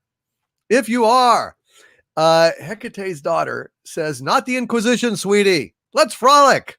So she did not take kindly to me ranting about Dave Filoni, phony Filoni. But there you go. Yes, she's here. She is here. She is listening. So I've upped the singing content just for you, Hecate's daughter, just for you. And thank you for that super chat and that reminder. I took it to heart. I did see it and I took it to heart. Breaker, aka Brick here. Thank you, brother. I'm going to go out this weekend. I think I'm going to go get that 18-year-old Cole Isla this weekend. Thank you, Breaker, aka Brick here. Very, very, very much. Rojo Diablo, feeling sober? Bite the bullet. Bourbon, that is. Hail Rojo Diablo. Hecate's daughter says, just too long. Well, you know, when Dave Filoni stabs fans in the back, you're supposed to do something about it. Doesn't matter whether you care about Dave Filoni or Star Wars in general. You are a fan. You stab them. You're supposed to do something about it. If you don't, it's bad. Bad news. Bad for Star Wars fans everywhere. So I had to do it. We'll still be doing it because people have a lot to say about Dave Filoni. Although, for some reason, my video is still not getting the views that it should for covering so much news. It's absolutely astonishing that it is underperforming to this level. It's being sandboxed by YouTube. Sandboxed by YouTubes. That's it. That's what's happening. Just sandboxed. I find it quite irksome. Thank you, Breaker, aka Brick here. Evan Remillard. I have read that super chat. Thank you, Evan, very, very much. Basil, the Pumpin' Seagull, with a $2 Canadian super chat. Thank you, Basil. He says, my liege, we have a lot of fudge in Canada. Oh, wow. A lot of fudge in Canada. Oh, Canada. Oh, Canada. How blastable are rabbits? I don't know the "Oh Canada" song, so I substituted "Oh Tannenbaum" instead. You know, improv. Sometimes it's not pretty. Thank you, Basil, the Puppet Seagull. I did not know that there were lots of FUDs in Canada. That's pretty cool. A hunting I will go, a hunting I will go. Hi ho to there we go. In Canada we go. Thank you, Basil. Atronius with a $5 super chat. Hail, Atronius one. Says, I think Annihilation did a pretty good job of having an all-female cast and not shoving girl power down our throats. I have not seen Annihilation. And listen, there's absolutely nothing wrong with having an all-girl cast. Quite to the contrary, it's a fabulous thing. It's perfectly fine. But is it meant to further a story? Do you have a compelling story about these women? Or is it to make a political point and to show these women, say, putting down men, beating up men, killing and stacking men like cordwood? I mean, what's going on there? I don't know. It just depends. Thank you, Atronius, with a $5 super chat. Very, very much appreciated. Should I see Annihilation? Was Annihilation any good? You guys in the chat? Just wondering. Thank you, Atronius. Deef with a $5 super chat. Hail, Deef! He says, did Battle of Britain show up? That movie kicked aircraft restoration into high gear. We have so many airworthy Spitfires today because of it. Deef, it is not. Now, I got a notification of a couple more packages that are waiting for me to pick up. So I'm hoping that it's one of them, Deef. Now, things you wouldn't think that things from Canada would take that long to get here. I know that things that I have sent to people in Canada, some of my Legionnaires in Canada, have taken a long time to get there. So don't be alarmed, Deef, and I hope you have some kind of tracking on it, but I suspect that it's there, and I will go check, and as soon as I know, I will absolutely let you know, Deef. Thank you very much. I'm very much looking forward to seeing that. Gonna watch it with Tora and Battle of Britain, and I don't know. I'll try to think of another airplane movie. I saw a really good one that had biplanes. It was like a World War I one. I think Michael Caine was in it, but I can't remember what the name of it was. But I stumbled across it late one night, and I just stayed up and watched it because it was so compelling. Something really exciting and beautiful about biplanes and biplane dogfighting, I think, in its purest form. But World War II also, Spitfires, Messerschmitts, hell of a great era for dogfighting, wasn't it? Thank you very much, Deef. Looking forward to it. Very, very much. Midway, there you go. Howard Briones, Midway. That's the one. Yeah, the Blue Max. I think that's what it was, Jonathan Rono. I think it was the Blue Max. Or maybe it was the Red Baron Fabiocchi 100. It was very good. I mean, it was quite well done. Peter Shearer says mail from US to Canada goes uphill, therefore it's slower. Well, that makes sense. Yeah, it may well have been the Blue Max or the Red Bear. It's one of those. It wasn't Wings, Kevin Reed. It wasn't Wings. It was very good. Very good movie. Thank you, Deef, very, very much. I will report back as soon as I receive it. I promise you, I will look forward to it very, very much. Max 227 with a $5 super chat. Hail Max 227, who says, my wife says, thank you for acknowledging curvy women are beautiful. Absolutely. Absolutely. I love curvy women. Joan on Mad Men, Joni, the secretary. Ooh, Jessica Rabbit, Betty Page, Marilyn Monroe. I mean, that old-fashioned kind of curvature. I think women should be curvy. I don't think women should look like teenage boys. These fashion models, these anorexic. Not that there's anything wrong with it. I mean, I certainly have nothing against that. It's just not my personal taste. I personally feel like women should have curves on them. So your wife, you are a lucky man to have a curvy wife, Max 227. And I say to her, bless you, my dear, and thank you for being here. And curvy women are absolutely beautiful. Yvonne Craig, yes, Ivan Ivanovich, absolutely gorgeous. Yes, Christina Hendricks, that's right, Paul Wolfley. Christina Hendricks is absolutely wonderful. Von Doofus, James Mason impersonation. Hello, I'm James Mason. I'd like you to come over here, Lolita. I want you to do... It's time for your pedicure. Now come over here, my dear. Thank you very much. There is James Mason. Oh, I forgot. I forgot to do Chewbacca as Richard Burton in that last bit. My name is Chewbacca. I should have received a medal at the end of Star Wars, but I was slighted because of my sweet personage. And I find it very reprehensible and humanist that only the humans got medals, whereas my medal, I was in that battle as well. I was by Han Solo's side. I'm not his pet. I'm his co-pilot. And I shan't be deceived. I shan't be misrepresented. I shan't be ignored. Richard Burton as Chewbacca. Greta Thun Potato with a $10 super chat. Hail Greta Thun Potato. Thank you for this. He says, you look like a hideous orangutan. That'll do, Manuel. Thank you very much. Yes, faulty towers.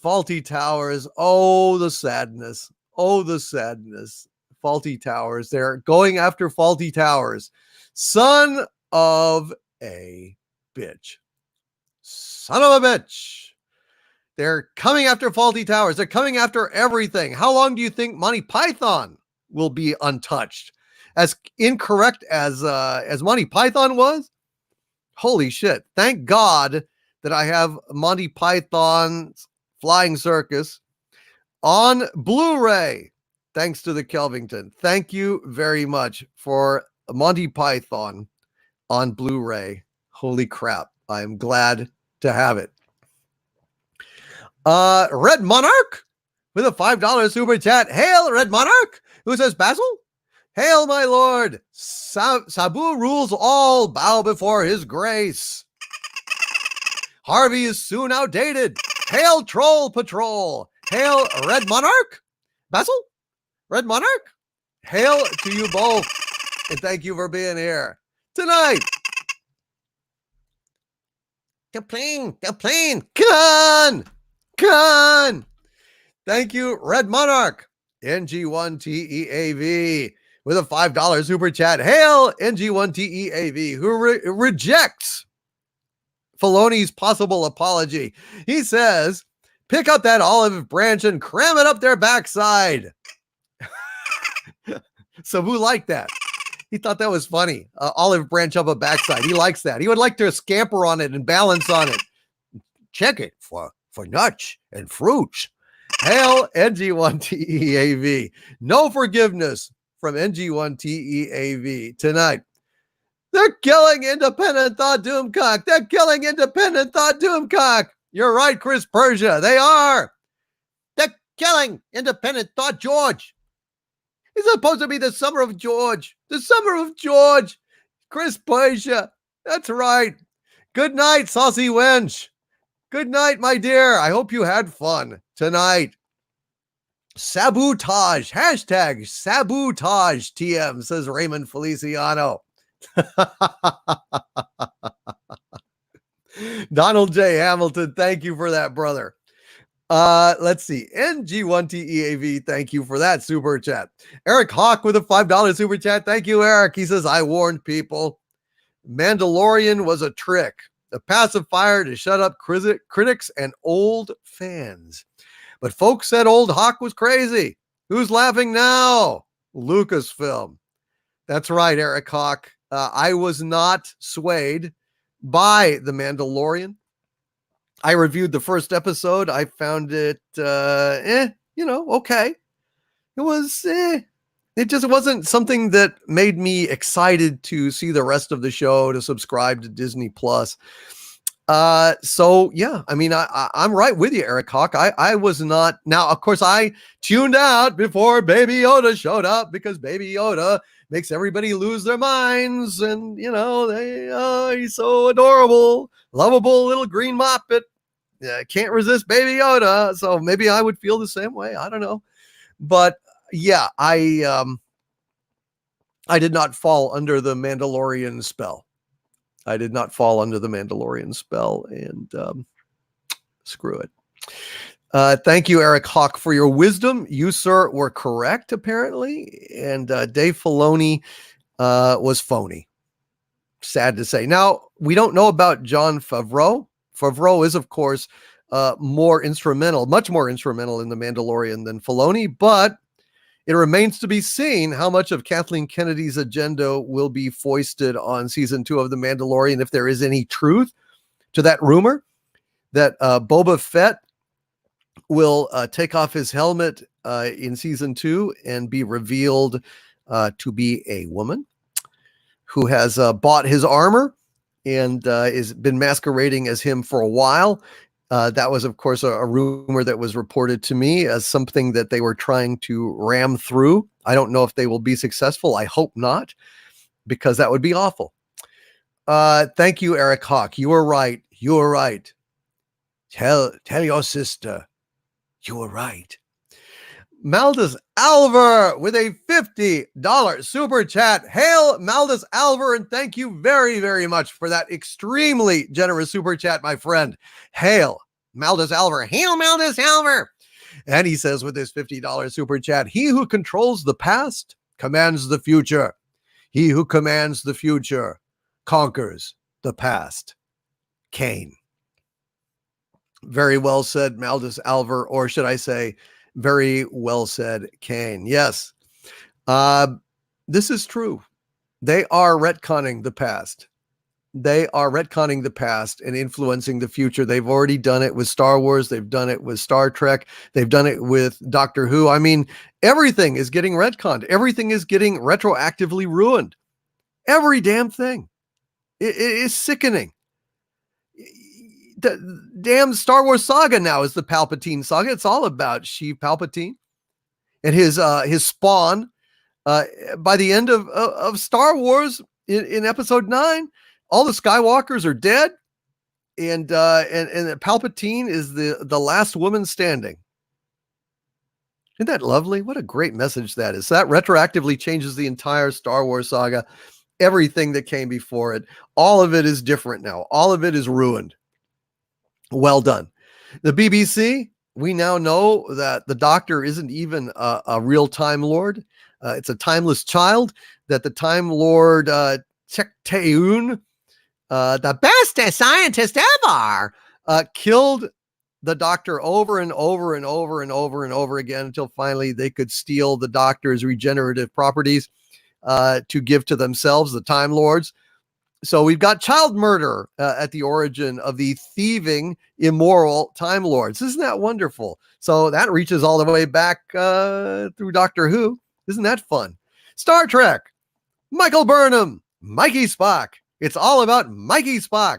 Spock was molded from Mikey Spock.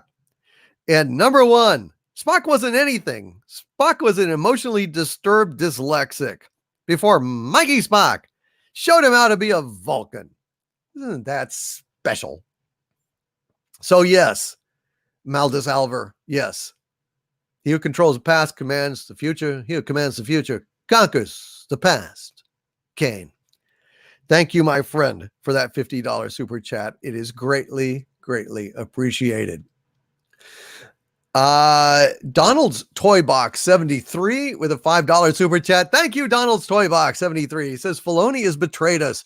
Give the order, Lord Doomcock. Let us march on Hollywood. Mr. Donald's Toy Box 73, the order is given. You may march on Hollywood if you wish, but I'd prefer you wait until they're home again, because they're holed up. They're wearing masks. They're self-isolating. They're not in production. But once they get in production, sure, why not? March on Hollywood and give them a piece of your minds. Thank you, Donald Stoybox 73. Lucas Bachman with a $20 super chat. Hail, Lucas Bachman, who says, regarding Doctor Who, I watched that cartoon that mentioned the Doctor had hundreds of lives. I see no necessary connection to Timeless Child. That cat nun is from Future, where doctors used more of unlimited regens 11 got. I see no necessary connection to Timeless Child.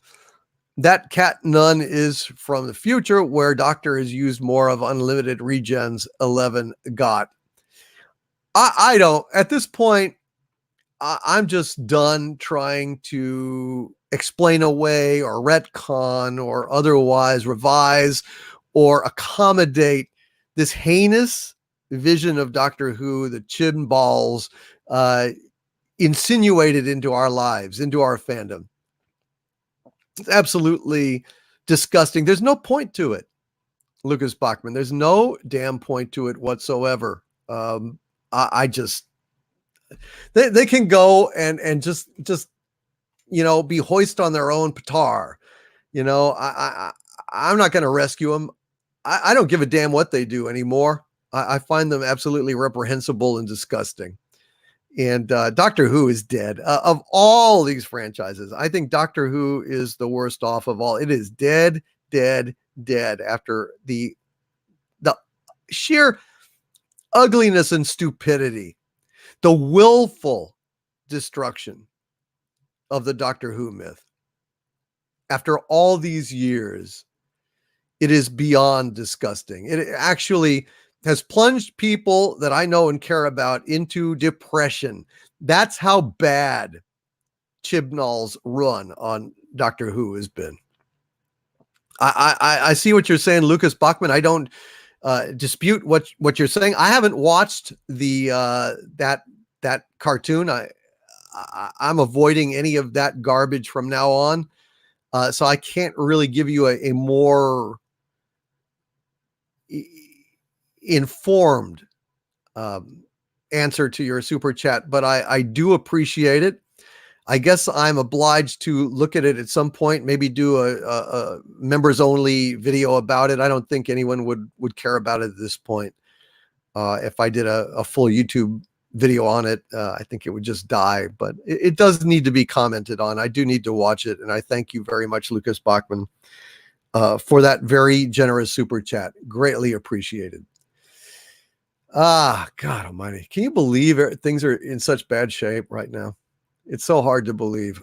D. Oberg with a $5 super chat. Thank you, D. Says, oh my God, R.I.P. comic book legend Denny O'Neil. Wow.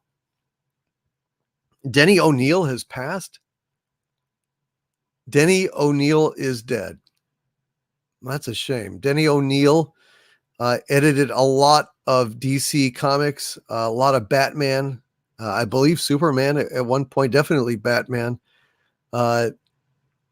Denny O'Neil has passed. Well, R.I.P. Denny O'Neil, and thank you for ushering in all those wonderful stories and guiding Batman along. I'm sorry that they trashed all your hard work now in the interests of, I don't know, wokeness or whatever they're doing these days over at DC. I've lost track of it. I haven't looked at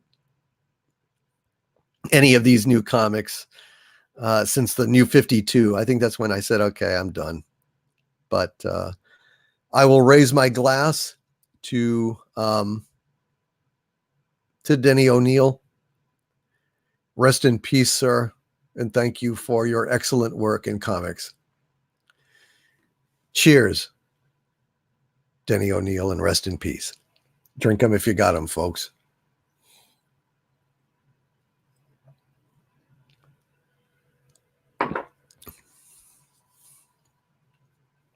Yes, Howard Briones, very well said. His run brought Batman back as the world's greatest detective. Absolutely. I remember that issue when Neil Adams started drawing. I think it was Neil Adams who was drawing in that episode, or it might have been Aparo at that point. I think it was Adams. where, Robin goes off to college and Bruce decides, we're becoming outmoded dodos. Alfred, we're stuck in this cave. We're going to modernize. We're going to strip it down. He moves to an apartment in the heart of town instead of Gotham Manor. Wayne Manor, excuse me. That was a good run. And of course, Neil Adams, his artwork was absolutely incredible on that. That's very sad. O'Neill could write. His work on The Question was fun too, says Von Doofus. Yeah. No, he was a talented guy. It's sad that we don't have more people like that in comics these days. Chris Persia says, yes, legendary Denny O'Neill has passed due to natural causes at the age of 81. Well, that's a ripe old age. He lived a good life, and glad he was here.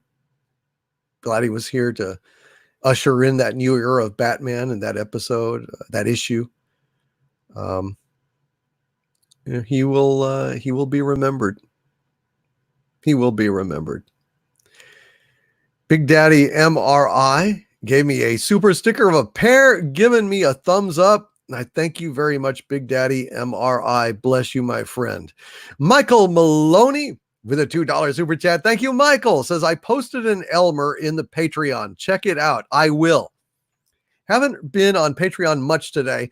And by the way, all of my Patreon folks, we have a new server. So I'm actually going to post a new invite, a fresh invite to it tonight, so that you guys can access it if you haven't already. So look out for that. Hopefully, if you add it tomorrow, these things usually last like a day. So do take advantage of it if you're on Patreon and you haven't yet found the new server. And thank you, Michael Maloney. Wes Moody Webcast has given me a super sticker of a number 1 or a finger pointing above to Denny O'Neill looking down on us. Either way, Wes Moody Webcast, thank you very, very much, my friend, for that super sticker. Greatly appreciated. Half Moon with a $2 super chat. Thank you, Half Moon. Says, hey, hi, Overlord. Wishing you a great weekend. Thank you, Half Moon. The same to you, my friend. Have a safe and sane and restful and joyous weekend. Have fun, my friend, but stay safe out there. Stay safe. If you're going out there, please do stay safe. We don't want you catching any of this crap that's going around. Lloyd with a $2 super chat. Hello. Hey, hail Lloyd. He says, all hail the fandom menace. Long may we reign. Damn right. Long may we reign, because we will stay a YouTuber. That's right. Stay a YouTuber. The fandom menace lives. Hail Lloyd. And thank you, brother, for that. Justin Proper. Hello, Justin Proper. Up to your old evil tricks. Justin Proper. Damn you, sir. Damn you. Damn you, Justin Proper. But thank you as well for this $5 super chat. Justin Proper, reverting to evil, says Captain Marvel is the best MCU movie. No, Justin Proper, no.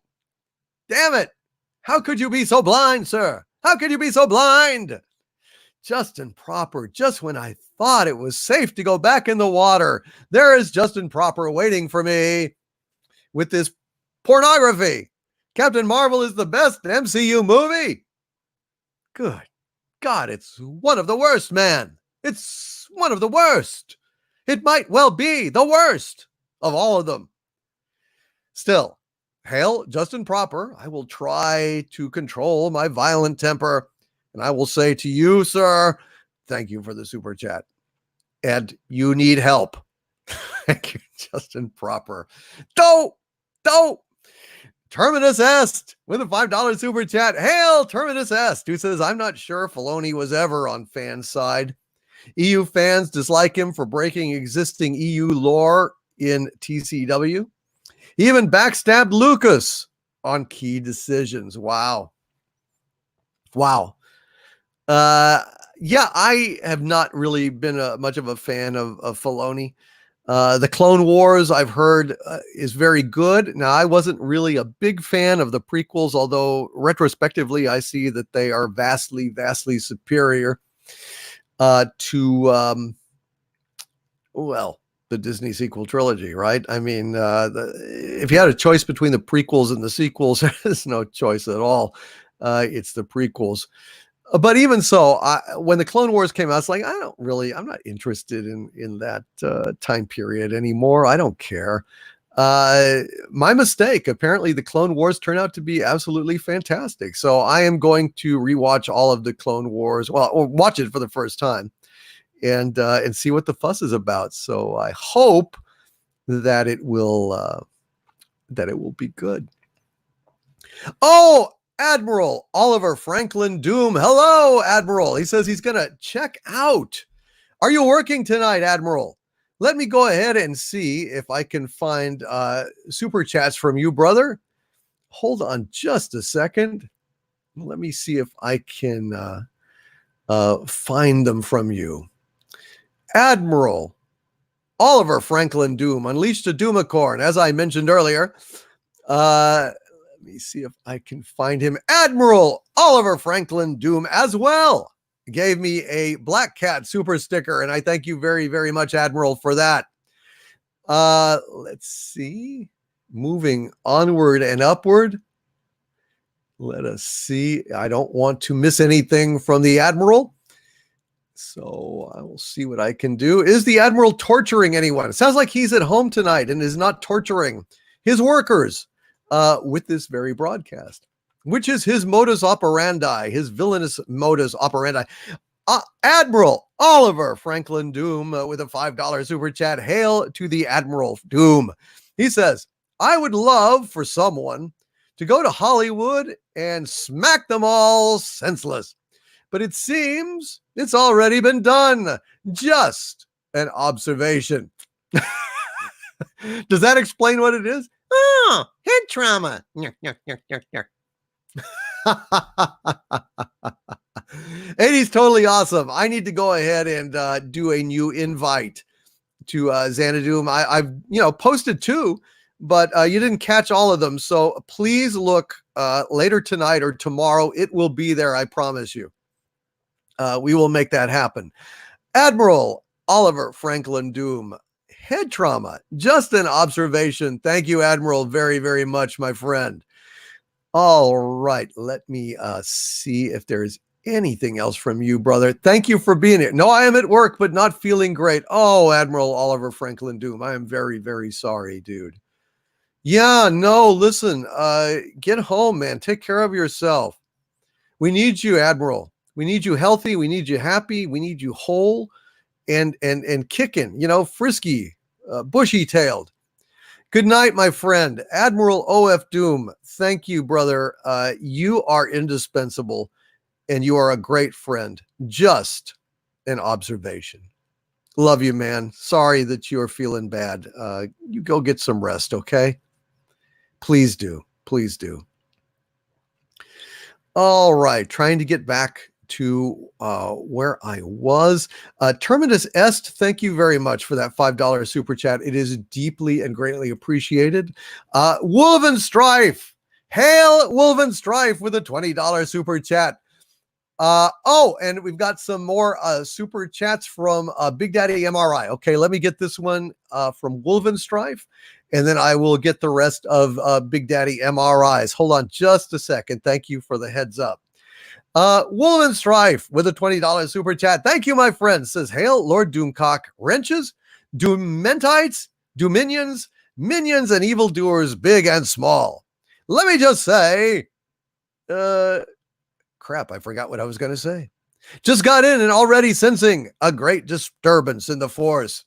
What did I miss? You didn't, I guess, Wolven Strife, see my video about Dave Filoni and what he said. So there you go. Wolven Strife. That is the source of the great disturbance in the force. People are disillusioned. People are upset. They're angry that we got stabbed in the back. that Dave Filoni looks at us as well, basically jerk offs. It looks like to me. I mean, it's sad. It's really sad. He was mocking Luke, saying, well, basically Luke just held the door for Leia and she's been kicking ass ever since. We've gone over it a lot, Wilvin Strife, but I urge you to go ahead and check out that video. I think it will explain it better than I can here right now. Okay. Big Daddy MRI has unleashed numerous Doomicorns tonight. First of all, thank you very much, Big Daddy MRI. Let me see. I am looking. Big Daddy MRI with another Doomicorn. See, I told you, several in the chat tonight. Let's see. I'm looking, Big Daddy. Hold on, Big Daddy. I'm looking for you. Spock 128 with a $4.99 super chat. Hail Spock. Help me, Spock. Thank you, Spock 128, for that. Wampum for Harvey. What? Wampum for Harvey? Wampum for Harvey? I'm very, very pleased. Thank you very, very much, Spock 128. A follower of Harvey Cthulhu after my own heart. Yes, I'm sure that you like that. Thank you very much, Spock 138. Big Daddy MRI with a $5 super chat. Thank you again, Big Daddy, for your patience. And he says, did you hear the SJWs are calling for the cancellation of Paw Patrol? Police dog Chase is offending the SJW group and protesters. Geez, yes. All things having to do with police are now canceled. Just all canceled. There you go, Big Daddy MRI. Yeah, Paw Patrol. Can you imagine? They even want to cancel Paw Patrol. Lego briefly considered or did for a time or whatever yank police Lego sets and fireman Lego sets for some reason from the market. Isn't this amazing, Big Daddy MRI? Can you believe this crap? Paw Patrol, a police dog, an animated happy police dog for kids, offended the SJW group and the protesters. Isn't that something? Holy crap on a stick. Big Daddy MRI, I am looking. We've got one right here, Big Daddy MRI, a $25 super chat. Thank you, brother. Greatly appreciated, sir. He says, if you like World War I flying movies, I recommend Fly Boys. I enjoyed this movie, and it is based on actual events of American aviators who went to France to fight the war before America joined. Very entertaining movie. I have never heard of Fly Boys, Big Daddy MRI. When was it made? Just interested. Is it a more recent movie? Is it a classic that I've just never seen? That's absolutely very interesting, Big Daddy MRI. And I greatly appreciate that. All that you do, man. You are awesome. And I'm flattered to have you as a Legionnaire. And I am really glad. Oh, and I mistakenly, Spock 128, I mistakenly called you Spock 138. I was numerically off, and I apologize for that, Spock 128. I misspoke, and I've corrected it now. Spock 128, help me, Spock. Help me to do math, Spock. It's good to see you, Spock 128. It's been a while. Big Daddy MRI, I will look in to Fly Boys. And I thank you very much for all of those super chats, as always, and all of your support. You are awesome, dude. I hope you will have a wonderful sleep and a wonderful weekend. All right, getting back down to where I was. Let's see. Okay. Sorry, it's complicated. All right, here we go.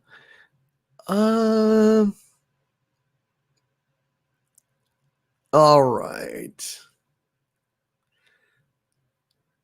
Thank you, Wolven Strife, for that super chat. And I see that you have seen my video. Good night, Big Daddy MRI. You are awesome, my friend.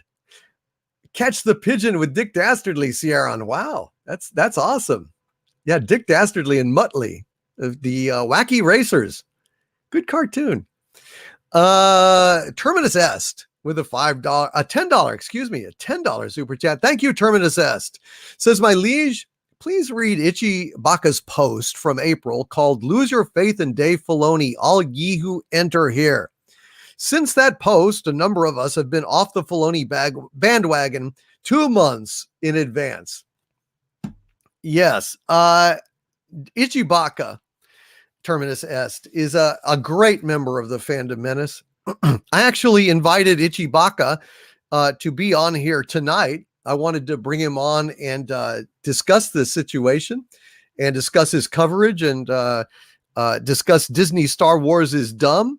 His website, his blog, whatever you would call it.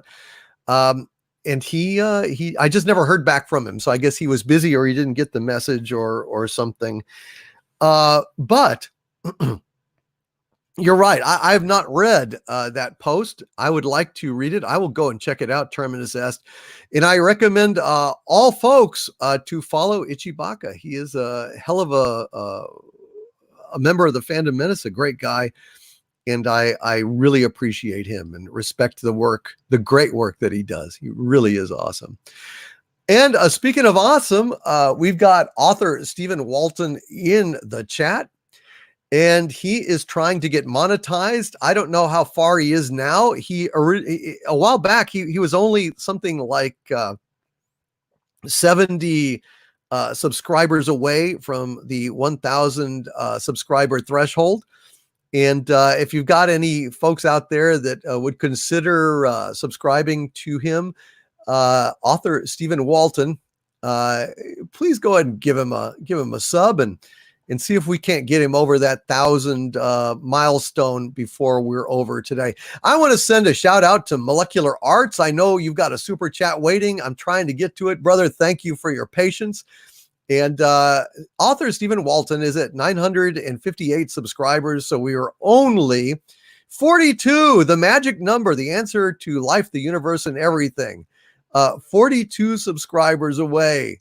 Author Stephen Walton is from getting monetized. Can we get the chronicler of the Fandom Menace to 1,000 subscribers? I would be very happy if we could. He's a great guy, and I'd be honored if we could in this live stream get him to 1,000 subscribers. So if you would consider, he's on YouTube, author Stephen Walton. Thank you very much, Terminus Est. I will go read that article. I did not know. I was not aware that Filoni was as suspect as he is. That video caught me very much by surprise today. Very much by surprise. Very disappointed in him. Thank you, my friend. Wolven Strife again with a $5 super chat. Thank you, Wolven Strife.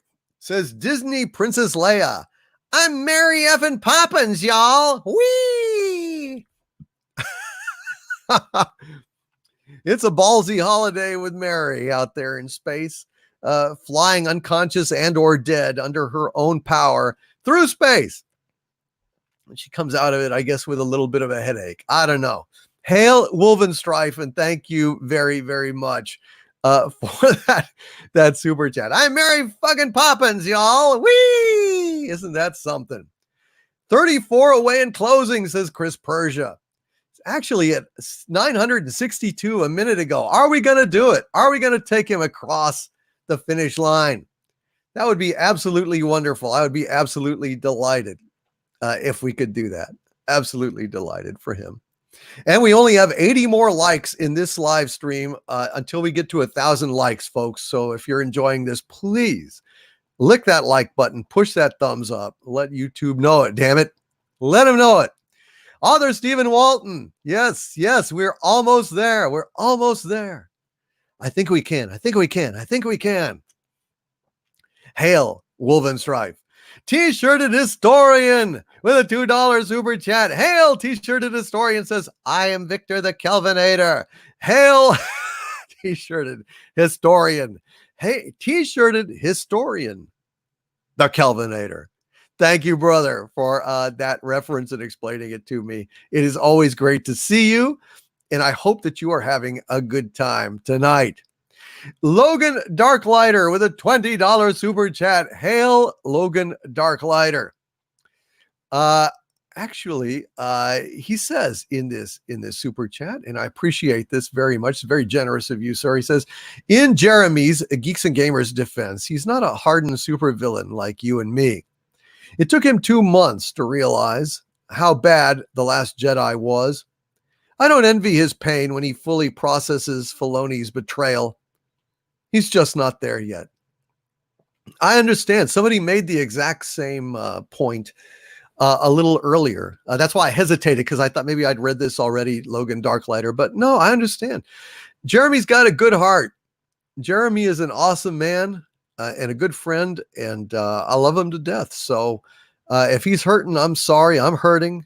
And certainly, I mean, I didn't make this story up. It was out there. I just broadcast it. And I'm very sorry if it brought him any dismay. Very sorry, indeed. Poor guy. And that said, hashtag cancel Jeremy. Hail Vader. Hail Vader in that chat. VAED3R Vader. Hashtag cancel Jeremy. Poor Jeremy. I got to hear that salty argument. That sounds like a lot of fun. Korayon Witch in Residence with a $10 Canadian super chat. Hail a Korayon Witch in Residence. Thank you, my friend. Says, I feel super sorry for the minority community. From now on, they will never know if they earned their position or if they got it because a company wanted to look woke. Well, that's I guess to some extent, but I think people have a sense of their capabilities. I think people know if they yeah, that's what Ciaron, I was incorrect. You are absolutely right.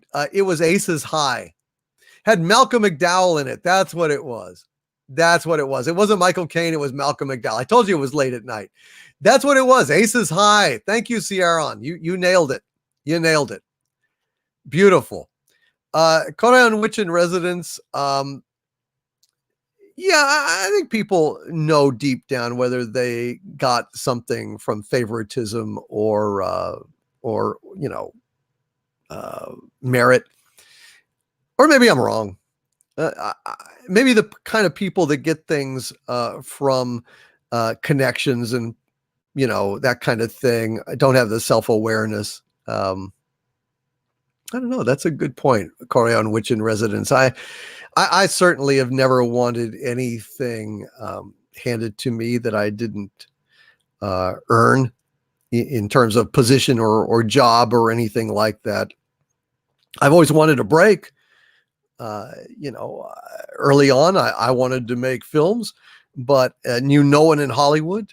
Never got kind of a shot at that. And now I thank God I didn't, because I'd much rather be here doing this than making crap that's woke in Hollywood and having to kiss the ass of woke wonders out there. Much happier here. Much happier here. Mexican Iron Man. Damn it, Mexican Iron Man. It slipped my mind that we were going to have you on this week. Damn it. You needed to. Well, I don't blame you. I wish I had been reminded, Mexican Iron Man. Damn it. Are you still out there, Mexican Iron Man? Hail Mexican Iron Man with a $9.99 super chat. Thank you, my friend. Mexican Iron Man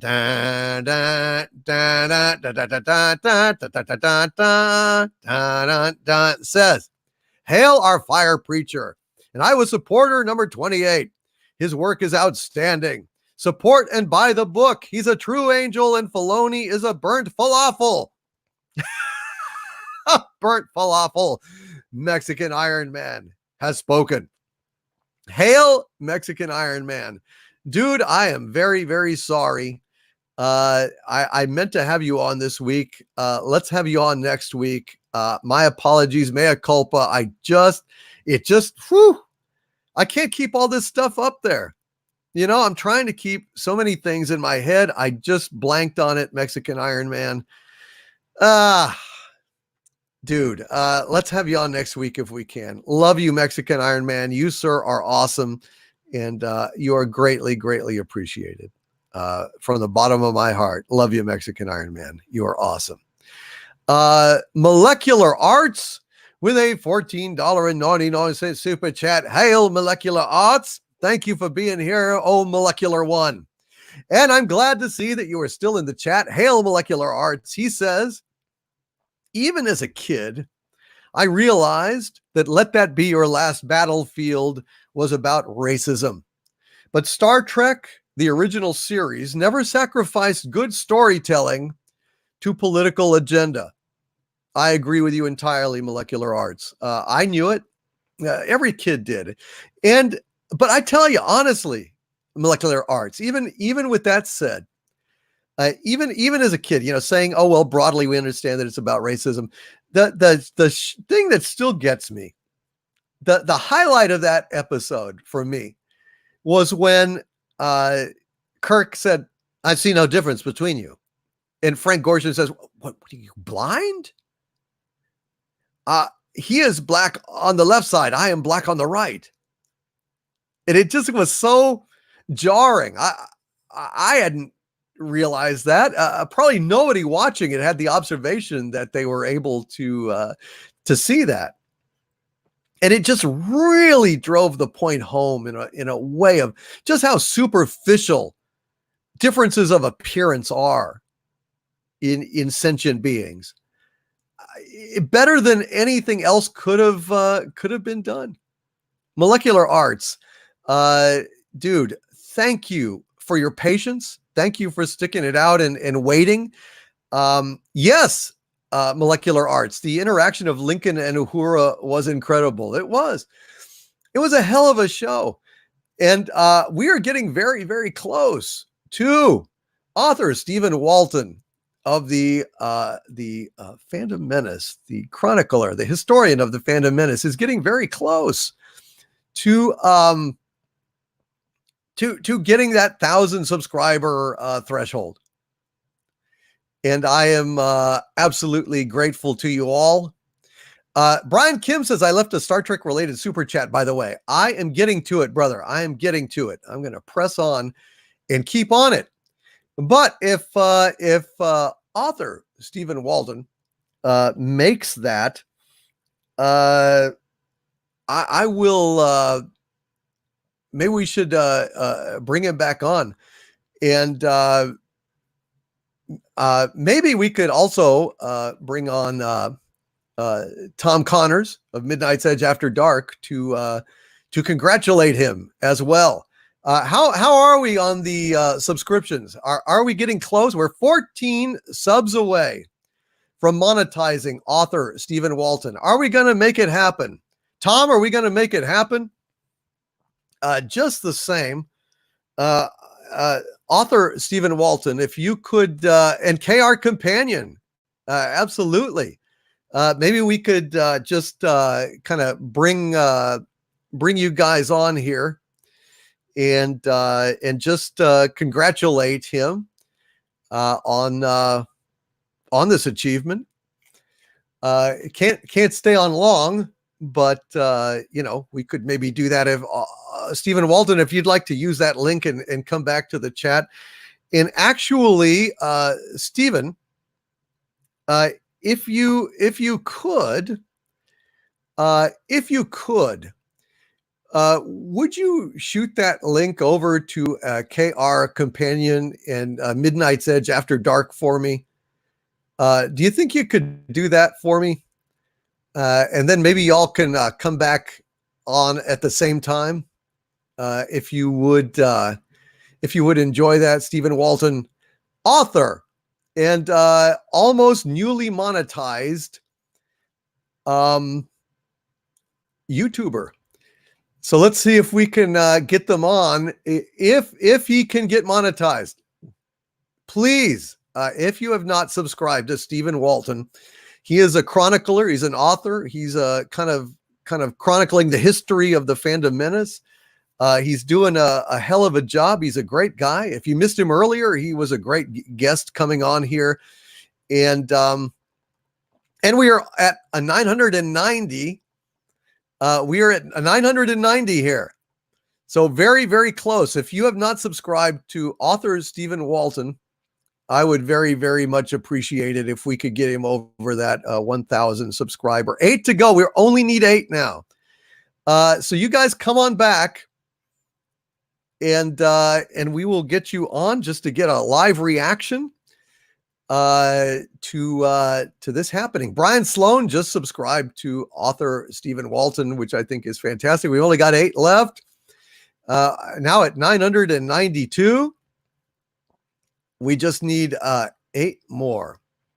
Yeah, a watch time is also a necessary component of monetization, but also has to be sub count. So hopefully this will happen. We've got 6 now, just 6. Could the Wrenches put the link to his channel in the chat here real quick, and let's see if we can't get him over the edge. A subscription telethon. That's right. That's right. He's a great guy. And you have to be approved, but still, it's a necessary first step to get 1,000 subscribers. So 996, and we've got 996. We need 997. Do I have 997, 998? We've got 2 more. We've only got 2 more. Can we get author Stephen Walton back here onto the channel? We are waiting. We've only got 4 more. We are almost there. Can we get them back here? Can we get them back here? Is it going to happen? Is it going to happen? Need 1 more. Wilhelm Morrow just subscribed to author Stephen Walton. And it looks like we've hit 1,000. We have hit 1,000. Come on, Stephen. Come on back on the show. Click the link. Come on. Come on and come on and address everyone and say thank you in person. Come on. Come on back. You've got the link. Let's go. Hail, Tom. How are you? Hail, Overlord. How you doing, sir? Good. Looks like we got him. Congratulations, Steven. I'm sure he's scrambling to try and get his head set ready and all that good stuff. Well, he was set up earlier. I mean, he should yeah, here. Take his clothes off when he's done. Here. Oh, he took his clothes off. Well, he's either that or naked all the time. He is right here. Author Stephen Walton. Hello. He put a shirt on. I did put a shirt on. I'm not wearing pants though, Tom. Hail, Lord Doomcock. Chat. I want to tell y'all something. I tell this to up and coming people all the time, up and coming creators. Don't get jealous of other people's success. Don't talk trash on other creators. Always support the people around you. Sometimes when you talk to somebody, they may disappear and be doing their own thing and growing their own stuff on their channel. But always know that they're your friend. They'll come back around. Friends come back around. You get together with a good group of people and you promote yourself. You be honest. You be true. And you don't crap on other people. And we will rise together. Thank you very much. Thank you, Lord Doomcock. Thank you. You are very, very welcome. Author Stephen Walton. I am honored to have been playing a role in getting you over this milestone. Makes me very, very happy indeed.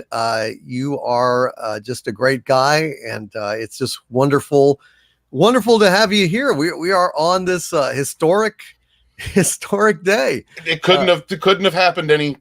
It's a dream, man. It couldn't happen any other way. I've been listening to you for 2 years since you were under 1,000 before you were monetized. I've been listening to you, and you've been there for me for 2 years through the ups and downs, through everything that's happened in the industry. You've always been that voice. You've always been that voice for us, for we the fans. This couldn't have happened any better way, man. This is a dream. Thank you.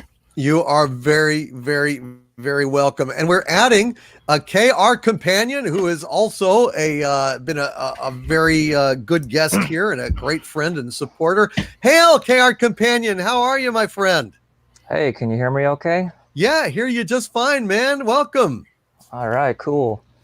Yeah, hey, congrats on your subscription there, Steven. I know you worked really hard for this. Thank you very much, Nick, and thank you for reaching out to me a year ago to create the covers for the Fandom Menace volumes because you wanted to do it. You needed to do it because you love the Fandom Menace. You've been on the ground with me from the beginning. We've been together in the chats with our brothers and sisters, and you've been invaluable to me, Nick. Nick gave us 2 different types of TFM logos. He gave it to the community, and use it. He's got a store where he's selling shirts with those logos on them. Support him. This is our Fandom Menace Volumes illustrator. Outstanding, KR companion. Thank you, brother. Well, I'm confused. Doomcock has one of my shirts too. I do indeed. Oh, wow. I'm very delighted to have one of your shirts. And I mean, you sent me the whole shebang, the book and metal diagrams of Kit. And it's just awesome stuff, man. Absolutely awesome. Well, how could I not? I mean, come on, it's Doomcock. Thank you, man. Tom, you were saying something you didn't know or you were confused. I'm just something. confused what we're celebrating here. What subscription Steven bought? Was it Life, People, Playboy? It was Penthouse. Penthouse, good choice. No, I'm kidding. I am kidding, of course. Contributor on the forums. I'll never forget the letter that I assume he wrote. I mean, you piece these things together, but it was like something I'll never forget the day that I walked in to the salon and found a People magazine folded open with a picture of Ryan Johnson in it. Well, I couldn't believe it. His round head was right there in the lobby. I was bored and there was nobody in the area. They were all busy attending to the other customers. And I thought, well, why not get better acquainted with Ryan in my own special way? I'm kidding. It was a joke. It was a joke. But I figured only somebody in the Fandom Menace would understand and use Roundhead as pornography, which is really the only fitting use for Roundhead. It's not even fitting for that. So maybe for scat. Yeah, scat. It's good you're for running lining low your on TP. cake. Yeah. Yeah. Well, congratulations, Steven. Yes, that's what I was about to say was congratulations, sir. You've earned it. You've been a supporter for the Fandom Menace since I can remember. And I mean, just to watch all your growth and other people along with you that are part of the, fandom community. It's spectacular to see, guys like you get to this point. It's a big deal. So congratulations. Thank you. It's Thomas, because of people like you. We rise together. This was a culture that we learned from, the first wave, the voices, when Gary and Doomcock would get together and talk, when Jeremy would invite people onto a live stream, the High Council, all these different, this culture that was created of helping everyone rise together. And I watched people like Ryan Cannell and Drunk 3PO and you, and Mecha Random and, all these different people doing it. And fight. Didn't matter the sub count. You guys would reach out and hang out with people and elevate them. And so I want that culture to continue on. So the people that I'm working with, the smaller channels, the Culture Casinos and the West Moody's and all those guys, I want to make sure that we echo that culture. We respect what you guys imparted to us, and then we'll pass that baton on to the next crop of up and coming channels. Absolutely. Amen. And it is important. There are channels out there that try not to succeed on their own merits, but to attack other YouTubers, try to drag other people down. Mm-hmm. And that's no way to advance. You've got to tend to your own content. You've got to, it is a meritocracy to some extent in YouTube. And, you cannot, get by trying to drag other channels down. Questar says it perfectly. Respect the fans. And you're not respecting your fans if you're just building yourself on degrading others consistently. You're not. Yeah. Yeah. It's not a good look, and it never works. No. It just never works. I never, not even YouTubers that have attacked me in the past, I never say bad things about other YouTubers. I do not do it. So I think it's just the way Gary functions that way. I function that way. And I think that's the way moving forward. It is the way, wouldn't you say? It is the way. Real quick, I just wanted to let you know, because I know you're into this kind of thing, and Gary, that my buddy Final Death Star has been out in the California desert taping UFOs, taping lights in the sky for the last week. He's shown me some videos and clips. It's pretty cool. Oh, nice. Yeah. Well, I'd love to see them. Yeah, I'll tell him to pass them on to you. Thank you. Yeah, man. I appreciate that very much. Any of you guys want to say anything to Stephen or want to say anything to the audience before we move on? Because I got a whole ton of super chats I got to get. I know you do. But anything you want to say, please go ahead. Okay, gentlemen. Either of you. Stephen first. I was going to say. Stephen, go ahead. Oh, me. I want to say thank you very much. Thank you to my brothers and sisters in the chat. This journey started with you. This journey started because of people like Doomcock, and a new story has begun, the closing of the old, because of Lord Doomcock. Hail this man. Share his videos. Get his word out there, because he speaks for us. Hail Lord Doomcock. To my brothers and sisters in the chat, I love you. I am author Stephen Walton, the Fandom Menace historian, your historian, born in the chats of Overlord DVD. Wash your hands, wash your ass, be good to each other. Peace. Hail, I love that. KR Companion, man, we haven't talked in a while. We need to have you back on the show for an extended period. This was kind of impromptu, but please, anything you would like to say, my friend? Absolutely. I just want to say that it's important to remember that within any franchise, the fans give the property its value. And that's one thing that Disney and Warner Brothers and other movie studios and production studios seem to forget. Like, we're the reason, especially with Knight Rider, that these studios make money off merchandising, why they sell multi-$1,000 licenses to toy and merchandise producing companies. You know, we are the lifeblood of entertainment. So as the customers, we do have a right to say, we don't want to see you treating our heroes like garbage. We don't want to see you using revisionist history to push an agenda. We just want good, wholesome storytelling and the God-given right to enjoy escapist entertainment on our terms, not to be judged on the merits of our opinion, but the merits of our character. And I don't know where else I'm going with it, but basically, you know, we are important. We are the reason you have a job. And the day you forget that is the day you get the pink slip and you wonder what happened. Yep. Without respect, we reject.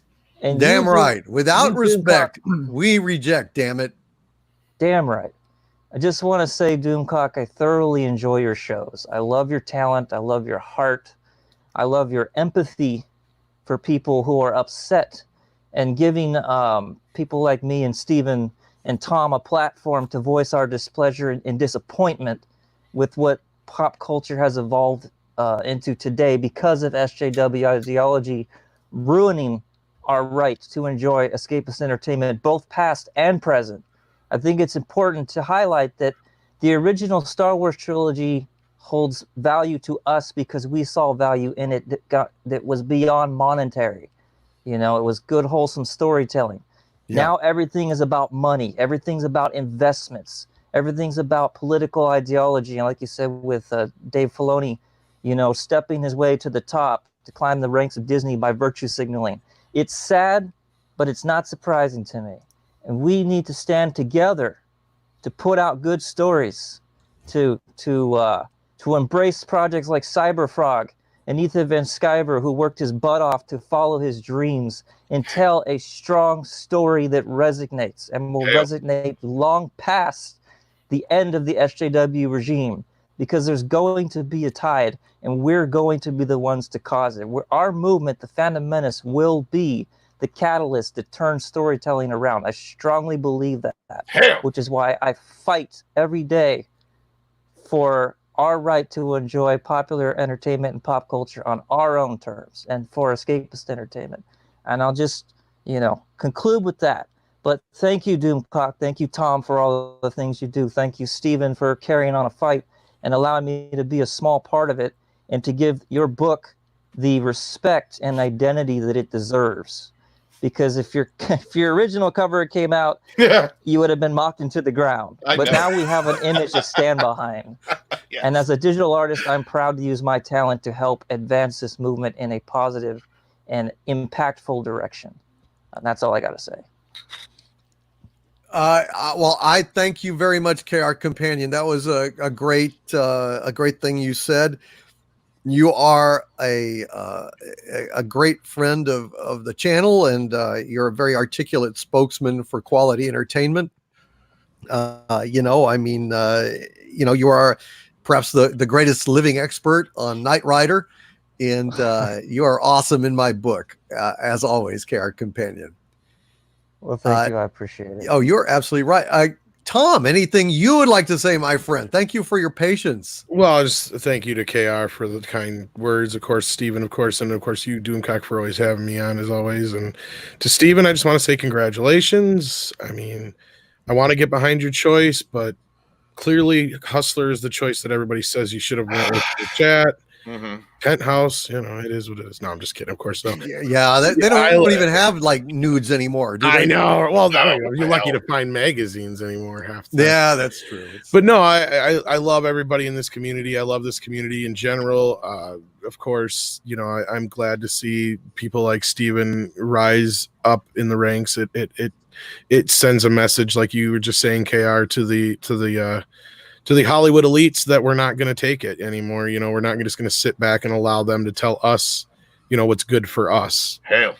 So yeah, definitely. I just second everything you guys said. So, well, you guys are great. I can't believe that we were here to witness author Stephen Walton getting his 1,000 subscribers. I think that's absolutely fantastic. How much did you have at the start of the evening? I had 860 something. I say it was over 100 you ended up doing to get this. Yeah. Yeah. Oh yeah.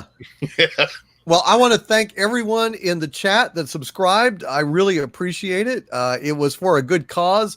This guy is awesome. And I just thank you very, very much for supporting it and making this dream come true. And I want to thank Tom Connors Jr., my friend, who gave me a similar break way back when. Helped me out, getting me out there, getting me noticed. Really appreciate it, Tom, very much. You and Captain Rob and Andre are just like family. KR Companion, author Stephen Walton, God bless you guys, and I hope this will make your weekend a lot nicer now. It will. Now I get to packaging up the 75 books I just picked up from the printer and shipping them out to backers. So yes, great weekend. Hail Lord Doomcock. Hail the chat. My love to all of you. All right, you guys. Love you guys. Thank you so much. And we will have you back sometime soon. Tom, I will have you back next week for sure. Sounds good. And thank you all for being here tonight. Thank you very much. Thank you, guys. Yes, sir. Best of luck. Good night, you guys. Well, all righty then. We're going on, folks. We have got a number more of super chats and probably some songs to do and goofiness to purvey, some frolicking to do. We still have some frolicking to do, folks. And I thank you all for being here tonight. This is awesome. Sarah Johnson, the Lady Viking herself, with a $5 super chat. Hail, Sarah Johnson, says, my lord, I am enjoying myself. Filoni is a traitor and a simp. Thank you for your prayers and keep praying for my family. Absolutely, Sarah Johnson. Thank you for being here. Can you do me a YouTuber song before I head to bed? Asked Tom. Well, let me, I did the stay a YouTuber song. I don't think people would want to hear that again. Am I right, or would you want to hear it again? Let me see. I do have one. Here's one that was like the original one, Tom, that we haven't done in a while. It was set. Hecate's daughter says, "Do it again." Y'all want me to do it again? Well, okay. No. That's fine, Tom. You just weren't here. Oh no, I'm not leaving yet. I got tons of I've got tons of super chats to do yet, so I'm not leaving. Not leaving yet. Okay, well let's go ahead and do it then. Let's go ahead and do it. Stay a YouTuber, Doomcock's anthem. I've been a YouTuber for many a year, and I thank you all kindly for joining me here. No matter what problems we're thrown by the score, I will stay a YouTuber forever and more, and it's yay forever. Yea, forever and more will I stay a YouTuber, forever and more. They came for me Star Wars, they came for me Trek, they killed Doctor Who, made pop culture a wreck. And now the merchandise will not sell in the stores, and I'll stay a YouTuber forever and more, and it's yay forever. Yea, forever and more will I stay a YouTuber, forever and more. I wonder what franchise will be next to fall. A Babylon 5, they'll murder them all. But we'll be the last standing, we'll show them the door. And I'll stay a YouTuber forever and more, and it's yay forever. Yea, forever and more will I stay a YouTuber, forever and more, and it's yea forever. Yea, forever and more will I stay a YouTuber, forever and more. Stay a YouTuber forever and more on Friday Night Frolics. Thank you guys for making this dream come true. For author Stephen Walton, and hail to KR Companion and Midnight's Edge After Dark. Thank you guys for being on here tonight. Let's see what do we got here. Wolven Strife with a $2 super chat. Hail again, Wolven Strife. You've been very kind to me tonight, my friend. I thank you very much. He says, execute order 69. Giggity. Thank you, Wolven Strife. Execute order 69. I like this order 69. I'd like to go ahead and execute that if I was a Sith. That would be my favorite order to execute. Hail Darth Zato. Thank you, my friend. Fluttershy stays high 420. Thank you. Hecate's daughter. Thank you very, very much. Let's see what we got here. Thank you, Wolven Strife. Weaponized Nostril Flare with a $20 super chat. Hello, Weaponized Nostril Flare, sir. I am greatly appreciative. And he says, hail, Doomcock. I'm tap dancing into the weekend, beer in hand and dreaming of better days. Like when Star Wars was still Star Wars and Kennedy was still answering phones. Thank you, Weaponized Nostril Flare. Yes. Star Wars was still Star Wars and Kennedy was still answering phones. Those were the good old days. Baseball, hot dogs, apple pie, and Chevrolet. Damn right, Weaponized Nostril Flare. Thank you very, very much, my friend. Tap dancing into the weekend. Sounds good, brother. Thank you for that super chat. I hope you are still here, Weaponized Nostril Flare. My super chat is fist bump and clapping for the song. Thank you again. Thank you, Midnight's Edge After Dark. Very much appreciate that. Let's see where that. Oh, I see it. I see it. Appreciate that, Tom. Thank you for that $2 super chat there. Tap dancing and applauding. Thank you, my friend. Very, very much, Tom. Appreciate that. You're awesome. I think it should be our anthem in general. Amen. Absolutely. I do. I stay a YouTuber forever and more, no matter what. No matter what, damn it. Thank you for the fist bump. Thank you for the claps. And thank you for being you, Tom. You are awesome. And Snarky Weezer says, nope. Thanks to you for being humble and always trying to help others. The villain with the biggest heart. Thank you, Snarky Weezer. And by the way, we need to get Snarky Weezer some subscribers as well. Snarky Weezer has a YouTube channel, 2 YouTube channels, one in Spanish and one in English. And they're both awesome. She has a charming accent too in English, by the way, folks. So you should check out Snarky Weezer's channel. She does a great, great job. Peter Shearer with another $50 super chat. Hail Peter Shearer, and thank you, brother.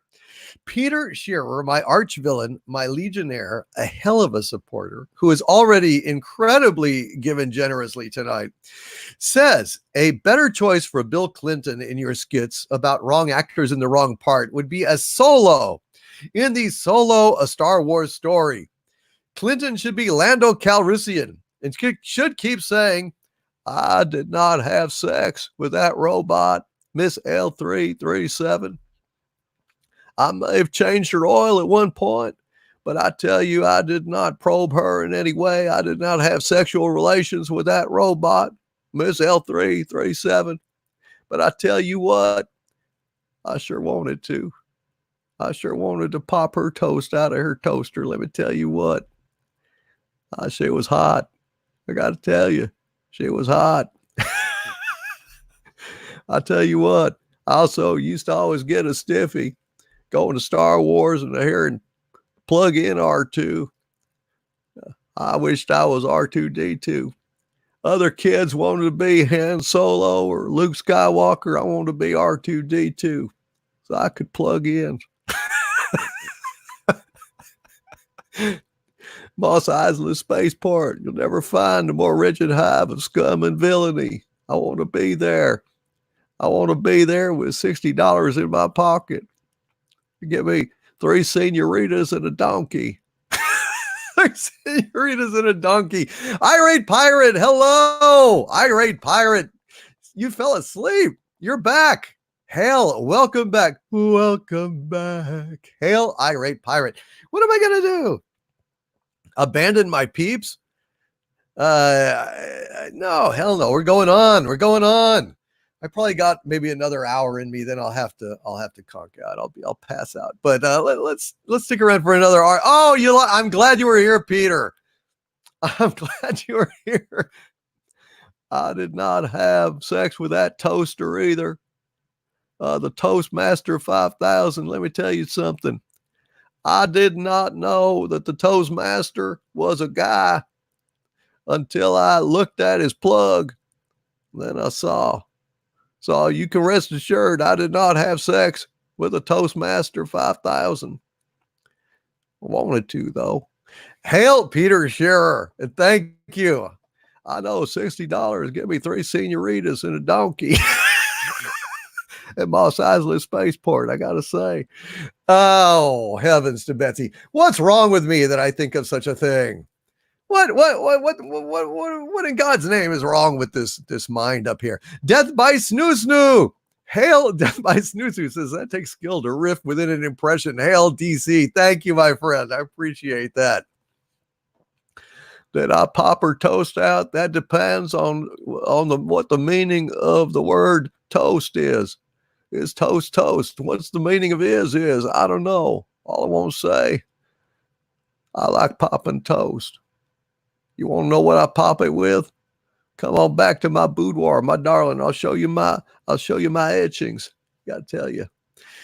Heavens to Marigatroid, says Stellar Heather. Ian Alderidge is at least a Doomcorn in the chat. Hail, Ian Alderidge. Good to see you, Ian. I haven't said good night to you as of yet. Hail, Ian Alderidge. Good to see you, my brother. Did Luke get his power converted from Moss Eisley prostitutes? Asks Cats of Saturn.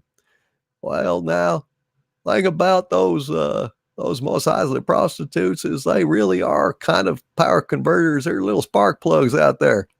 I'll tell you something. They sure do get my ever ready running. Oh dear. See what you started, Peter Shearer. Heavens to Betsy. Heavens to Betsy.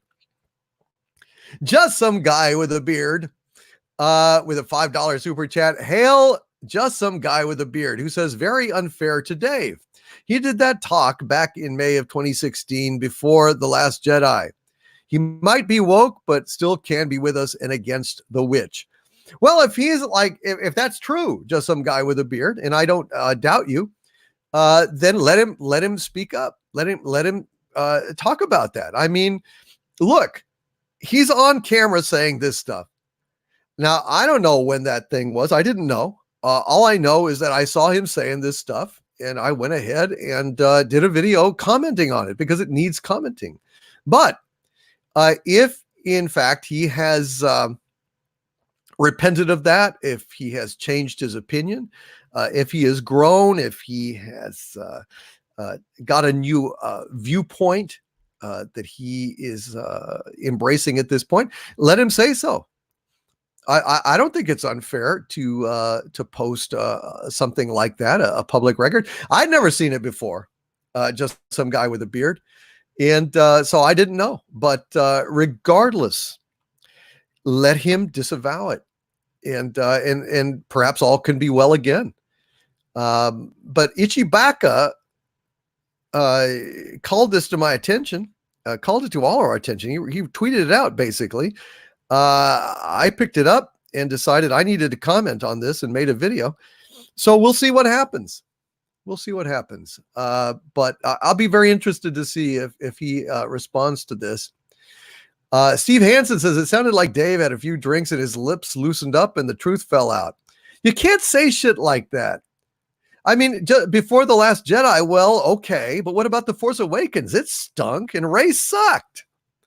So, listen, let him do a correction if he wants to. I'll listen. I'll keep my mind open. Thank you, just some guy with a beard. And, Ro Diablo, my chat broke trying to give Ian a Doomacorn friend. Weird. Trying again. I'm sorry to hear that, man. And hail Cardinal Sin, talking about pop music. He can't disavow that publicly and keep his job, says Loquacious Primate. Well, I don't know what to tell you, man. I'm not Dave Filoni's babysitter or something. And Ro Diablo has got a Doomacorn in the chat to keep Ian Aldridge's Doomacorn in the chat company, and they can race together. Thank you, Ro Diablo. Weaponized Nostril Flare has got some salt super sticker in the chat. Thank you very much, Weaponized Nostril Flare. Very, very much appreciated. Donald J. Hamilton with a $4.99 super chat. Hail Donald J. Hamilton, who says, my liege, great video on HBO. If you're talking about them taking Gone with the Wind off of their video, well, that's another one that hardly did anything as well. So I'm being sandboxed by YouTube. Yule Brunner, no, I've not gotten to your super chat yet, Yule. I've not skipped any. I'm actually proceeding upwards now. I have not seen it as of yet, Yule. I have not seen it yet, but I will read it as soon as I get to it. Thank you, Donald J. Hamilton. I'm glad that you enjoyed that video, although hardly, it has not gotten a lot of attention. It's been a very poorly performing video, which sucks. Really sucks. Brian Kim with a $1.99 super chat. Thank you, Brian. You said you sent this earlier, and now I have finally arrived at it. Thank you, Brian. He says, finally saw the menagerie. I wish I saw it earlier. The menagerie is great, isn't it, Brian? It's a good episode, man. I'm glad you were watching some original Star Trek. It's some of the best stuff that you can watch. Hail, Brian Kim, and thank you, my friend. I'm glad you saw it. Congratulations. You've taken your first step into a larger world. Hail, Brian Kim. Donald J. Hamilton with a $19.99 super chat. Thank you very much, Donald J. Hamilton. I greatly appreciate it. And he says, still not home yet, guys, but want to join. Come on in, Donald J. Hamilton. Come on. You're probably here by now, aren't you? Are you here, Donald? Hopefully you made it. It's late. So hopefully at this point you made it. Brian Kim is in the chat. I'm glad you heard that super chat. He says, I wondered if I should have not seen the pilot though. Well, listen, go watch the pilot too, Brian. Check it out. I mean, I saw the cage after I saw the menagerie, long after I saw the menagerie. It's still a lot in there, and the whole of it will give you a good sense of what Star Trek could have been and what Roddenberry originally wanted it to be. I think it's a great thing to watch. You should go and check it out for sure. It's on Netflix right now. Go and check it out. Absolutely. 100%. It is worth it. T-shirted historian with a $5 super chat. Hail, T-shirted one. He says, my dear Doomcock, I have just stepped back in time, picked up all 3 Angel movies and all 6 of the Street Fighter and sister Street Fighter films. Wow. Little bit of that Street Fighter action. Isn't that Sonny Chiba, or am I mistaken, T-shirted historian? Great stuff. Great stuff. Hail, T-shirted historian. 6 of the Street Fighter and sister Street Fighter films. If I'm not mistaken, it's Sonny Chiba, but I could be mistaken. Brandon H., is there anything I need to read from you, my friend? Please let me know. I will be happy to do it. And Donald J. Hamilton, again, sir, thank you for all the chats. Thank you for the Doomacorn. Thank you for this $19.99. I greatly appreciate it, my friend. John Blade gave a $4.99 super chat, but then deleted it. So I'm not sure if he deleted it or if it was deleted, if it said something that should not be uttered, but I don't know. Thank you, John Blade, very much for that. Just the same. So I hope that it wasn't somebody else that did it. And yes, Cardinal Sin says Sonny Chiba. I have the same set. I don't have. I had Street Fighter on VHS. But I don't have it on DVD. I don't believe so. Unless it's in like one of these public domain collections or something. I've got like a couple of those that I've bought for fairly on the cheap, you know. Thank you, T-shirted historian. Mary Ashmead, thank you again for Bushiba giving me the thumbs up. You are absolutely awesome. The queen of the wrenches, Mary Ashmead. The master wrencher himself, Chris Persia, is out there.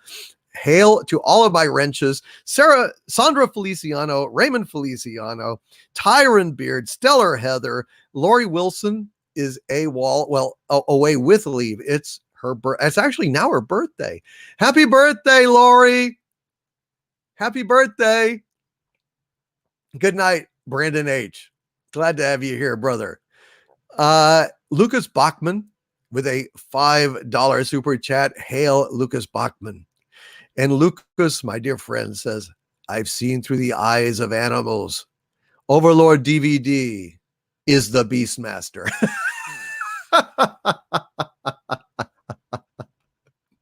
Yes. Well, earlier I was talking about how I don't have to see myself on screen, that I've identified with men, with women, with people of all races, sexual orientations, animals, you know, like Lassie and stuff.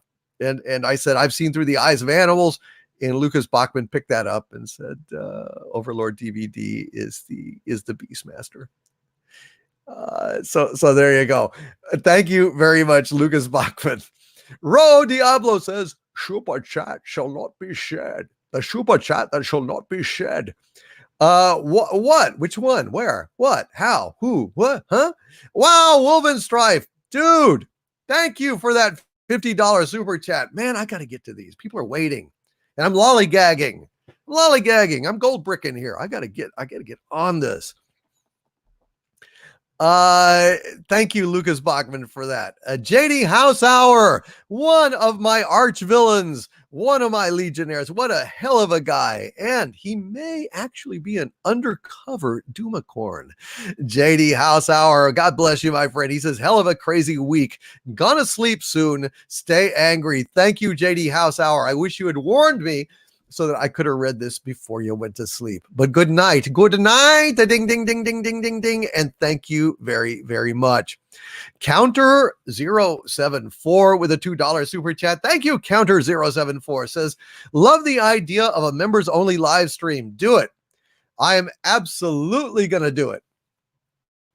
absolutely going to do it. This next week, I will be doing a live stream exclusively just for members. Now, I do as a matter of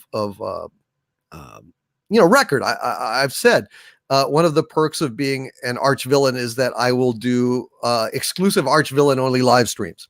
So, I mean, that's expected, and it's a delight to do. But I thought to myself, well, you know what? I haven't like guaranteed it or anything, or made it a term of, a perk. Let's say I haven't made it a perk. It's just, but just the same, I just decided I would like to do it for you guys out of gratitude for all of you who are, being channel members as Dominions, Dumentites, arch villains, doesn't matter.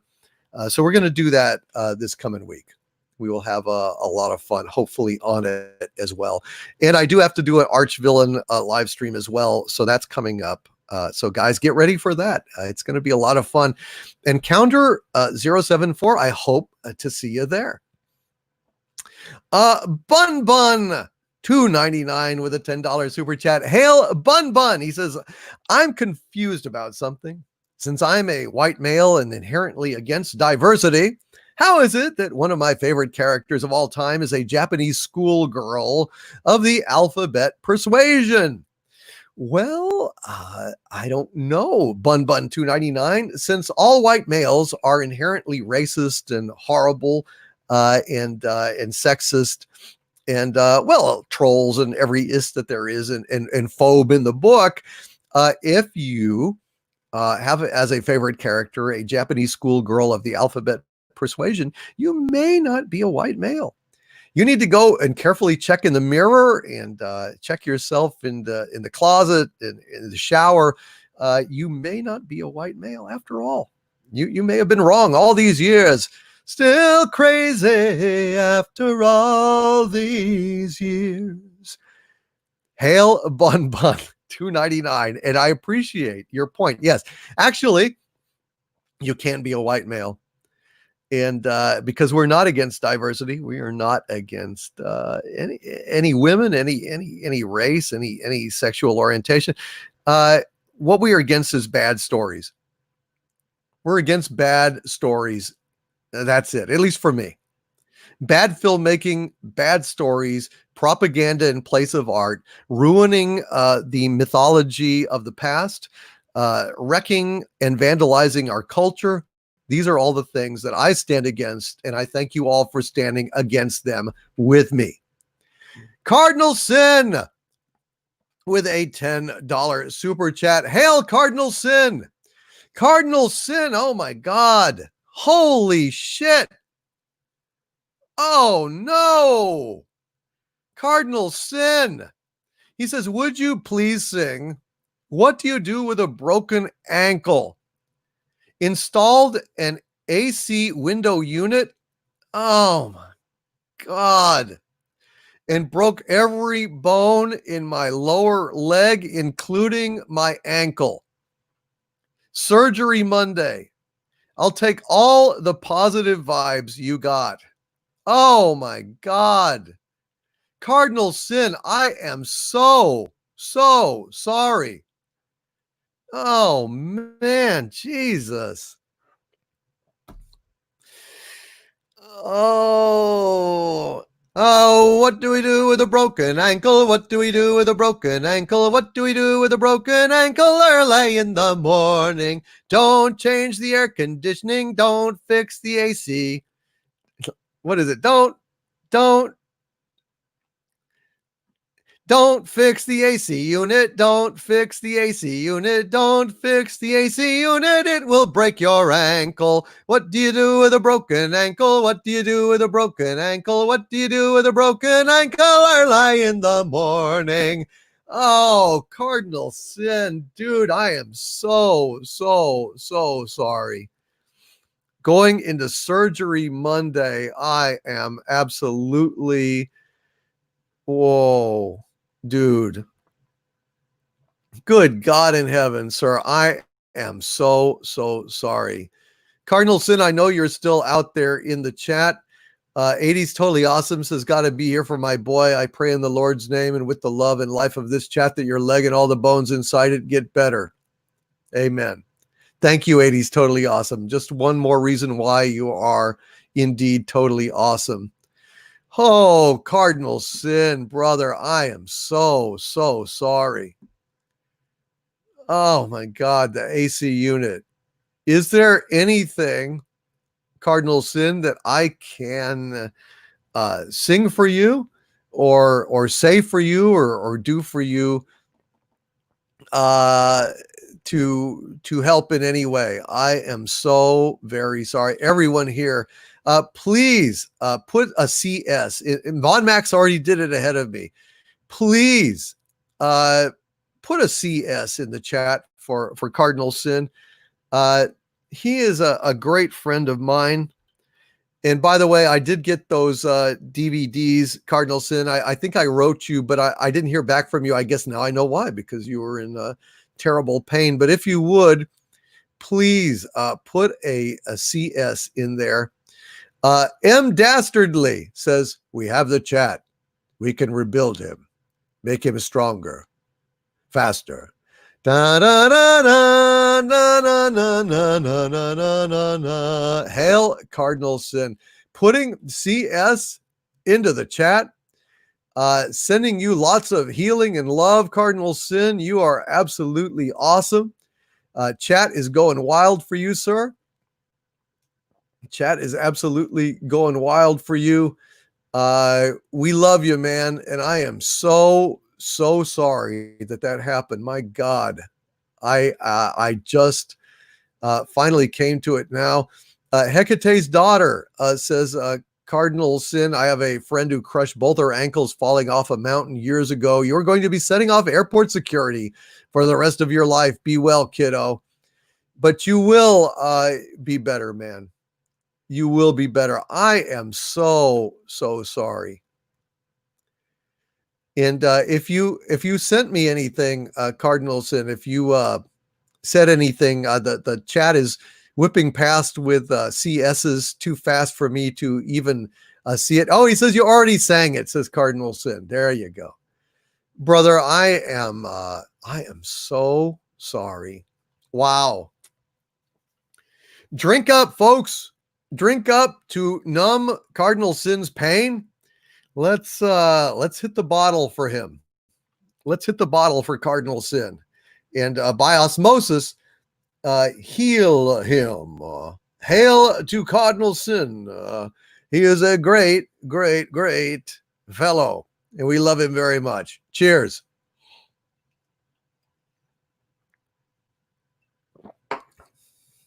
Is there a get well song? Gosh, I don't know. Have a fast recovery, have a fast recovery, have a fast recovery, have a fast recovery.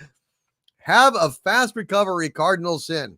Have a fast recovery, have a fast recovery, have a fast recovery. Go and push a button. You just have to pervert everything. It's not perversion, it's advocacy. You'd have made a hell of a lawyer. Yes, be sure to ask for the big Vicodin pill, says Wolven Strife. Damn right. You have earned it. You've done a man's work, sir. I guess you're done, eh? Finished. Smacking myself on the forehead with the rim of my glass, says Rojo Diablo. Holy crap, that is so bad, dude. I am so sorry. Shit. Well. Muzzle velocity. OMG, my drink is empty. No. Oh dear. Well, let's sing this for Cardinal Sin anyway. A little perennial favorite of the channel. How about a little whiskey in the jar for our friend with the air conditioner unit? Take a little drink of water here. This one's for you, Cardinal Sin. Drink them if you got them. As I was a-going o'er the far famed Kerry mountains, I met with Captain Farrell and his money he was counting. I first produced me pistol and I then produced me rapier, saying stand and deliver, for he were a bold deceiver. Mushering dum-a-doo dum-a-da. Whack fall the daddy-o, whack fall the daddy-o, there's whiskey in the jar. I counted out his money, and it made a pretty penny. I put it in me pocket, and I took it home to Jenny. She sighed and she swore that she never would deceive me. But the devil take the women, for they never can be easy. Mushering dum-a-doo dum-a-da. Whack fall the daddy-o, whack fall the daddy-o, there's whiskey in the jar.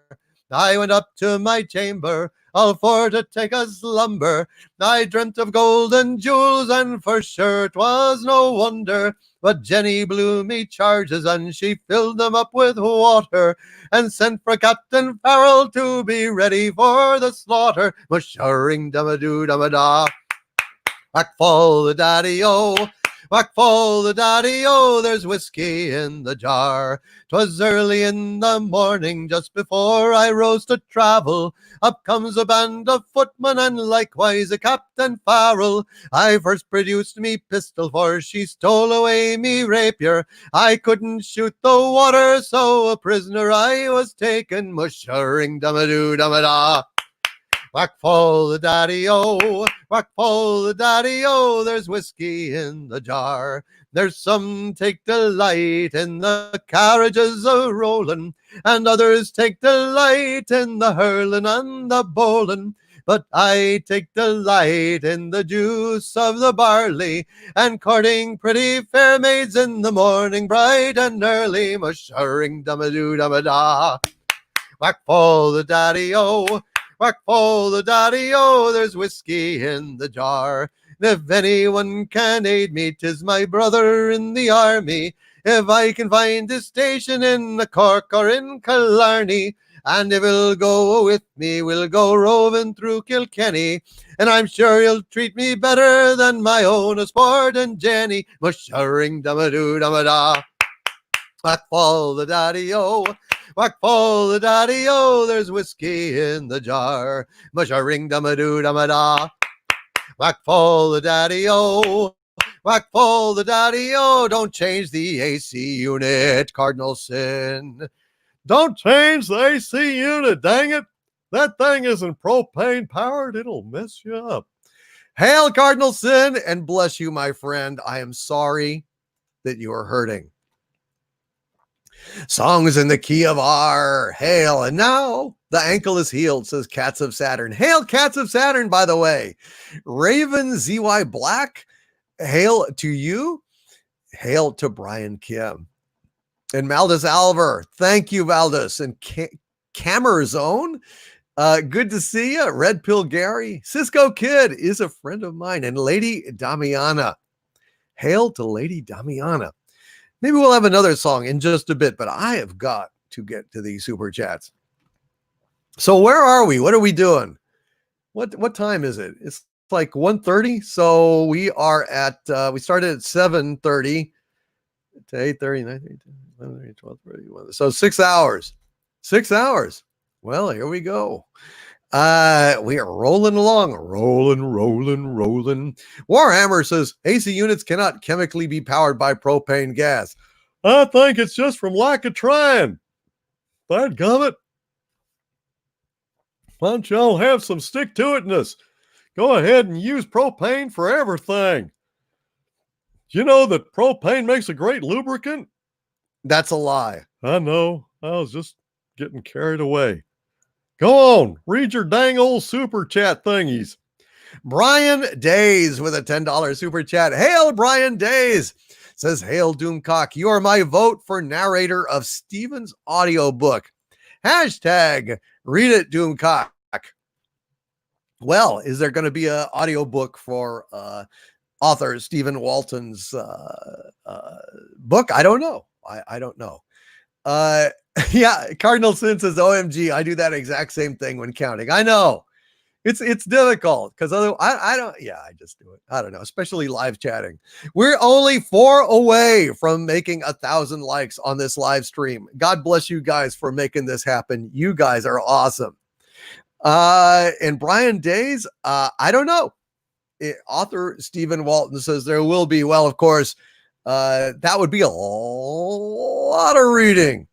So I don't know. I couldn't really volunteer to do that. That would probably be a wee bit expensive, and I don't think Stephen Walton would want to shell out bucks for that, unless he was going to do some kind of fundraiser or I don't know thing. But I mean, reading a book, that would be hours and hours and hours and hours and hours of effort, and that'd be, you know, he couldn't just do that one for free. So it probably won't happen. But thank you, Brian Days. I appreciate it very, very much. Hashtag read it, Doomcock. Although I would like to do some audiobooks sometimes. Do some Edgar Allan Poe and stuff like that. I'd pay you to read volume 2, says author Stephen Walton. Well, there we go. And we made it to 1,000 subscribers. I mean, likes. Hail. We have done 1,000 likes. Yes, well done, folks. We put Stephen Walton over the top on subscribers, and we have hit 1,000 subscribers. Thank you, thank you, thank you, thank you very, very much. Hail, Matt G. Good night, my friend. And thank you all for making this happen. Thank you all for making this happen. 1,000 likes. Author Stephen Walton monetized. It is a great day for the Fandom Menace. A great, great day. We've got I've already done these Doomicorns. We've got Crazy Cat Guy unleashed a Doomicorn and unleashed another Doomicorn and unleashed another Doomicorn, followed by Dinkamazzi with 2 Doomicorns. They are racing around the track, capering nimbly to and fro. 80s Totally Awesome with a $2 super chat. Hail, 80s Totally Awesome says, fuck Filoni. He shall get no Viking funeral. No Viking funeral for Dave Filoni. No. Phony. No, we shall not. We shall not. Hail, 80s Totally Awesome. And thank you for your patience, 80s Totally Awesome. It's great to have you here, my friend. And 80s Totally Awesome with 2 other super chats in a row. Thank you, 80s Totally Awesome. Thank you for your patience, man. He says, may he live a long life. Hashtag without respect, we reject. Amen. Amen. May Dave Filoni live a long life. No doubt about it. But no Viking funeral for him when the time comes. And 80s Totally Awesome with another $2 super chat. Hail, 80s Totally Awesome says, little wussy feminine voice. Love you, bro hug. Hail, 80s Totally Awesome. Wow. Down on Filoni. Down on Filoni. Cygnus X Games says, I can't believe what he said about Rey when she is one of the worst characters written. I know. I couldn't believe what I was hearing. Darth Gorbag says, I officially dub him Dave Phony Loney. Rice Filoni, the San Francisco cheat. Thank you, Darth Gorbag. Let's see. 80's Totally Awesome. Thank you for all of those super chats. You are very, very awesome. And holy crap, some nobody with a $2 super chat. Thank you, my friend. Says emailed an argument on why Filoni's remarks matter. Well, thank you very much, some nobody. I really appreciate that. I think his remarks matter. I had assumed, like the prevailing common wisdom, that he stood with us, and now I have doubt. I have doubt. The things he was saying are echoing all the crap that Kennedy and all these people have been saying. I find it really disgusting. I find it really disgusting. Thank you, some nobody. I will look forward to reading that. Absolutely. Okay, let's see. Rod Thunderheart sent me a pumpkin pear super sticker saying, keep it up. Hail, Rod Thunderheart. Thank you, my friend. Appreciate it. I am still pumping. Are y'all still having fun? Hopefully still having fun out there. How my wrenches holding up? You guys being okay? You guys being okay out there? Having fun? Still with me? Drinking and having fun on Friday night or Saturday morning, depending on where you are. Saturday afternoon. Hell, it might be Sunday for all I know. Sander Hammerslag, thank you for that winking super sticker of 99 cent, 99 euro, 0.99 euros. I don't know how to say it. Sander Hammerslag, thank you very much for that. Mark C.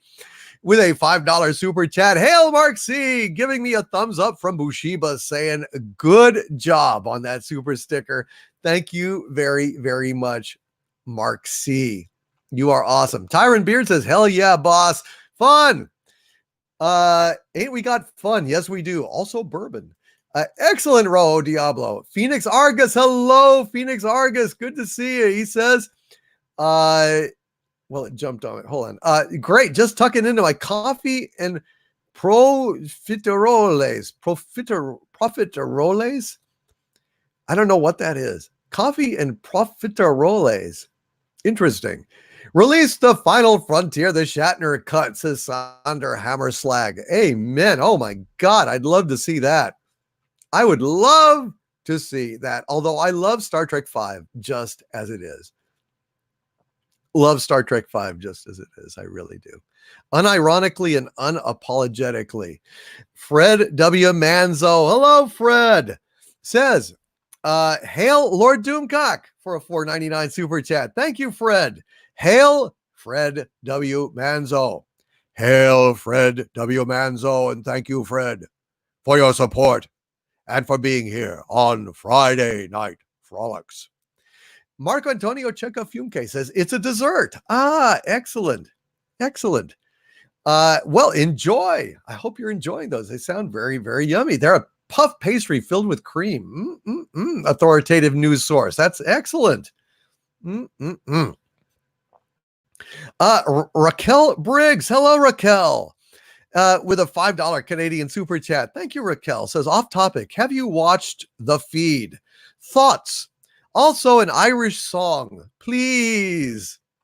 An Irish song. Hail Michael White, says, hail Lord Doomcock from Thailand. That is outstanding. Hail Michael White. Well, that's outstanding. Okay. I have not watched The Feed, Raquel Briggs. I've not watched The Feed. Profiter Rolls, says Brown Guy Jean. Thank you for that. I didn't know what the hell that was. I've never heard of it before in my life. Raquel Briggs, I've not watched The Feed. An Irish song. What would be a good Irish song? How about well, let's do how about The Daughter of Rosie O'Grady? Why don't we do that one? Yesterday, while out a-walking, I met a dear little girl. Somehow we started a-talking. My brain was all in a whirl. She said she came from old Killarney, so I started into quiz. I got a surprise that opened my eyes. For who do you think she is? She's the daughter of Rosie O'Grady, a regular old-fashioned girl. She isn't crazy for diamond rings, silkens and satins and fancy things. She's just a sweet little lady, and when you meet her, you'll see why I'm glad I caught her, the daughter of Rosie O'Grady. I'm going to ask her to marry. I wonder what she will say.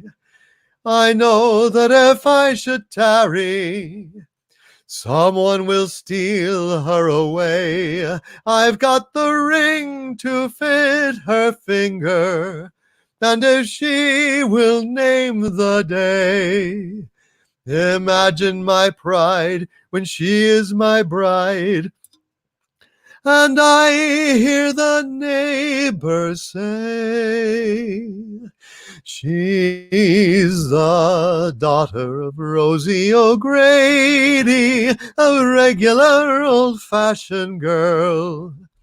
She isn't crazy for diamond rings, silkens and satins and fancy things. She's just a sweet little lady, and when you meet her, you'll see why I'm glad I caught her, the daughter of Rosie O'Grady.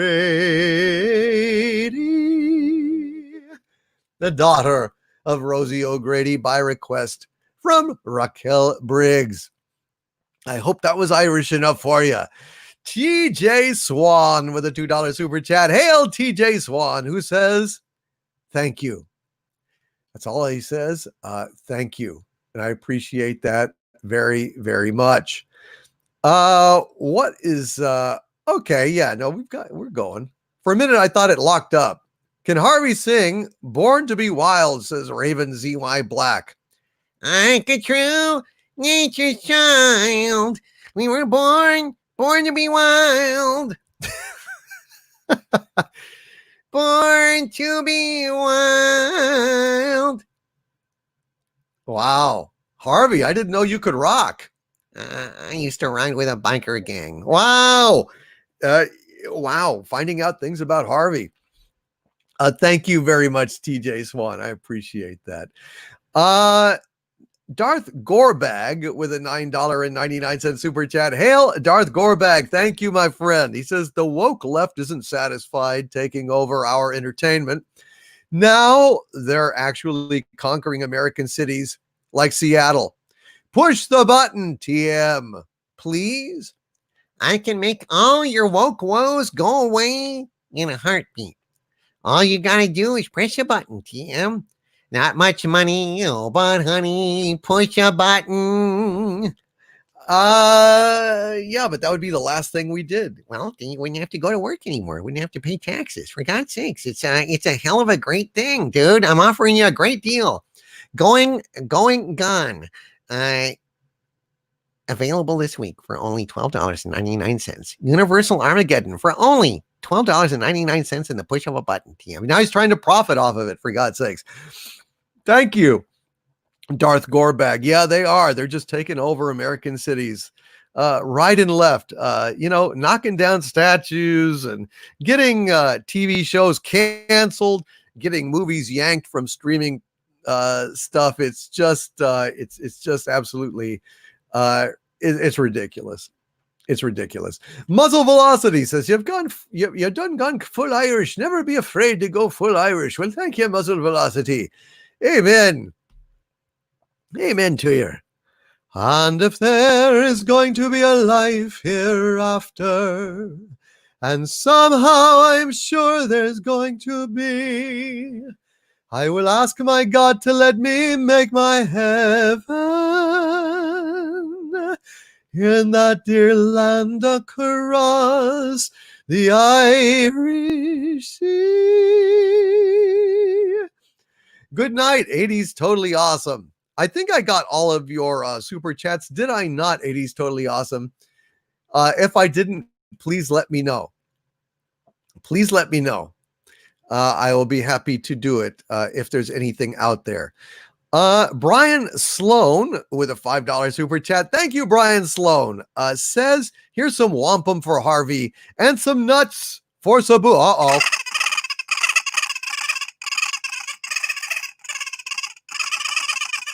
Uh-oh. Here, go get him. Go get him.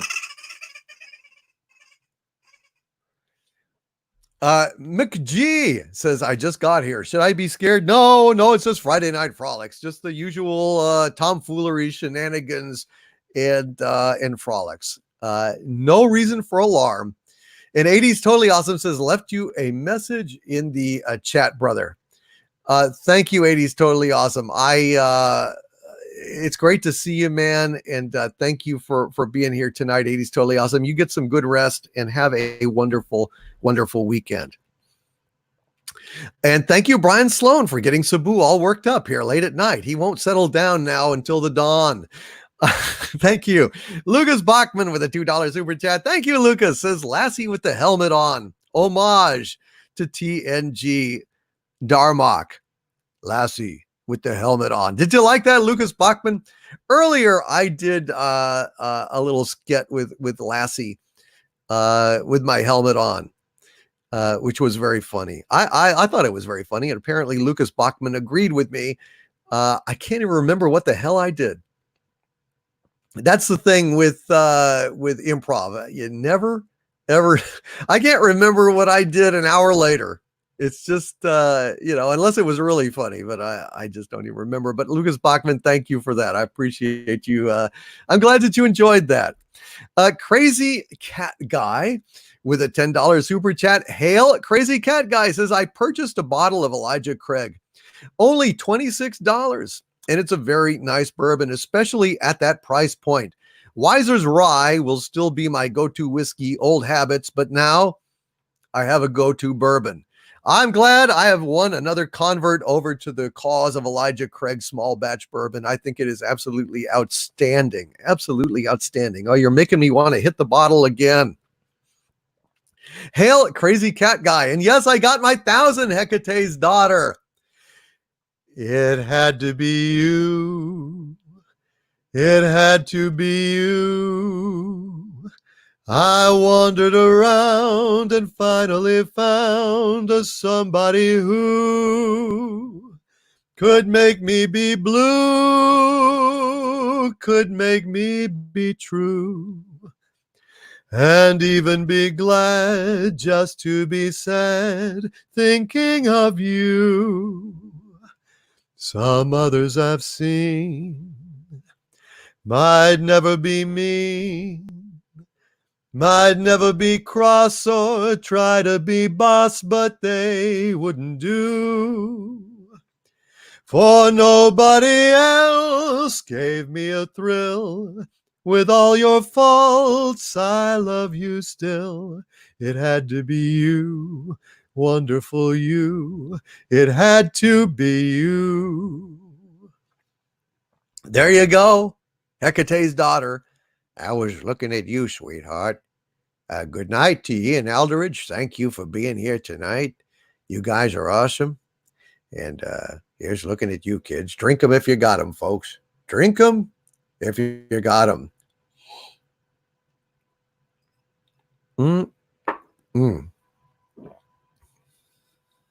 That is some good stuff. And hail, David Coleman. Good to see you, man. And Raven ZY Black has joined the channel membership, has become a Dominion. Hail, Raven ZY Black. And thank you very, very, very much. Welcome to the club. Thank you for being here, Raven ZY Black. We will be having a members only live stream this coming week. And for all my arch villains, I will absolutely be doing a arch villain chat as well. So gonna be a busy week. I'm looking forward to it. Love spending time with you guys. And I'm very happy to be able to do this for all my channel members. A channel member only live stream next week. And I will give you guys like a day's notice, like I said. Thank you, Hecate's daughter. I thought you might like that. But nobody else gave me a thrill. With all your faults, I love you still. It had to be you. Wonderful you. It had to be you, sweetheart. And hail, Raven ZY Black. You were meant to hear it. Thank you for joining the channel membership. Stellar Heather. Hail, Stellar Heather, my wrench and my friend with a $5 super chat. Thank you, Stellar One. Says, those who love, support, and believe in Doomcock will always be here. Hail the Doomicorns. Hail to the Kale. Hail Xanadoom. Hail Doomcock. Thank you very, very much, Stellar Heather. That is very, very sweet of you. You guys are absolutely awesome. You guys are absolutely awesome, and I am greatly appreciative of every single one of you. I'm glad you're having fun tonight. Stellar Heather, you are awesome. This is Daryl Foley, also known as NPR Doomcock. I'm a little too hoarse at this juncture to go ahead and do that properly, but I just wanted to say the further adventures of Daryl Foley are coming soon. They are coming soon. You've heard it from him personally. All right. Nicholas Horton with a £5 super chat. Hail, Nicholas Horton. Says it'll be worse if they decide to also replace the iconic Jaws theme. Well, I mean, either way, I'm not going to pollute my life with a damn Jaws remake or an enhanced effects version of Jaws. Not at all interested, not in the slightest. I like old school filmmaking. I think it's honest, and I think it's much more interesting and respectful. And I have no desire to look at that crap. None. Zero. Whether or not it has the Jaws theme or not. Hail, Nicholas Horton, Stuart Mitchell, the kale must grow. The kale extends life. The kale expands consciousness. The kale cannot be found at a Whole Foods because all the old birds buy it up before I can even get there. Sad, sad, sad. Mark C with a $5 super chat. Hail to the Mark C. He says the greatest Batman writer and editor to work on the character has left Gotham forever. Rest in peace, Denny O'Neil. I agree entirely. Denny O'Neil made a huge difference to Batman, and we talked about it a little bit earlier, Mark C, but you are absolutely 100% correct. I would definitely say that Denny O'Neil was the greatest editor to work on Batman, and one of the greatest writers. For me, I will never forget The Killing Joke by Alan Moore. But then again, I'm kind of a Alan Moore fanatic, so I am admittedly biased on that count. But here's to Denny O'Neil again. I will drink to that. Bless him and thank him for all the work that he did for us. Cheers.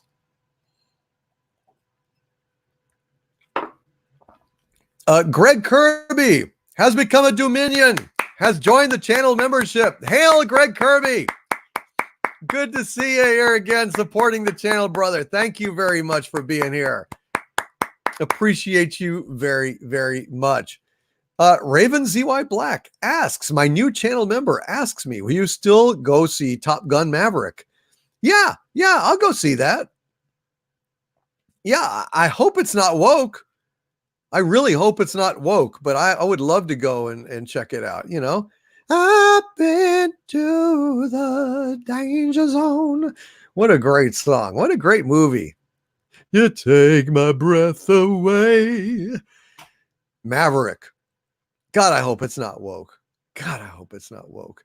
And Yul Brenner, hail Yul Brenner, says Frank Miller Batman is the best Batman.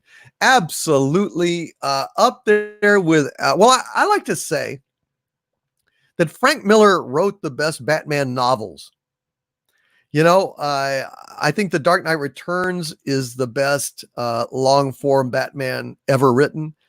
I also think Batman Year One, illustrated by David Mazzucchelli, is one of the best Batman stories ever told as well. And I would say that The Killing Joke is more like a novella or a short story. And I would say that Alan Moore's Killing Joke is the best Batman story ever told, in my opinion. Let's see. M Dastardly with a $20 super chat. Hail M Dastardly with he says, I say Dave Filoni sold out for money. If he had gone any lower during that presentation, he could change his name to Dave Filatius. That went beyond ripping on your friends. That was a full-on attack. I agree, M Dastardly. I mean, that's why I made that video. I think it was repulsive. In just 3.5 minutes, Dave Filoni basically sold us all down the river and changed how we will see Dave Filoni perhaps forever. Unless he comes out and says something about that crap, it's on, man. It's on, and it's a damn shame. And I can't believe that YouTube is screwing me like this. Just absolutely screwing me. Just this has been sandboxed and sandboxed and sandboxed. It's absolutely ridiculous. 29,000 views in 11 hours on a Star Wars video of this importance, even though it's got 2.3 thousand comments. How the hell does that happen? What is going on here? I got 29.5 thousand views. Let me look at this other metric here. Let me see what it says on here on the video tab. Yeah. Son of a bitch. I don't know. It's just unbelievable. 29.5 thousand views and 2.3 thousand comments. I mean, 2.3 thousand comments ought to be on a video that's 100,000 views. I don't know what's going on, but I just, son of a bitch. I don't like being sandboxed. Hail Draco Argentus. Good to see you, my friend. Thank you for being here tonight. I don't know. Anyway, to hell with it. Raven ZY Black with a Harriet. Oh God, Harriet is here. Hello? Did somebody say my name? Uh-oh. It's Harriet. Hello, Harriet. Hello, Harvey. How are you doing? Oh, just not wanting any litigation today. Oh, really? You don't want to be litigated, Harvey? No, Harriet. I haven't done anything. I've been very good, and I haven't said anything about you. Like what, Harvey? Well, anything. So you're just not talking about me? You're not promoting me? You're not trying to go ahead and forward me to advance me in this world, this men's world? You're not using your advantage to go ahead and boost me up? Well, I don't know what to say. Well, why don't you say you'll boost me up? Why aren't you talking about me? What is it that you're not saying about me? Well, like what? Like I'm not saying that you're a bitch? Oh, fuck. Harvey, I'm gonna go. Oh, shit. What did I say? I'm sorry. No, I'm getting excited. Oh, God damn it. Son of a bitch. I'm gonna get you, Harvey. I'm calling Gloria Allred right now. Pound me too. No. First name, Mr. Middle name, period. Last name, T. Oh dear. Well, see what you triggered? See what you triggered by posting that. Raven ZY Black triggered Harvey, got Harvey in trouble with Harriet. He couldn't keep his mouth shut. A poor bastard. Yog Sotheth, and Rabinowitz can beat Alred, says Raymond Feliciano. But the wampum it'll cost. It's just, oh, poor Harvey.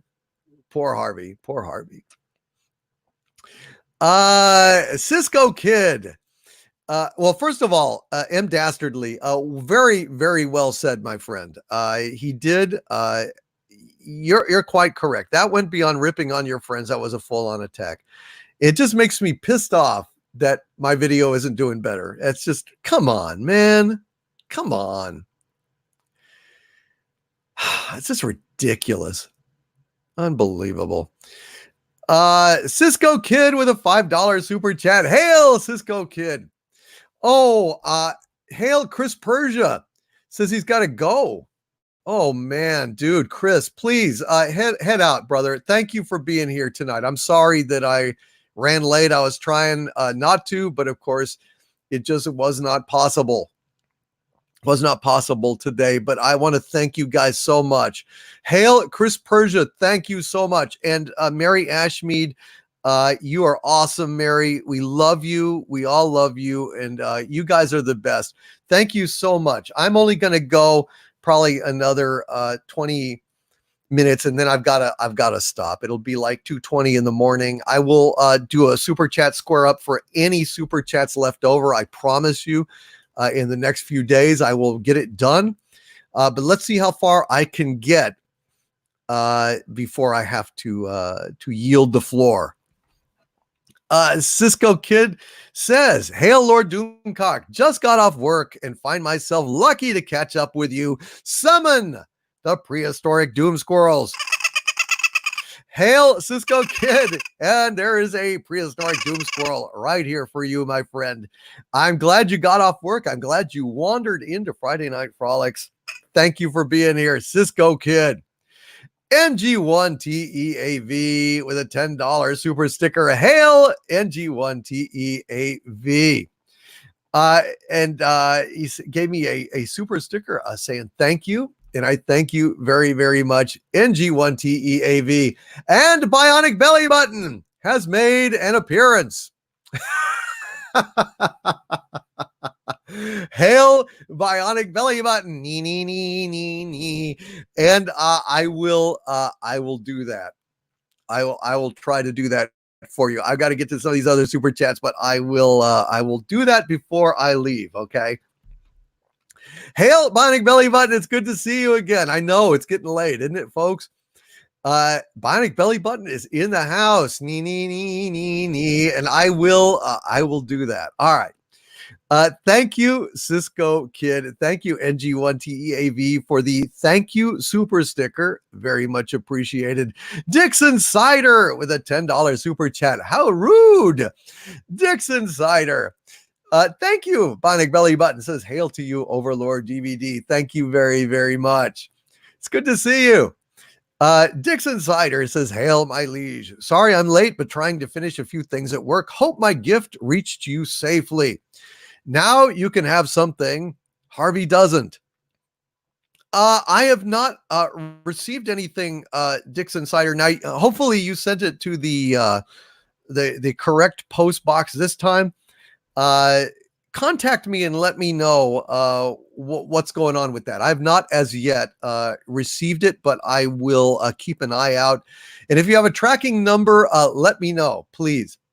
And Crazy Cat Guy, you've got a super chat. Okay, let me see what I can do here. Dixon Cider, please touch base with me. Let me know what's going on. I'd be very happy to figure out what's happening with it. Donald J. Hamilton with a $19.99 super chat. Hail, Donald J. Hamilton. And all that Donald J. Hamilton says is great song. Wow, with that $19.99 super chat. Thank you, Donald J. Hamilton. I guess you finally have arrived, sir. Good to see you, Donald J. Hamilton, and God bless you, my friend. Crazy Cat Guy, speak of the devil, with a $5 super chat. Not that you're devilish, Crazy Cat Guy. Says, when I first arrived here, my coworkers recommended 4 roses. Poured myself a glass, took one sip, and poured the glass back into the bottle. I've not had 4 roses, Crazy Cat Guy. And now I don't think I ever will.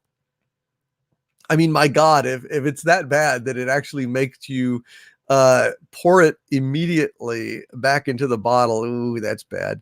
Man, I've hated being out at bars or something where you order a much ballyhooed craft cocktail and you take a sip of it and you're like, oh, I've made a terrible mistake. I will send those back. I'm not ashamed to do that. I'm the future ruler of the earth. Damn it. I should enjoy my damn drink. Thank you, Crazy Cat Guy. I'm glad I got that before you left. Darth Gorebag with a $3.33 super chat. Hail, Darth Gorebag says your singing is alleviating my depression. I'm very sorry, Darth Gorebag, that you have got depression. It's understandable in these times. I myself have been struggling with mood swings and sadness. Looking at the state of the world, looking at what's happening to my friends, my family, it's very hard. You're not alone, Darth Gorebag, and you're not, well, you shouldn't feel bad about feeling bad because, Jesus, if you can't feel bad during the madness of these times, when can you, you know? Raven ZY Black asks, what about Maker's Mark? I just bought it. I'm not a fan of Maker's Mark. I got a little bit in the freezer. I just save it, like, you know, in case of emergency, drink the rest of this, but I've not liked Maker's Mark. I've not liked it at all. I mean, it's not awful. It's not awful, but compared to the other bourbons like Bullet or Elijah Craig, it's just not there. But you may like it. I mean, everyone's tastes are different. And I certainly, you know, there are a lot of people in the world like Maker's Mark. So give it a try. See what you think. Wolven Strife with a $10 super chat. Hail, Wolven Strife. Thank you, my friend. He says, if you cherish your classic movies, I suggest investing in physical copies now, folks. The literal book burning is happening. Our cherished movies are being wiped before our very eyes. Well said, Wolfen Strife. Thank you for that super chat. And 110%. Listen, gather ye your physical media while ye may, folks. Book burning is happening. How long before you're not able to find a copy of Blazing Saddles, Gone with the Wind, any of these movies that are hilarious? They don't have a sense of humor and they want to erase it from the world. Darth Gorebag says, my point is that you help me feel better. Well, I'm absolutely glad, Darth Gorebag. You guys help make me feel better. You absolutely do. And, but I'm just saying, you know, I sympathize with you. I hear you, and I hope you feel better, man. I really, really do. And I'm glad if I could do anything to raise that spirit, I'm delighted to do it. Absolutely delighted to do it. Somebody was saying, yeah, Crazy Cat Guy says Maker's Mark is paint stripper. That's kind of how I felt. It was not a pleasant surprise when unfortunately I got a tiny little bottle of it just to taste it, and I was not great. Maker's Mark Cisco Kid with a $2 super chat. Hail, Cisco Kid says, my lord, do you know Green Sleeves? Yes,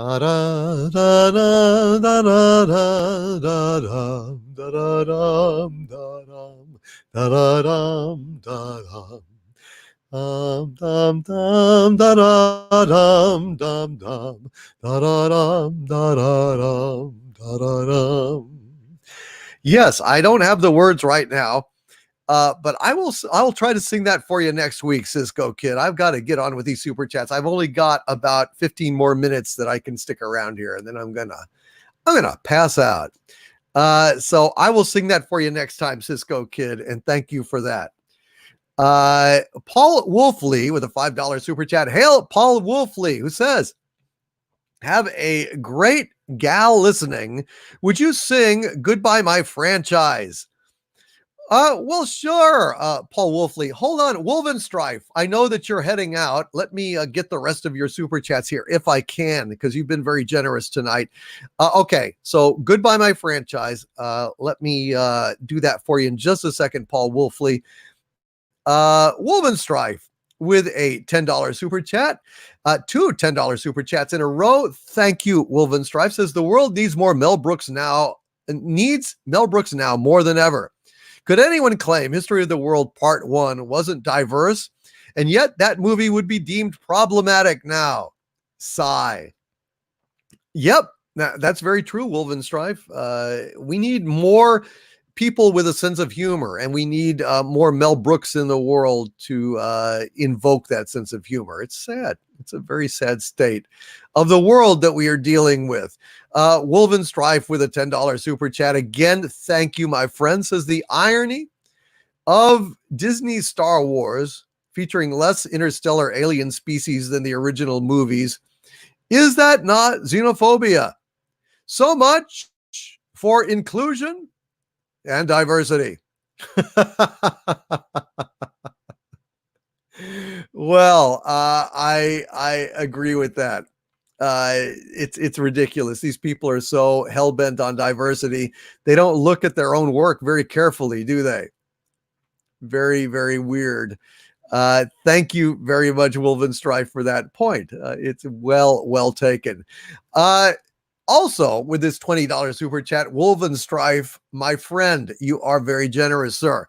He says, phony Filoni's betrayal comes as no surprise to me, sadly.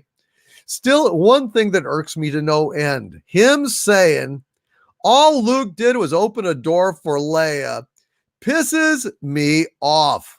I'll never trust that backstabbing snake's word again.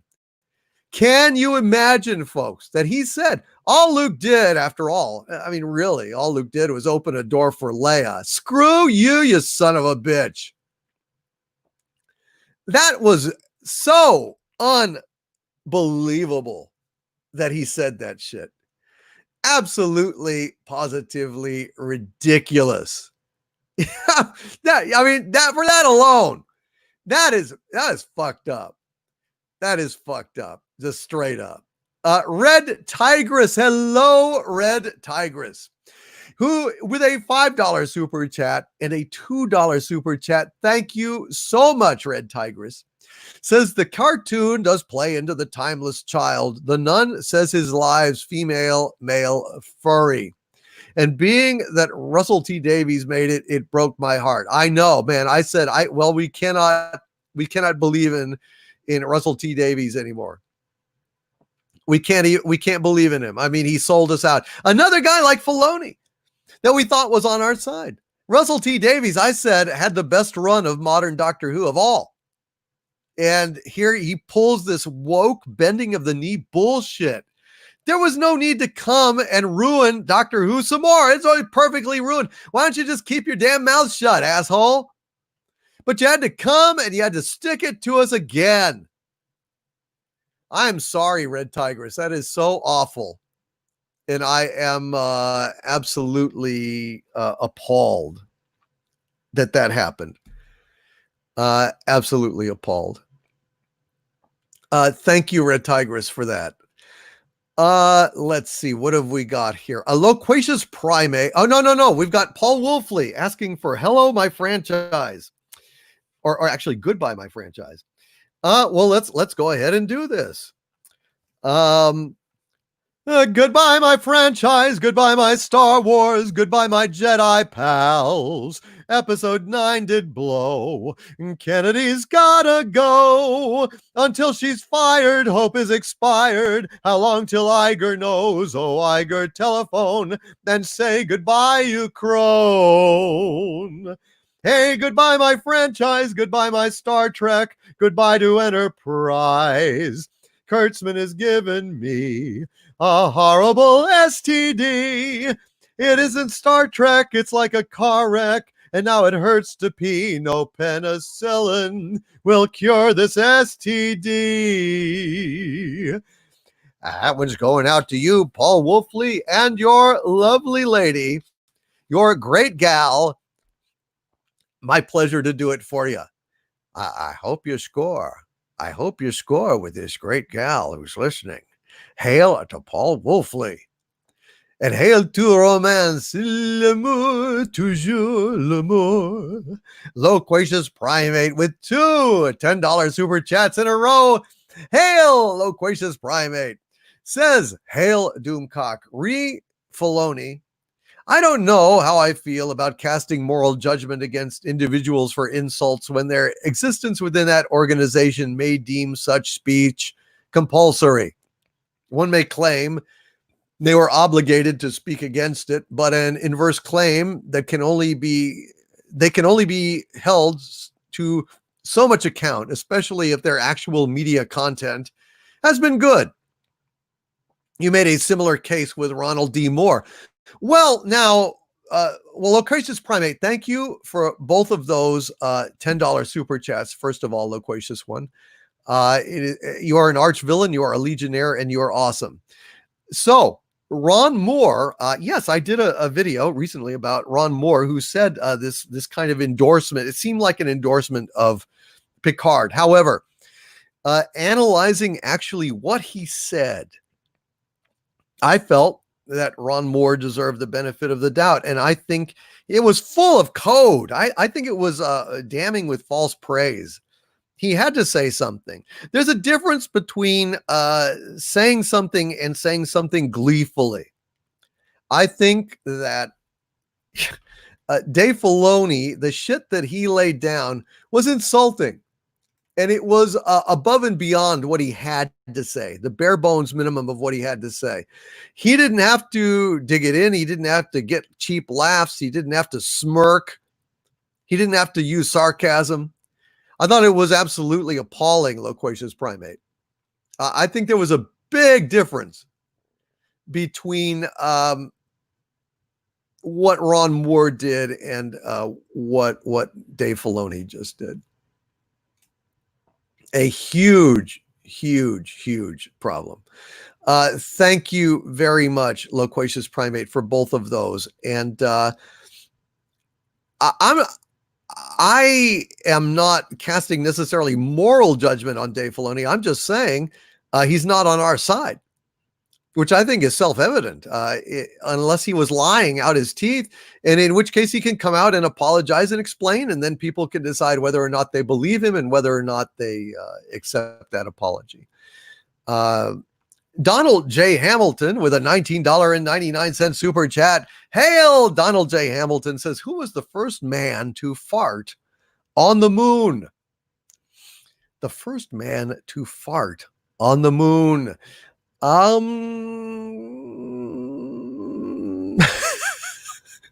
That's a weird question, Donald J. Hamilton. That is a very, very weird question. I would have to say it was probably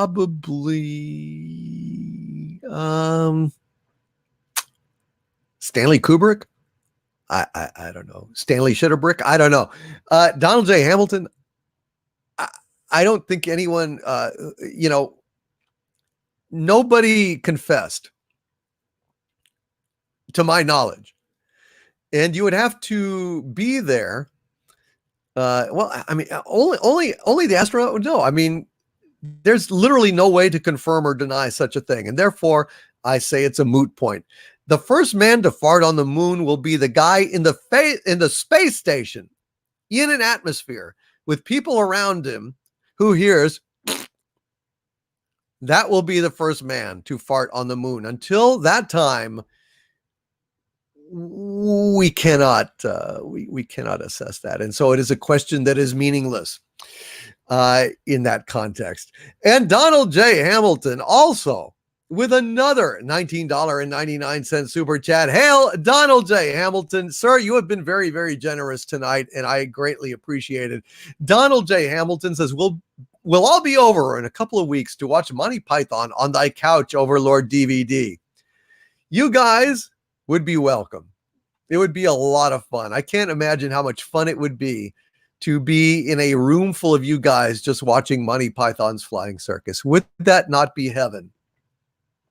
Would that just not be heaven? Just to be in a whole big room with you guys. We're just hanging out, drinking, eating pizza, laughing our ass off at Monty Python's Flying Circus. Wouldn't that be just wonderful? Gosh. I would just love that. Thank you, Donald J. Hamilton. You would absolutely be welcome. You would. Korayon Witch in Residence with a $10 super chat. Hail, Korayon Witch in Residence, who says, Hail, you mentioned hiring a master of mystic arts to close Harvey's portal.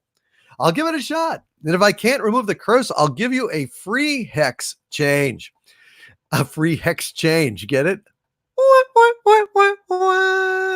Thank you, Corion Witch in Residence. Well, have at it. Yeah, have at it. It won't work. I am intractable. Call me unreliable. Tell me I'm intractable. Yes, I know, Harvey. I don't think you're going anywhere, but please, Corion Witch in Residence, thank you for that super chat. And please feel free to banish Harvey if you can. Oh, Dixon Cider. Excellent. Well, then it probably, I've gotten messages that I've got some packages over there, Dixon Cider. So I'm sure that it's waiting over there and I will pick it up in the next few days. Thank you very much, Dixon Cider. Let's see. Corion Witch in Residence, thank you very much. Give it a shot. That's all I can say. Steel Scholar unleashed a Doomicorn in the chat, for which I am very grateful. Hail, Steel Scholar. Shanth and Jetty, the artist, with a $5 super chat, who has done, by the way, Shanth has done a beautiful painting of me in the style of Uncle Sam, pointing and saying, I want you. It's a beautiful poster. And Shanth, I want to thank you very much. You are a hell of an artist. Painted it with gouache, which is my favorite medium for painting, by hand. I mean, it's just a beautiful thing. And I will be sharing that with you guys at some point in the near future. But Shanth, with this $5 super chat, thank you, Shanth, says, which James Mason film do you prefer? 20,000 Leagues or Journey to the Center of the Earth? Hail, Shanth and Jetty. I got to say, 20,000 Leagues Under the Sea is probably the best Disney live action movie I've ever seen. You know, I mean, good God, it's got James Mason. It's got Kirk Douglas. It's got Peter Lorre. Who could ask for anything more? Hail Citizen 333. And hail Shanth and Jetty. I hope that's a good answer. I hope that's the answer you were looking for. That's the only answer I got there. Cisco Kid with a $2 super chat. Thank you, Cisco Kid says, have you tried Bushmills single malt Irish whiskey? Yes, I have. It's good. It's good. I really liked Tullamore Dew. I tried that the other day, and holy crap, I thought that was absolutely fantastic. Hail Cisco Kid. Yeah, Bushmills single malt Irish whiskey is good. It is absolutely good stuff. Sandra Feliciano says it's Bionic Belly Button's birthday next week. Yes, I know. I believe it's on the 16th. Is it not? Hail Bionic Belly Button. Nee, nee, nee, nee, nee. And happy birthday to you in advance. I am glad that you popped in. I'm glad that I can go ahead and wish you a happy birthday. And if there's anything I can do for you here tonight, I would be delighted to do so. But yes, I did know. I believe that it's on the 16th. Am I correct?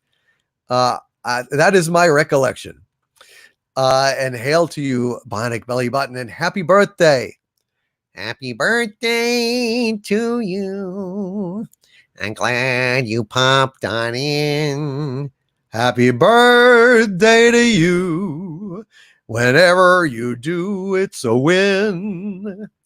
Who cares about the chat when we are here together?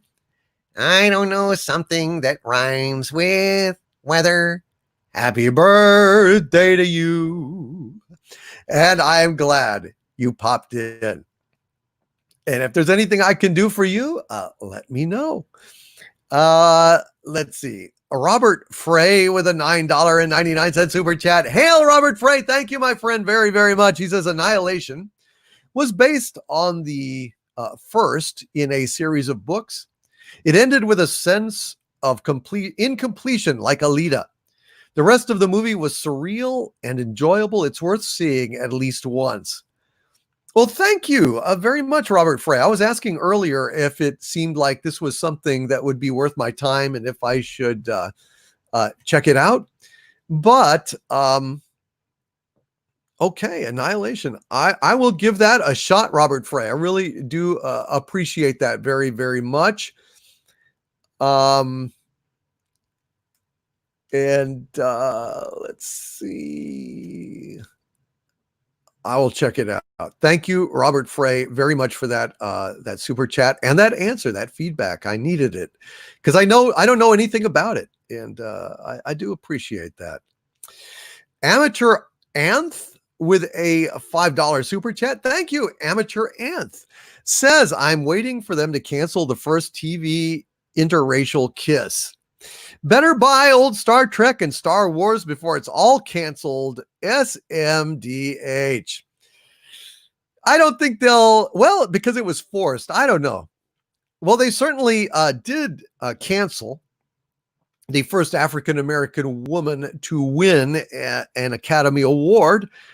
They went ahead and got Gone with the Wind pulled off of HBO Max.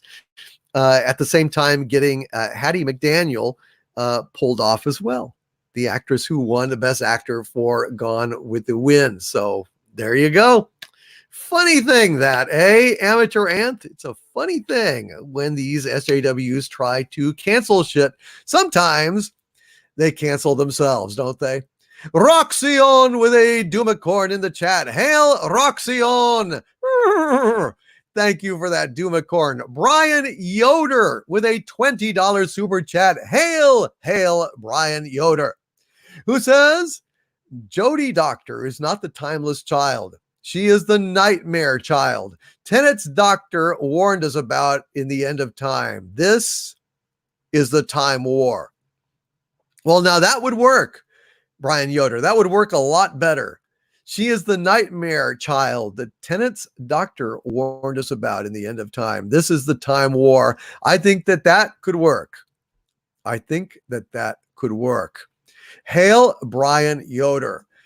Let's see what we've got left, because I have got about to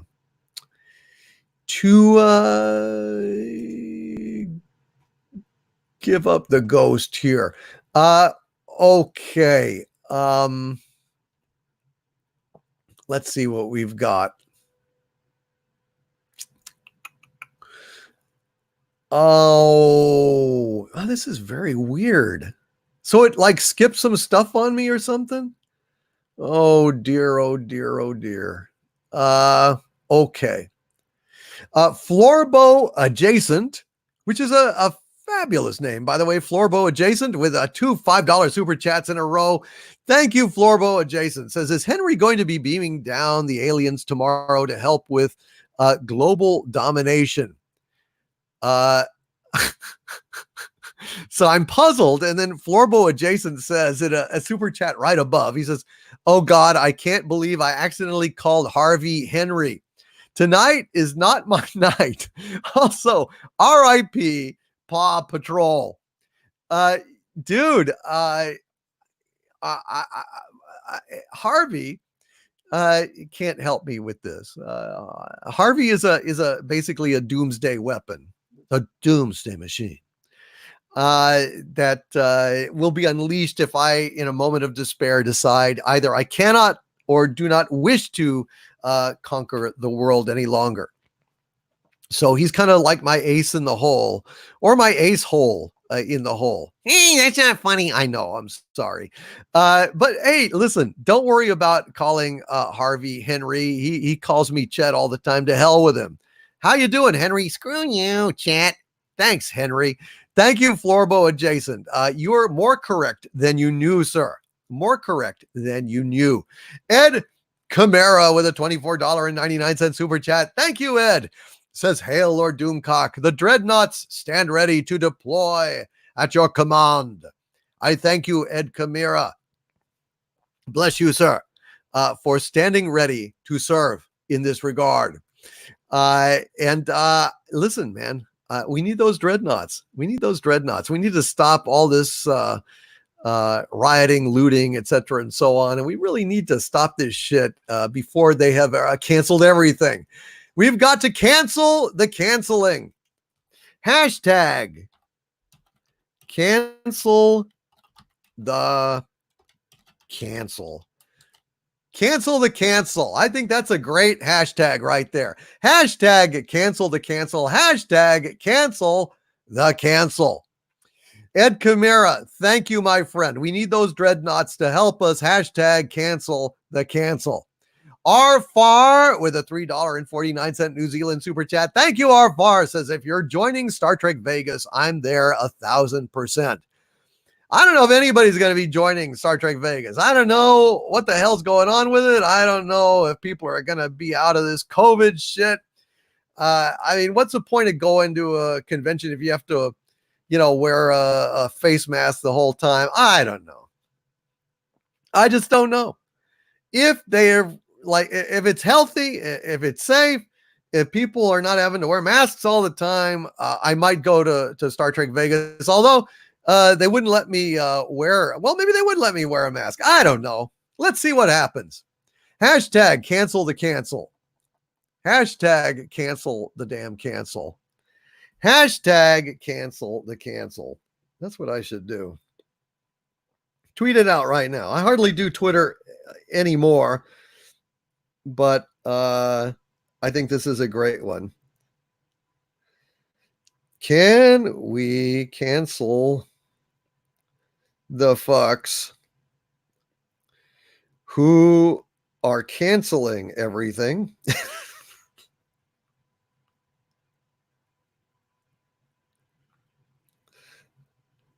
Everything. Hashtag cancel the cancel.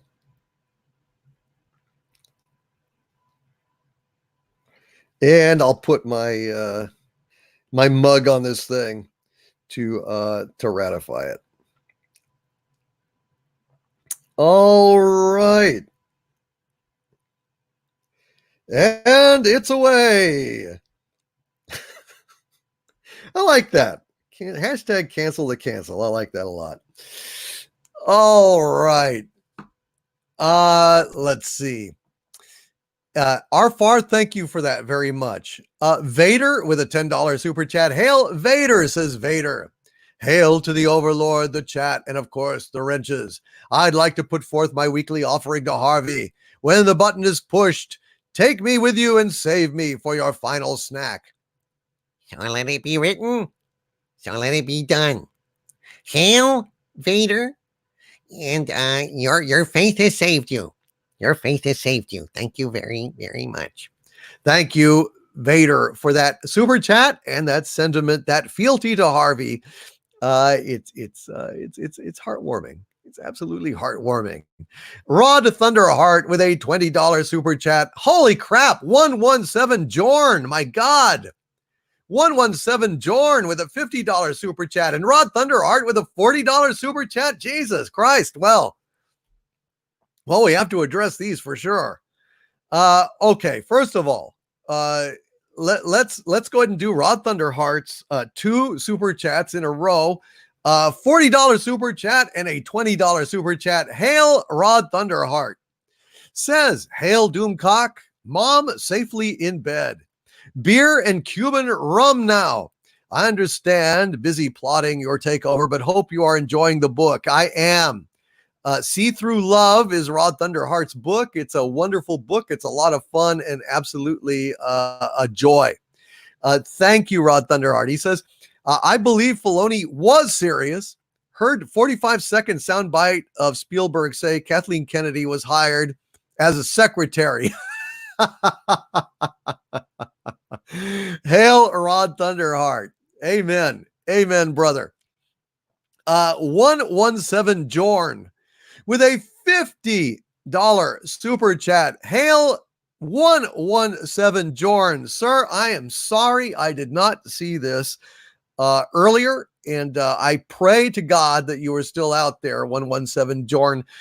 Listen, anytime anybody has a super chat of any kind out there and is heading out, please do not leave without letting me know so I can read that super chat. Okay. I mean, I say this all the time, but please do not. 117 Jorn with this $50 super chat says, Doomcock, not sure if anyone else brought this up, But Geeks and Gamers did a reaction to the Dave Filoni thing. That video was from 2015 to 2016, right? Couldn't Dave's opinion have changed from then to now? We shouldn't be like SJWs and use old opinions. I didn't know when it was from 117 Jorn. Listen, we need an updated opinion. Honestly, I mean, look, if you had a footage of me saying some crazy shit about how wonderful Alex Kurtzman is, say, and it was out there and it got aired, I mean, isn't that valid? I mean, shouldn't I have to then answer and explain myself? Shouldn't I have to say, you know what? That was at a different time. I was drinking heavily. I fell off a motorcycle. I had a head injury. I was abducted by aliens. I had a probe sticking right out of my backside when I said that. I didn't know what I was saying. I was rabid. I mean, all of those things combined would maybe excuse me from saying good things about Alex Kurtzman, but I don't know. Yul Brenner with a $2 super chat. Hail Yul Brenner says, do an Irish drinking song about Mickey's. Do an Irish drinking song about Mickey's. You mean Mickey Mouse? Yul Brenner, I am sorry it took me till now to get to that, but what do you mean? What are you saying? So Filoni 117 Jorn,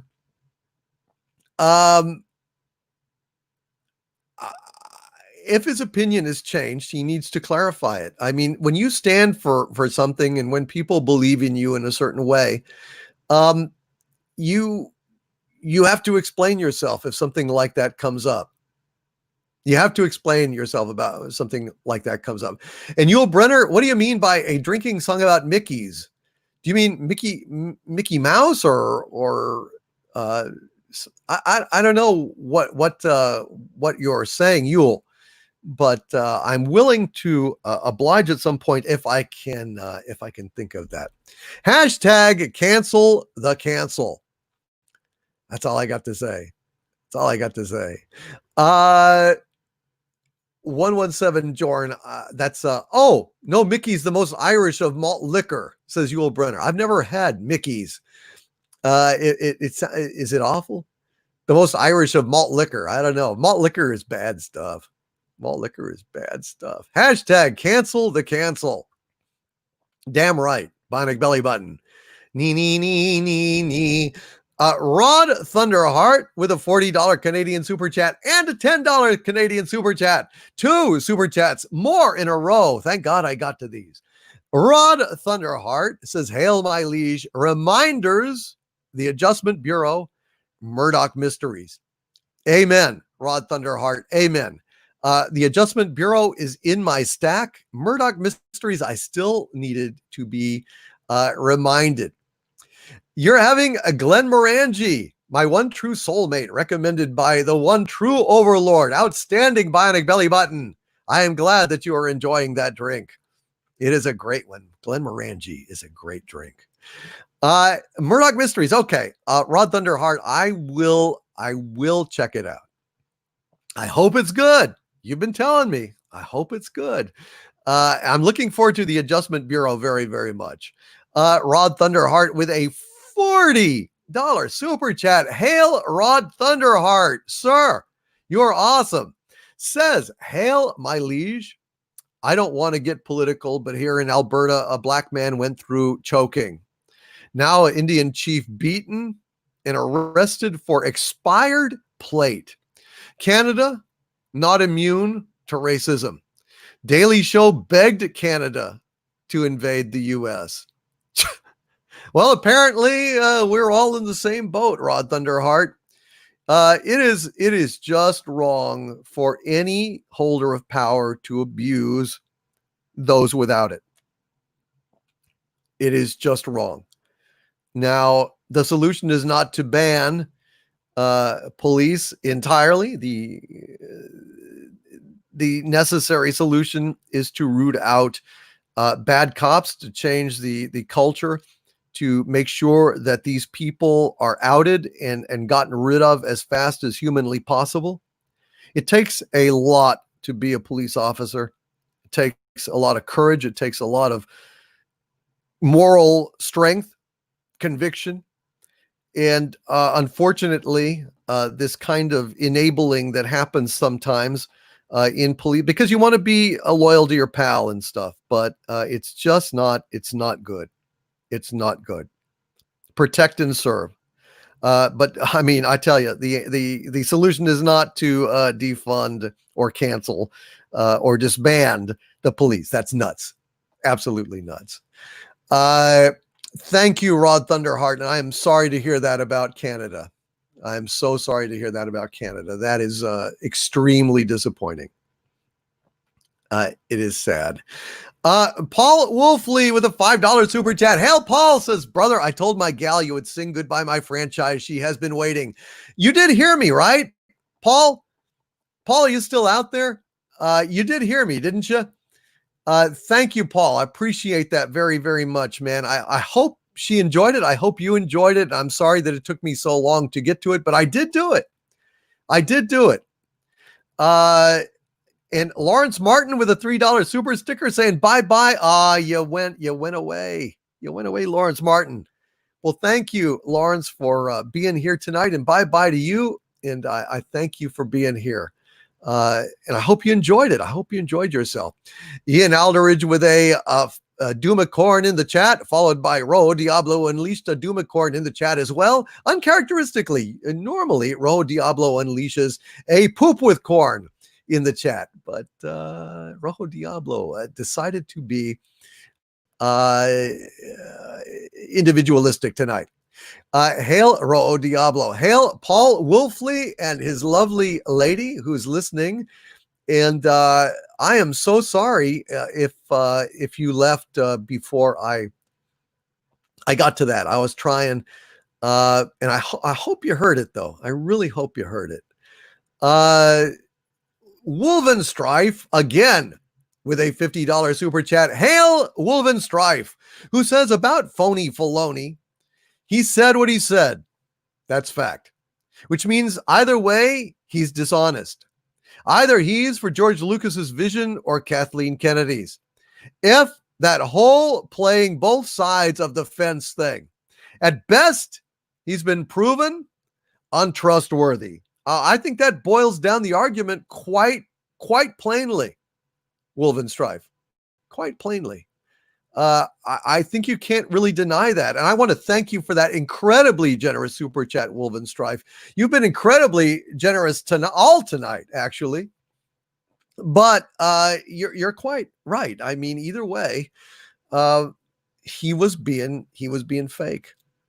And that does not inspire me to believe in his vision for Star Wars or his kindness to us, his belief in us.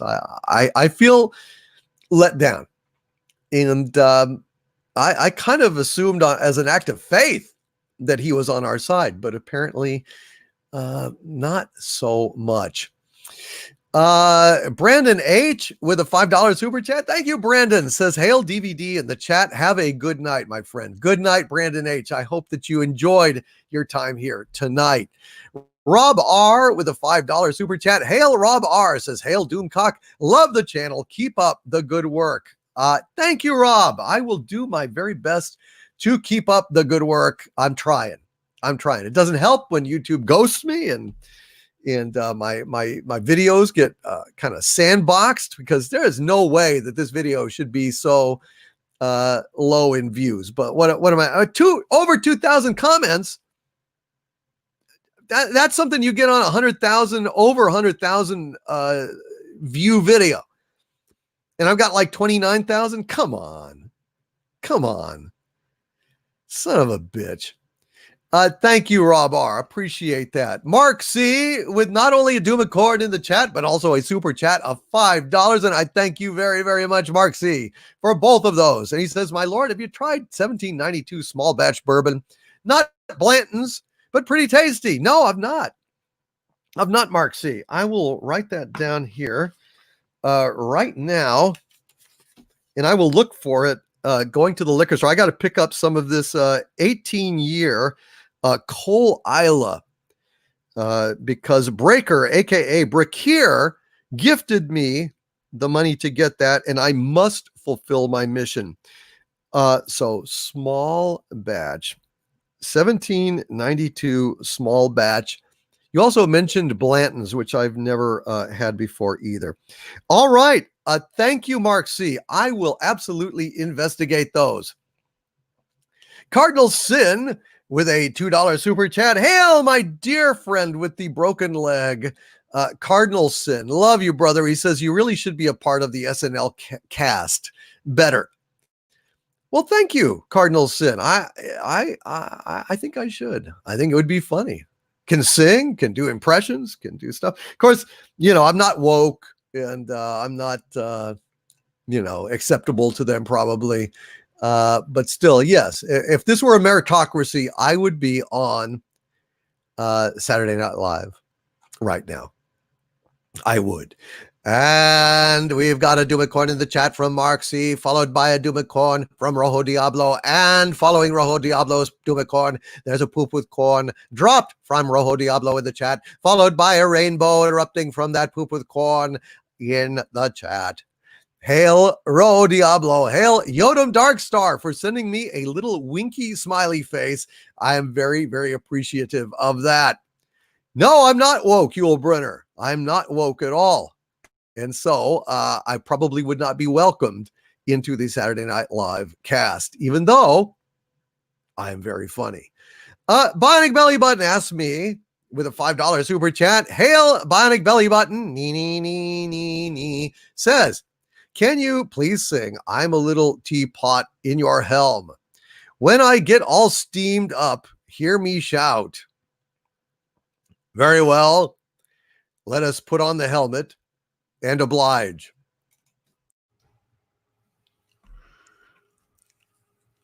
I'm a little teapot, short and stout.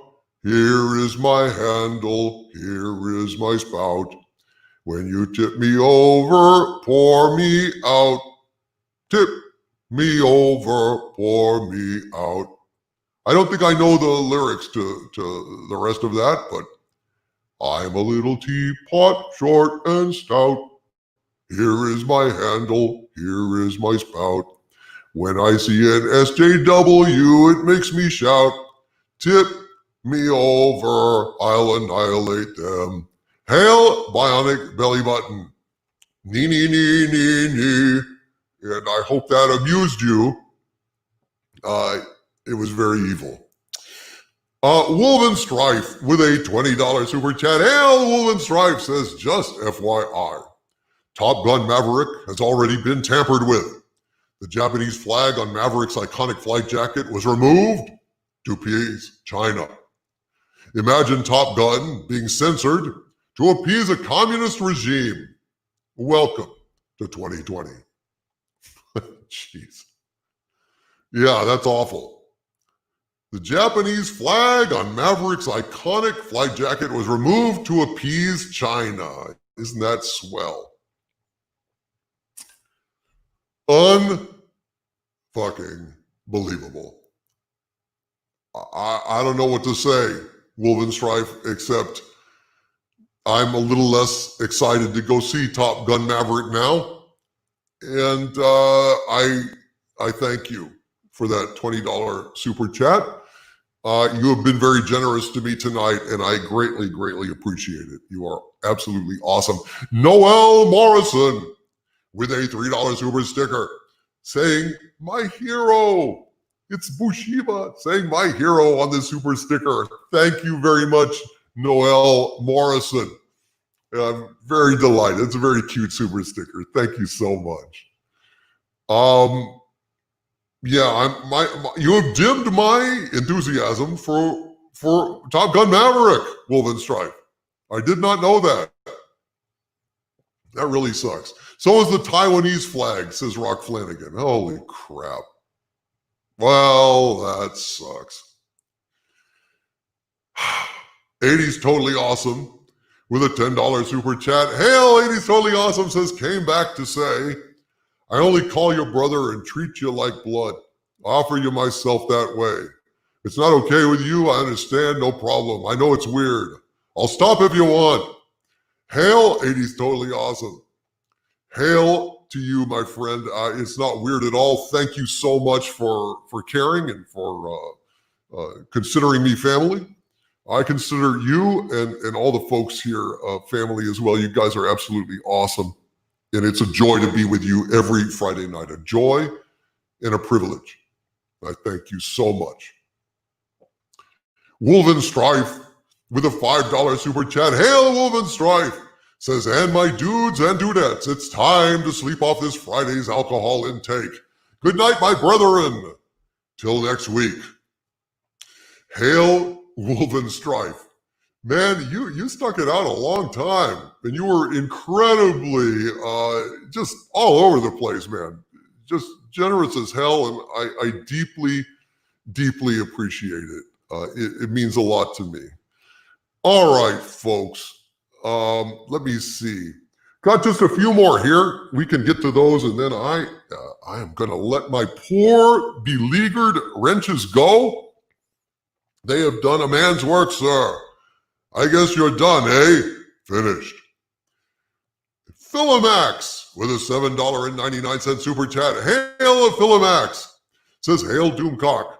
You and your fellow YouTubers have been so negative that you missed the report that Sonic the Hedgehog got greenlit for a second film. No, I didn't miss that, Philomax. I actually commented on it last week. We or on the Inquisition. I think it was either on the Inquisition or the last Friday Night Frolics before this one. But no, absolutely, I have commented on it. I think it's great. I think it's wonderful that something that responded positively to fans, that fans loved, actually kind of vindicated our hopes for it.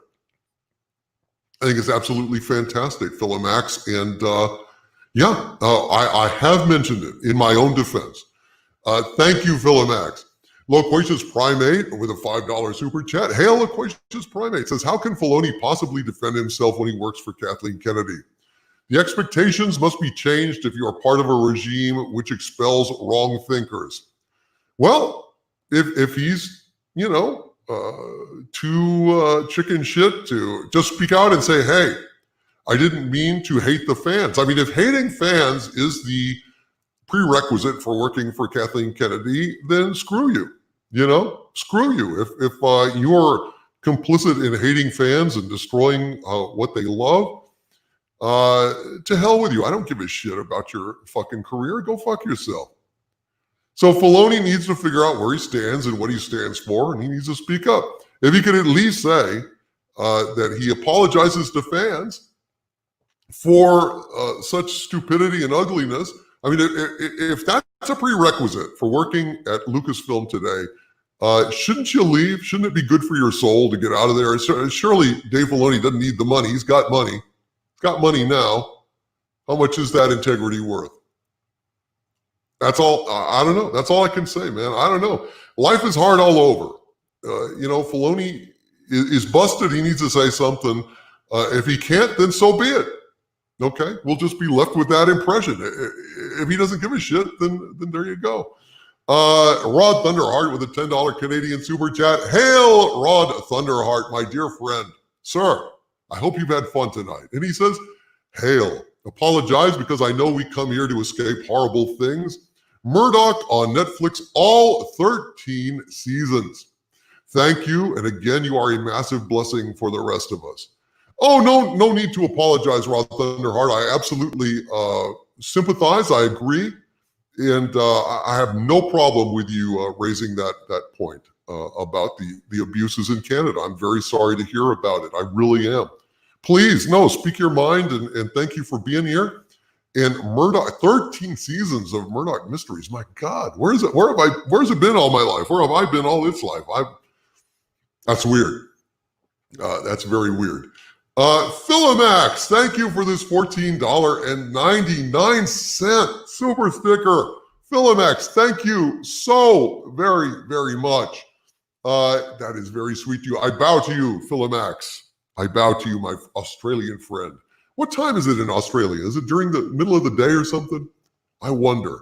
Hail Tyron Beard, thank you for sticking it out, brother. Thank you to all of my long-suffering wrenches. We are getting out of here, folks. Crazy Cat Guy with a $10 super chat. Thank you, Crazy Cat Guy. Says, non-nerd wife is a retired police constable, Toronto Metro. We both share the opinion that the police unions and associations are the major issue that stands between police reform and accountability. I think you're right, Crazy Cat Guy. I mean, when you can't even discipline a cop without getting interference from a police union, I mean, this is not just a business. This is life and death stuff. This is some of the most important stuff that is done. And having a union, look, police rights should be protected, but I mean, if you can't even, if you have to jump through hoops to deal with something like what we saw in that video, something's got to change. But something that's got to change is not defunding the police and getting rid of the police. And all police are not bad and not canceling cop shows, canceling cop toys. Hashtag cancel the cancel. Hashtag cancel the cancel. Damn it. And Yul Brenner says, with a $2 super chat, thank you, Yul. Do a farewell song of your choice. Hail. All right, folks, we are here. We have come for this Australia 16 hours off of North America. All right, let me figure out a song to sing here for us before we go. Let me see. What would be a good one?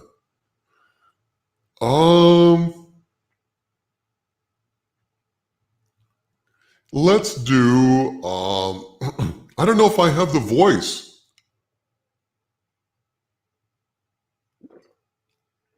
Let me see, because I'm getting a little hoarse here, as opposed to a little horse hair. Trying to remember what songs we've got here.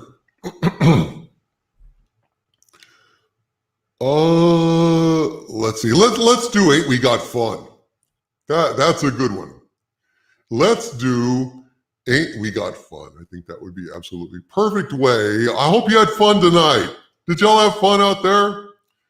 Let's go ahead and before I sing this song, let's take off our helmet.